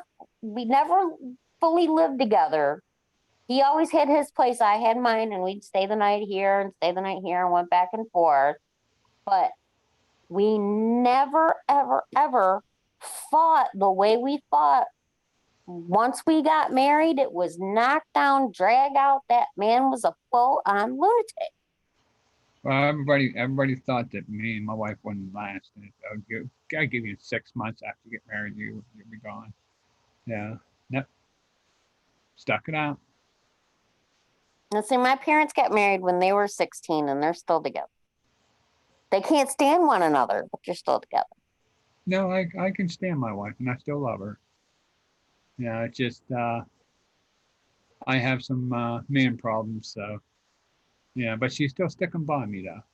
Well, they love each other. They just can't stand each other. There's a difference between I love you and I like you. Yeah. You get one in one room and one in the other room, and they'll tell you two totally different versions of the exact same story, and the other one's evil, and whichever one you're listening to, the other one was wrong. Well, we have good days and we got good nights. Yeah, and then bad days, bad nights. Yeah, so she'll get up in the morning and say, "Grr," okay, yeah, and but besides that, I deal with her problems. She deals with my problems. Yeah. Man will crack up laughing because I'll sit there like shaking my head like and he'll be like, okay, what's the story? And I'm like, my mother said. He was like, okay, you want the truth? Go ask your dad. And I'm like, I'm just gonna wait because I know my father is out by the pool, just breathing, just waiting for a Zen moment before he can walk back in the house without cussing my mother out, because my mother had me when she was 16, so that's why they had to get married. Wink, wink, nod, nod. They won't tell you that, but I was born like 8 months after they got married on a whim. But anyways, yeah. So my mother's never, other than working as like a secretary for my grandpa part-time, my mother's never worked a day in her life. Like, never held any sort of job other than, I have to go up to your grandpa's shop. He was my grandpa owned mechanic shops. Well, I met my wife through Artie, through my brother, because he was dating her. And they couldn't connect right. And one day she said, well, whoever gives me a kiss, I'm dating. So behold, guess who kissed her? Aww. And then we got engaged about a month later. And then a year later, we got married. Yeah. And my mom had to sign consent over to her for the marriage. Yeah, I remember we talked about that one night. That was a laugh and a half. And like I said, people said, oh, you guys ain't gonna last and all that junk. I said, oh yeah, we will. Because we were friends at first. Yeah. And that's what a lot of people should learn, to be a friend first. Yeah. I could tell her anything, like if I had a feeling for a girl, I'd say, hey, look, she's pretty nice. She's a babe. She's not Oh gonna Lord, my mother would have hit my father with a bat. and she won't get mad at me. And she does the same thing. Hey, look at this guy. Oh my God. Yeah. He got some nice. I just, okay, whatever. My father was born in, I think it's called Pigeon Forge, Tennessee. I want to say that's what it was called. But I've seen his birth certificate like once. But they moved from Tennessee up to, see, his dad worked up here in the steel mills, but his mother lived down in Tennessee with the kids because it's cheaper to live down there and you get property. But then he accidentally had an outside child with another woman, which is that 12th kid I told you they don't talk about. Yeah. Anyways, so after George was born, which we don't talk about George, once George was born, she moved up here to live with him full time, my grandma Reba Gay. So my dad moved to Michigan when he was in 5th grade. And he had a crush on a girl a grade older than him. And he went to her house and knocked on her door to say, hi, my name's David. I got a crush on you. Well, he was met with a double barrel shotgun. That was my mother holding a shotgun in 5th grade at my father, who was also in 5th grade, who was there. Wedding, right? Yeah, well, he was there to ask my Aunt D if my Aunt D would be his girlfriend. But instead, he got met by a double barrel shotgun and my mother. And then they ended up being boyfriend and girlfriend in 6th grade, which is the next year. And then they ain't been apart since. And you can tell because, yeah, they can finish each other's sentences and want to strangle each other at the end of the sentence and then be all lovey-dovey, kissy-kissy the next sentence. Then you notice you get the old, what I call it, the killer eye. My wife would get a killer eye when she's mad. Okay. My dad gives that to my mother. Because my mother is one of the, my mother and my sister are the same person, except my mother got brown. Well, she has brown hair, but she dyes hers blonde, and my sister's a natural blonde. But I swear they share a brain sometimes. Because they come up with the most, and my dad will look at her and he'll be like, Debbie, and he'll shake his head. No. And she'll be like, what?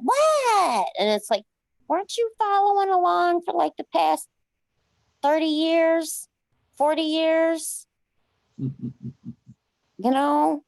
Just like he told her, as soon as I get to retirement age, I'm retiring. And she's like, oh, okay. And then he was like submitting his papers, and she's like, so when are you retiring? And he's like, in like 2 weeks. And she's like, oh, you're not gonna stay, until you get your 50-year whatever. Like my Uncle Tommy, I told you, he went 45 years, put in his paperwork, and then passed 2 weeks later. Well, that scared shit out of my dad. So my dad, as soon as he hit the retirement, he was like, here's my papers, bye. And she's like, you're not going to stay 45 years like Tommy did. And my dad's like, I'm not dropping dead in that damn plant. No. He was like, between the house being paid off and what I'm going to make from retirement and this money and that money, we're good. We're golden. We're all right. I'm not perfect, but we're okay. Yeah. Yeah, that's the way we run our life. I have money until Like my payday is like 3 days away Friday, and I still have money in my pocket. So, you know, if you can do that, then you know you're fine. She went out and bought a set of towels because they needed more towels because, you know, with it being summer, they have the pool and all of us kids going over there and, you know, using their pool, you know, because I would love to have a pool, but I'm not going to skim it. I'm not going to do all the work to needs to be done to it. So I'll just go use my parents' pool. My mom went and bought out a new set of towels, you know. You spent get an $50. auto skimmer. One of the little machines that skims the bottom. Bob, have you ever taken care of a pool? No, My mother busts her ass damn near every day during the summer, skimming it, running the robot around the bottom. The robot don't touch all the parts at the bottom, so you got to get the vacuum hose out. You got to hook the hose to this and that and this. No, my parents can pay somebody to take care of the pool, or they can take care of their pool. I'm all right with a swing set. But anyways, my mother went and got a set of towels. So my dad said, okay, you went and got a set of towels. He bought a $600 brand new door that they don't need. And he shows up and he was like, oh, I just on a whim decided to get this door. And my mother's like, I get like 10 towels and you get a $500 door. And Yeah. that's fair. Sure it is. And he was like, yeah, honey, love you. Mwah. Did he put the door on? No, it's sitting in their living room. Well, it's just there in case it's needed. You might get some bad wind and knock the door down and might need another one. You already have it. You're supposed to put the door up tomorrow. I don't believe that's going to happen, but okay. I have some work that's supposed to be done up in my bathroom and I haven't got to it yet. And my wife said, you're never going to get that done. I said, yeah, probably not. I said, but this, I bought the material and everything. It's here. Yeah, it's just I'm not feeling too well and stuff like that. I have problems breathing and all that. So I'll make it to it. I don't Or know. I'll be there. The other day, me and the kids show up and you could just tell things were tense. So she walks outside. I look at him. I'm like, I mouth like, what's going on? And he was like, she seems to think since I retired, I got to get on some honey-do list. He was like, and I tried explaining to her, if I get one thing done a day, that's good enough. Yeah. So then he leaves the room. She comes in the room and she's sitting there. So I pretend to her like he ain't said. I'm like, what's going on? She's like, he's a lazy ass. He don't want to do nothing. He don't want to help me out around here. Just because he's retired, he thinks he ain't gonna do nothing. I'm lucky I get up in the morning, take my daughter to work, come back home, get on the phone with Artie for a while, and then I fall back to sleep. And then I get up for supper time, and then my daughter says, hey, Dad, how about we take a walk? Because she's trying to get me back into walking for my house, you know. So, yeah, let's go. I'll do my walk, get home, and use my inhaler to catch my breath again. And then I get on here, Zoom, you know, whatever Artie wants to do. Yeah. I'm just in here to make some noise, that's all. There's some stuff I don't know, and you know, and I always say it's a rumor. If you listen to me, I always say it's a rumor. Yeah. I know. I think it's cute when it's your wife that's like, don't talk about that.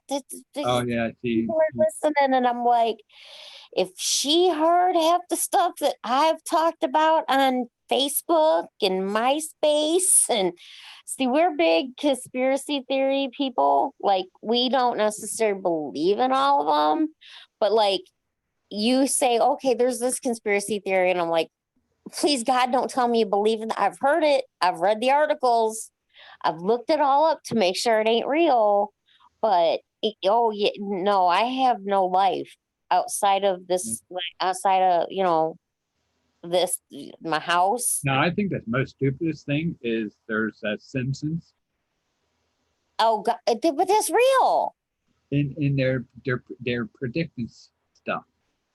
But Yeah. that's real. You Yeah. can go back and look. Yeah. That's real. That really happened. I was like, son of a bitch, that really did happen. Yeah. And it's a stupid cartoon. Yeah, half the stuff they predict it really did happen. But when you're sitting there like, I don't even know if George Floyd's dead, I'm like, oh my God, I'm gonna come through this damn thing and just show you stuff. But no, like 9/11, I got into it with one of the people that Art and them were friends with, Mhm. because my son, the one that passed away, we used to, our thing was jet fuel can't melt steel beams. Yeah. So we would always say that to each other because I was a conspiracy theorist since day one. Now, do I believe everything that happened the way it happened? No. Do I believe? I still don't understand why. Yes, it started coming down from the top, but then the bottom fell out from underneath it. And people swear that they heard bangs down the bottom. Yeah. Because did you hear about, okay. Did you read the 9/11 commission report? Not yet. Okay. Did you read the first article that came out from Popular Mechanics? No. I didn't read nothing except for rumors I hear, and stuff like that. And then I do watch the conspiracy theory people talking, and I'm just going by, they tell you how the structure of the building is and stuff like that. Yeah. And for that to drop down like that, something down the bottom had to either be struck so hard that it collapsed down the bottom, or someone exploded the bottom. No. What happened was, and don't think I'm being condescending or rude, I told you my Aunt Hope was in the subway station that was underneath the World Trade Center Mm-hmm. when the first plane hit. Okay, she was actually stepping onto a train, felt the shake, got on the train, pulled away, and then found out that a plane hit, but they thought it was just a little tiny Earthquake. sightseeing plane. Okay, when they looked at the news and everything. But what happened was, because I know you've seen Loose Change and In Plain Sight, right? Yeah. Okay, and there's 20 million iterations of both of those conspiracy theorists, but they all say the same thing 27 different ways the same way. Now, if you watch those, but then you read the 9/11 Commission, then you read Popular Mechanics, then you go back and you read the article where the architects all got together and debunked the Popular Mechanics. And then I got a book sitting in my kitchen right now on my kitchen table. When the jet fuel came down the cores of both of the buildings, okay, and heated everything up, jet fuel doesn't melt steel beams, but the way that building was made, no other buildings were ever made that way. So when the trusses started to bend and they couldn't hold it anymore, they did start to break at the bottom. My brother's a firefighter. Yeah. So they did start to. Well, back when they were made, they didn't have too many big legal documents on how to build places and stuff like that. Yeah. Not that high. They were only supposed to go, I think, like 86 stories or something. Yeah. Whatever the it was shorter than what the Empire State Building and the Chrysler Building. It was supposed to be shorter than that. That was basically what they mainly had. Then they built the Twin Towers to look like tubes. If you were to take the same size plane and hit the Sears Tower, which is now the Willis Tower in Chicago, Yeah. it wouldn't come down. It's built completely different. Those buildings were put together quick and cheap. Yep. That's the truth. They're put together quick and cheap. Now, my conspiracy theory part about it is, have you ever seen the Pentagon? Have you Yep. ever been there? Nope. But I've seen it, and I see structures of it, and I see what's under it and stuff like that. Yeah. Okay. If you're driving on the freeway, which is the same freeway the freaking plane was 5 feet off of. Rumor Okay. says that if they would have got into the center, they would have exploded a nuclear bomb from the center. My Because thing is, That's if what's you're, supposed to be. That's what's supposed to be underneath the center of that. it's a Taco Bell. The center of the Pentagon is a Taco Bell. I know that, but underneath that is supposed to be not a fallout shelter. I'm trying to think what it's called. It's a silo for a bomb. Missile silo? Yes. Okay. My conspiracy theory part of it is, okay, if you ever get a chance to visit the Pentagon, do it. Drive on that damn freeway, because when you see the angle that mother fudger had to fly that fucking plane at 500 and something miles an hour doing a corkscrew. He did a fucking corkscrew.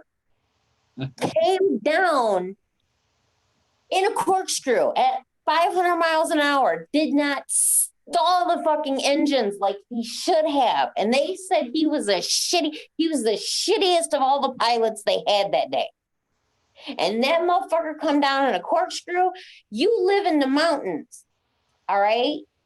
Mhm. How fucking hard is it to drop a goddamn airplane in the middle of the fucking mountains, tear out phone poles, but yeah, you breeze over fucking cars, you fly the fucking plane 2 feet off the fucking ground, you don't even scorch the fucking grass, I can't even take my lawnmower across my fucking yard without leaving marks. And you corkscrew a plane at 500 miles a fucking hour, being the worst goddamn pilot of all the fucking pilots of all your fucking guys, and you come down in what looks like a fishbowl because there's a mountain, there's not a mountain, but a large hillside, a freeway that runs along the fucking hillside, and at the bottom of the hill, at the bottom, is the fucking Pentagon that's only five stories tall, and you were able to go over the grass and not bend a fucking blade of grass. My ass. That's the only one. The minute they told me a jetliner hit the Pentagon, I looked at my father and my son and I said, "There's no fucking way. Just no way." I get violently angry. I got into it one time with, I forgot his name, but it was a friend of Art and Elmo's and Cammy Joe and all those guys. And I got into it with him on Hangouts. And that's when I dropped out of Hangouts and I never joined back up again. Because he supposedly worked in Washington, D.C. and he supposedly worked at the Pentagon. And I'm like, okay. He's like, I live in DC. I know that that's true. And I'm like, then you know that the Pentagon's at the bottom of the goddamn fishbowl. How the fuck did he hit a building that's not more than 5 stories? He didn't have a 105-story fucking. Either that or he was a very good driver, personally. You know, to me, that looks like a surface-to-air missile. What little footage they did release? They were saying that. I would believe that. I would believe truck bomb. I would believe helicopter bomb, because at first, when I remember watching it on the news, they said it was right by the helicopter pad and that they thought a helicopter came down and blew up. And another thing they said about the two towers is they also had weapons inside that airplane in the bottom. Is what they're saying too. There's a lot of damn rumors about that. Yeah, Yeah. but if you watch, did you watch it live on TV? Like the second plane? I know nobody watched live on TV the first plane, but did you watch the second plane? It didn't look to me. The vantage point that I saw on Channel 4 News here in Detroit, it didn't look like anything but a fucking plane hit the second building. Yes. I've seen where it looks like there's something under, like the remote control thing. I've seen where people have manipulated the angle to where it kind of looked like there's a shadow or something there. But to me, I didn't see it. But when they said a plane hit the Pentagon, I'm like, there ain't no fucking way. Y'all suck dick on that one. No, that can't happen. Because that's just no. That would be like me making what do you call it? Corner pocket 8-ball Yeah. from 6 blocks away, and I suck at the game. Yeah, because we got the the moral of the story was told, which is the story. You know, the father and the son president. The Bushes. They had oil wells over, I don't remember, Afghanistan or one of them places over there. Yeah, they both owned oil wells, and they threatened them, so they made this happen so they could go to war. It's Kuwait. That's rumor. But they knew it was going to happen when Clinton was in office. Yeah. They were told when Clinton was in office, this is going to happen. It's going to happen soon. It's going to be really fucking ugly when it happens. They just didn't do nothing about it. They were just like, oh, it can't happen to us because we're the great United States of America. Ain't nobody going to do this to us. But the same day that we're having fake war games and we ain't got no fucking planes because all you have to do is get Hillary Clinton. She'll get you some stuff. Yeah, but them guys. I'm sorry, them guys are going to hang. Epstein deal and stuff like that. They're going to hang. You're going to be surprised after he gets to be president. You're going to be surprised people is going to go to jail. They're trying to hide it now. That's why they started this jump, because Hillary Clinton had two, I think, second hearing. No, one's coming up. That's right. She had one and one's coming up. September. Yeah. Yep. Yeah. And a couple of the other people had hearings that we didn't hear about because they're trying to keep it hush hush.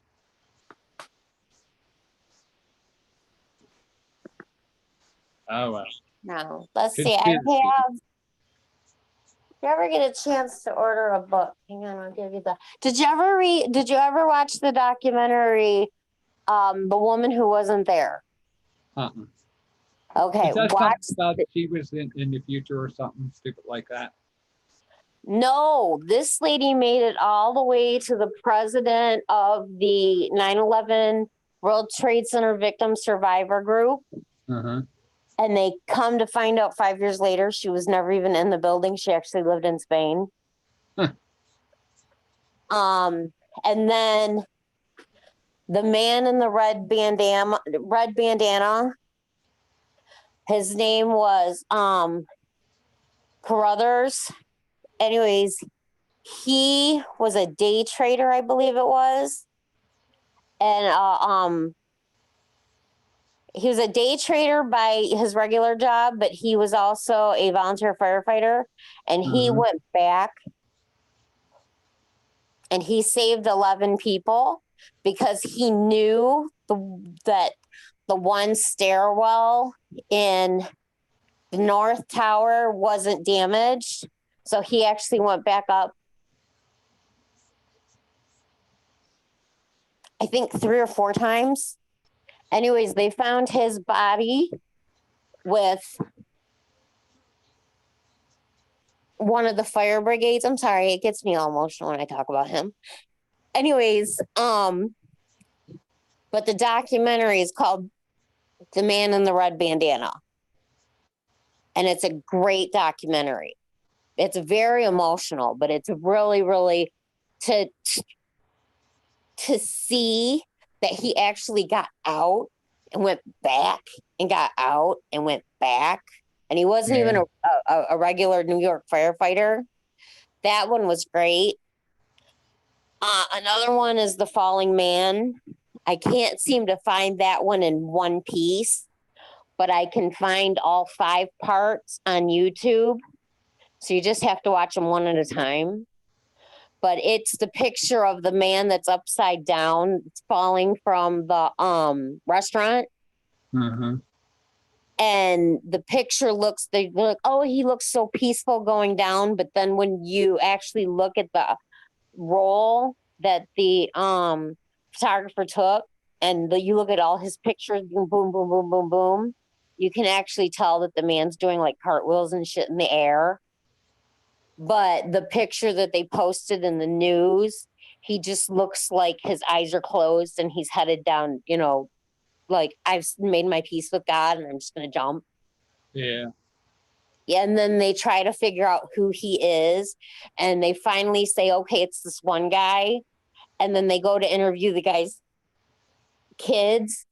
And the guy was like staunch Catholic. So his kids are like, my father would have never fucking jumped. Fuck you. Blah. And then they do when they're doing all the DNA for all the pieces that they found, they actually found him. They actually found a piece of him in a stairwell. So it looked like he was trying to come down one of the stairwells and he just got caught in the rubble. All righty, I'm going to let you go. It's 2:00 in the morning here, so I got to get up at 6 to take. Oh shit, it's 2 here. I didn't even realize it was that late. I'm so sorry I kept you on the phone so long. That's But when okay. I start talking about history, I can't shut up. I can't. Okay, no problem. But if you I get a enjoy it. chance, hold on. The name of the book is The Terror Timeline. Terror Timeline. And this was done by a freelance guy on the regular internet. And he put all the different, I was showing it to Joel the other day, which is man.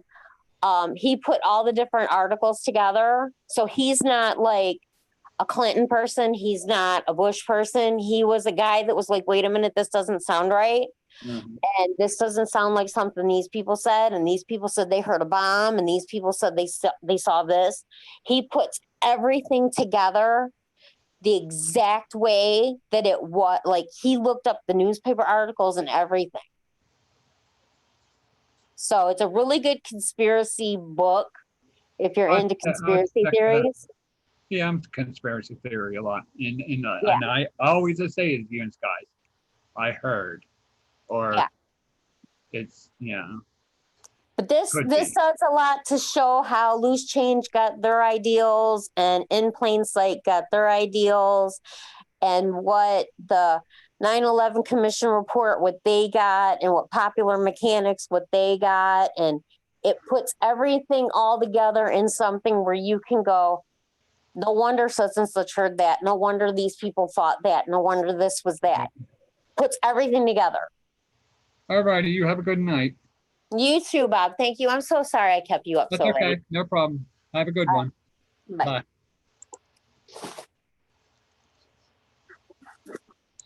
How do I hang this up?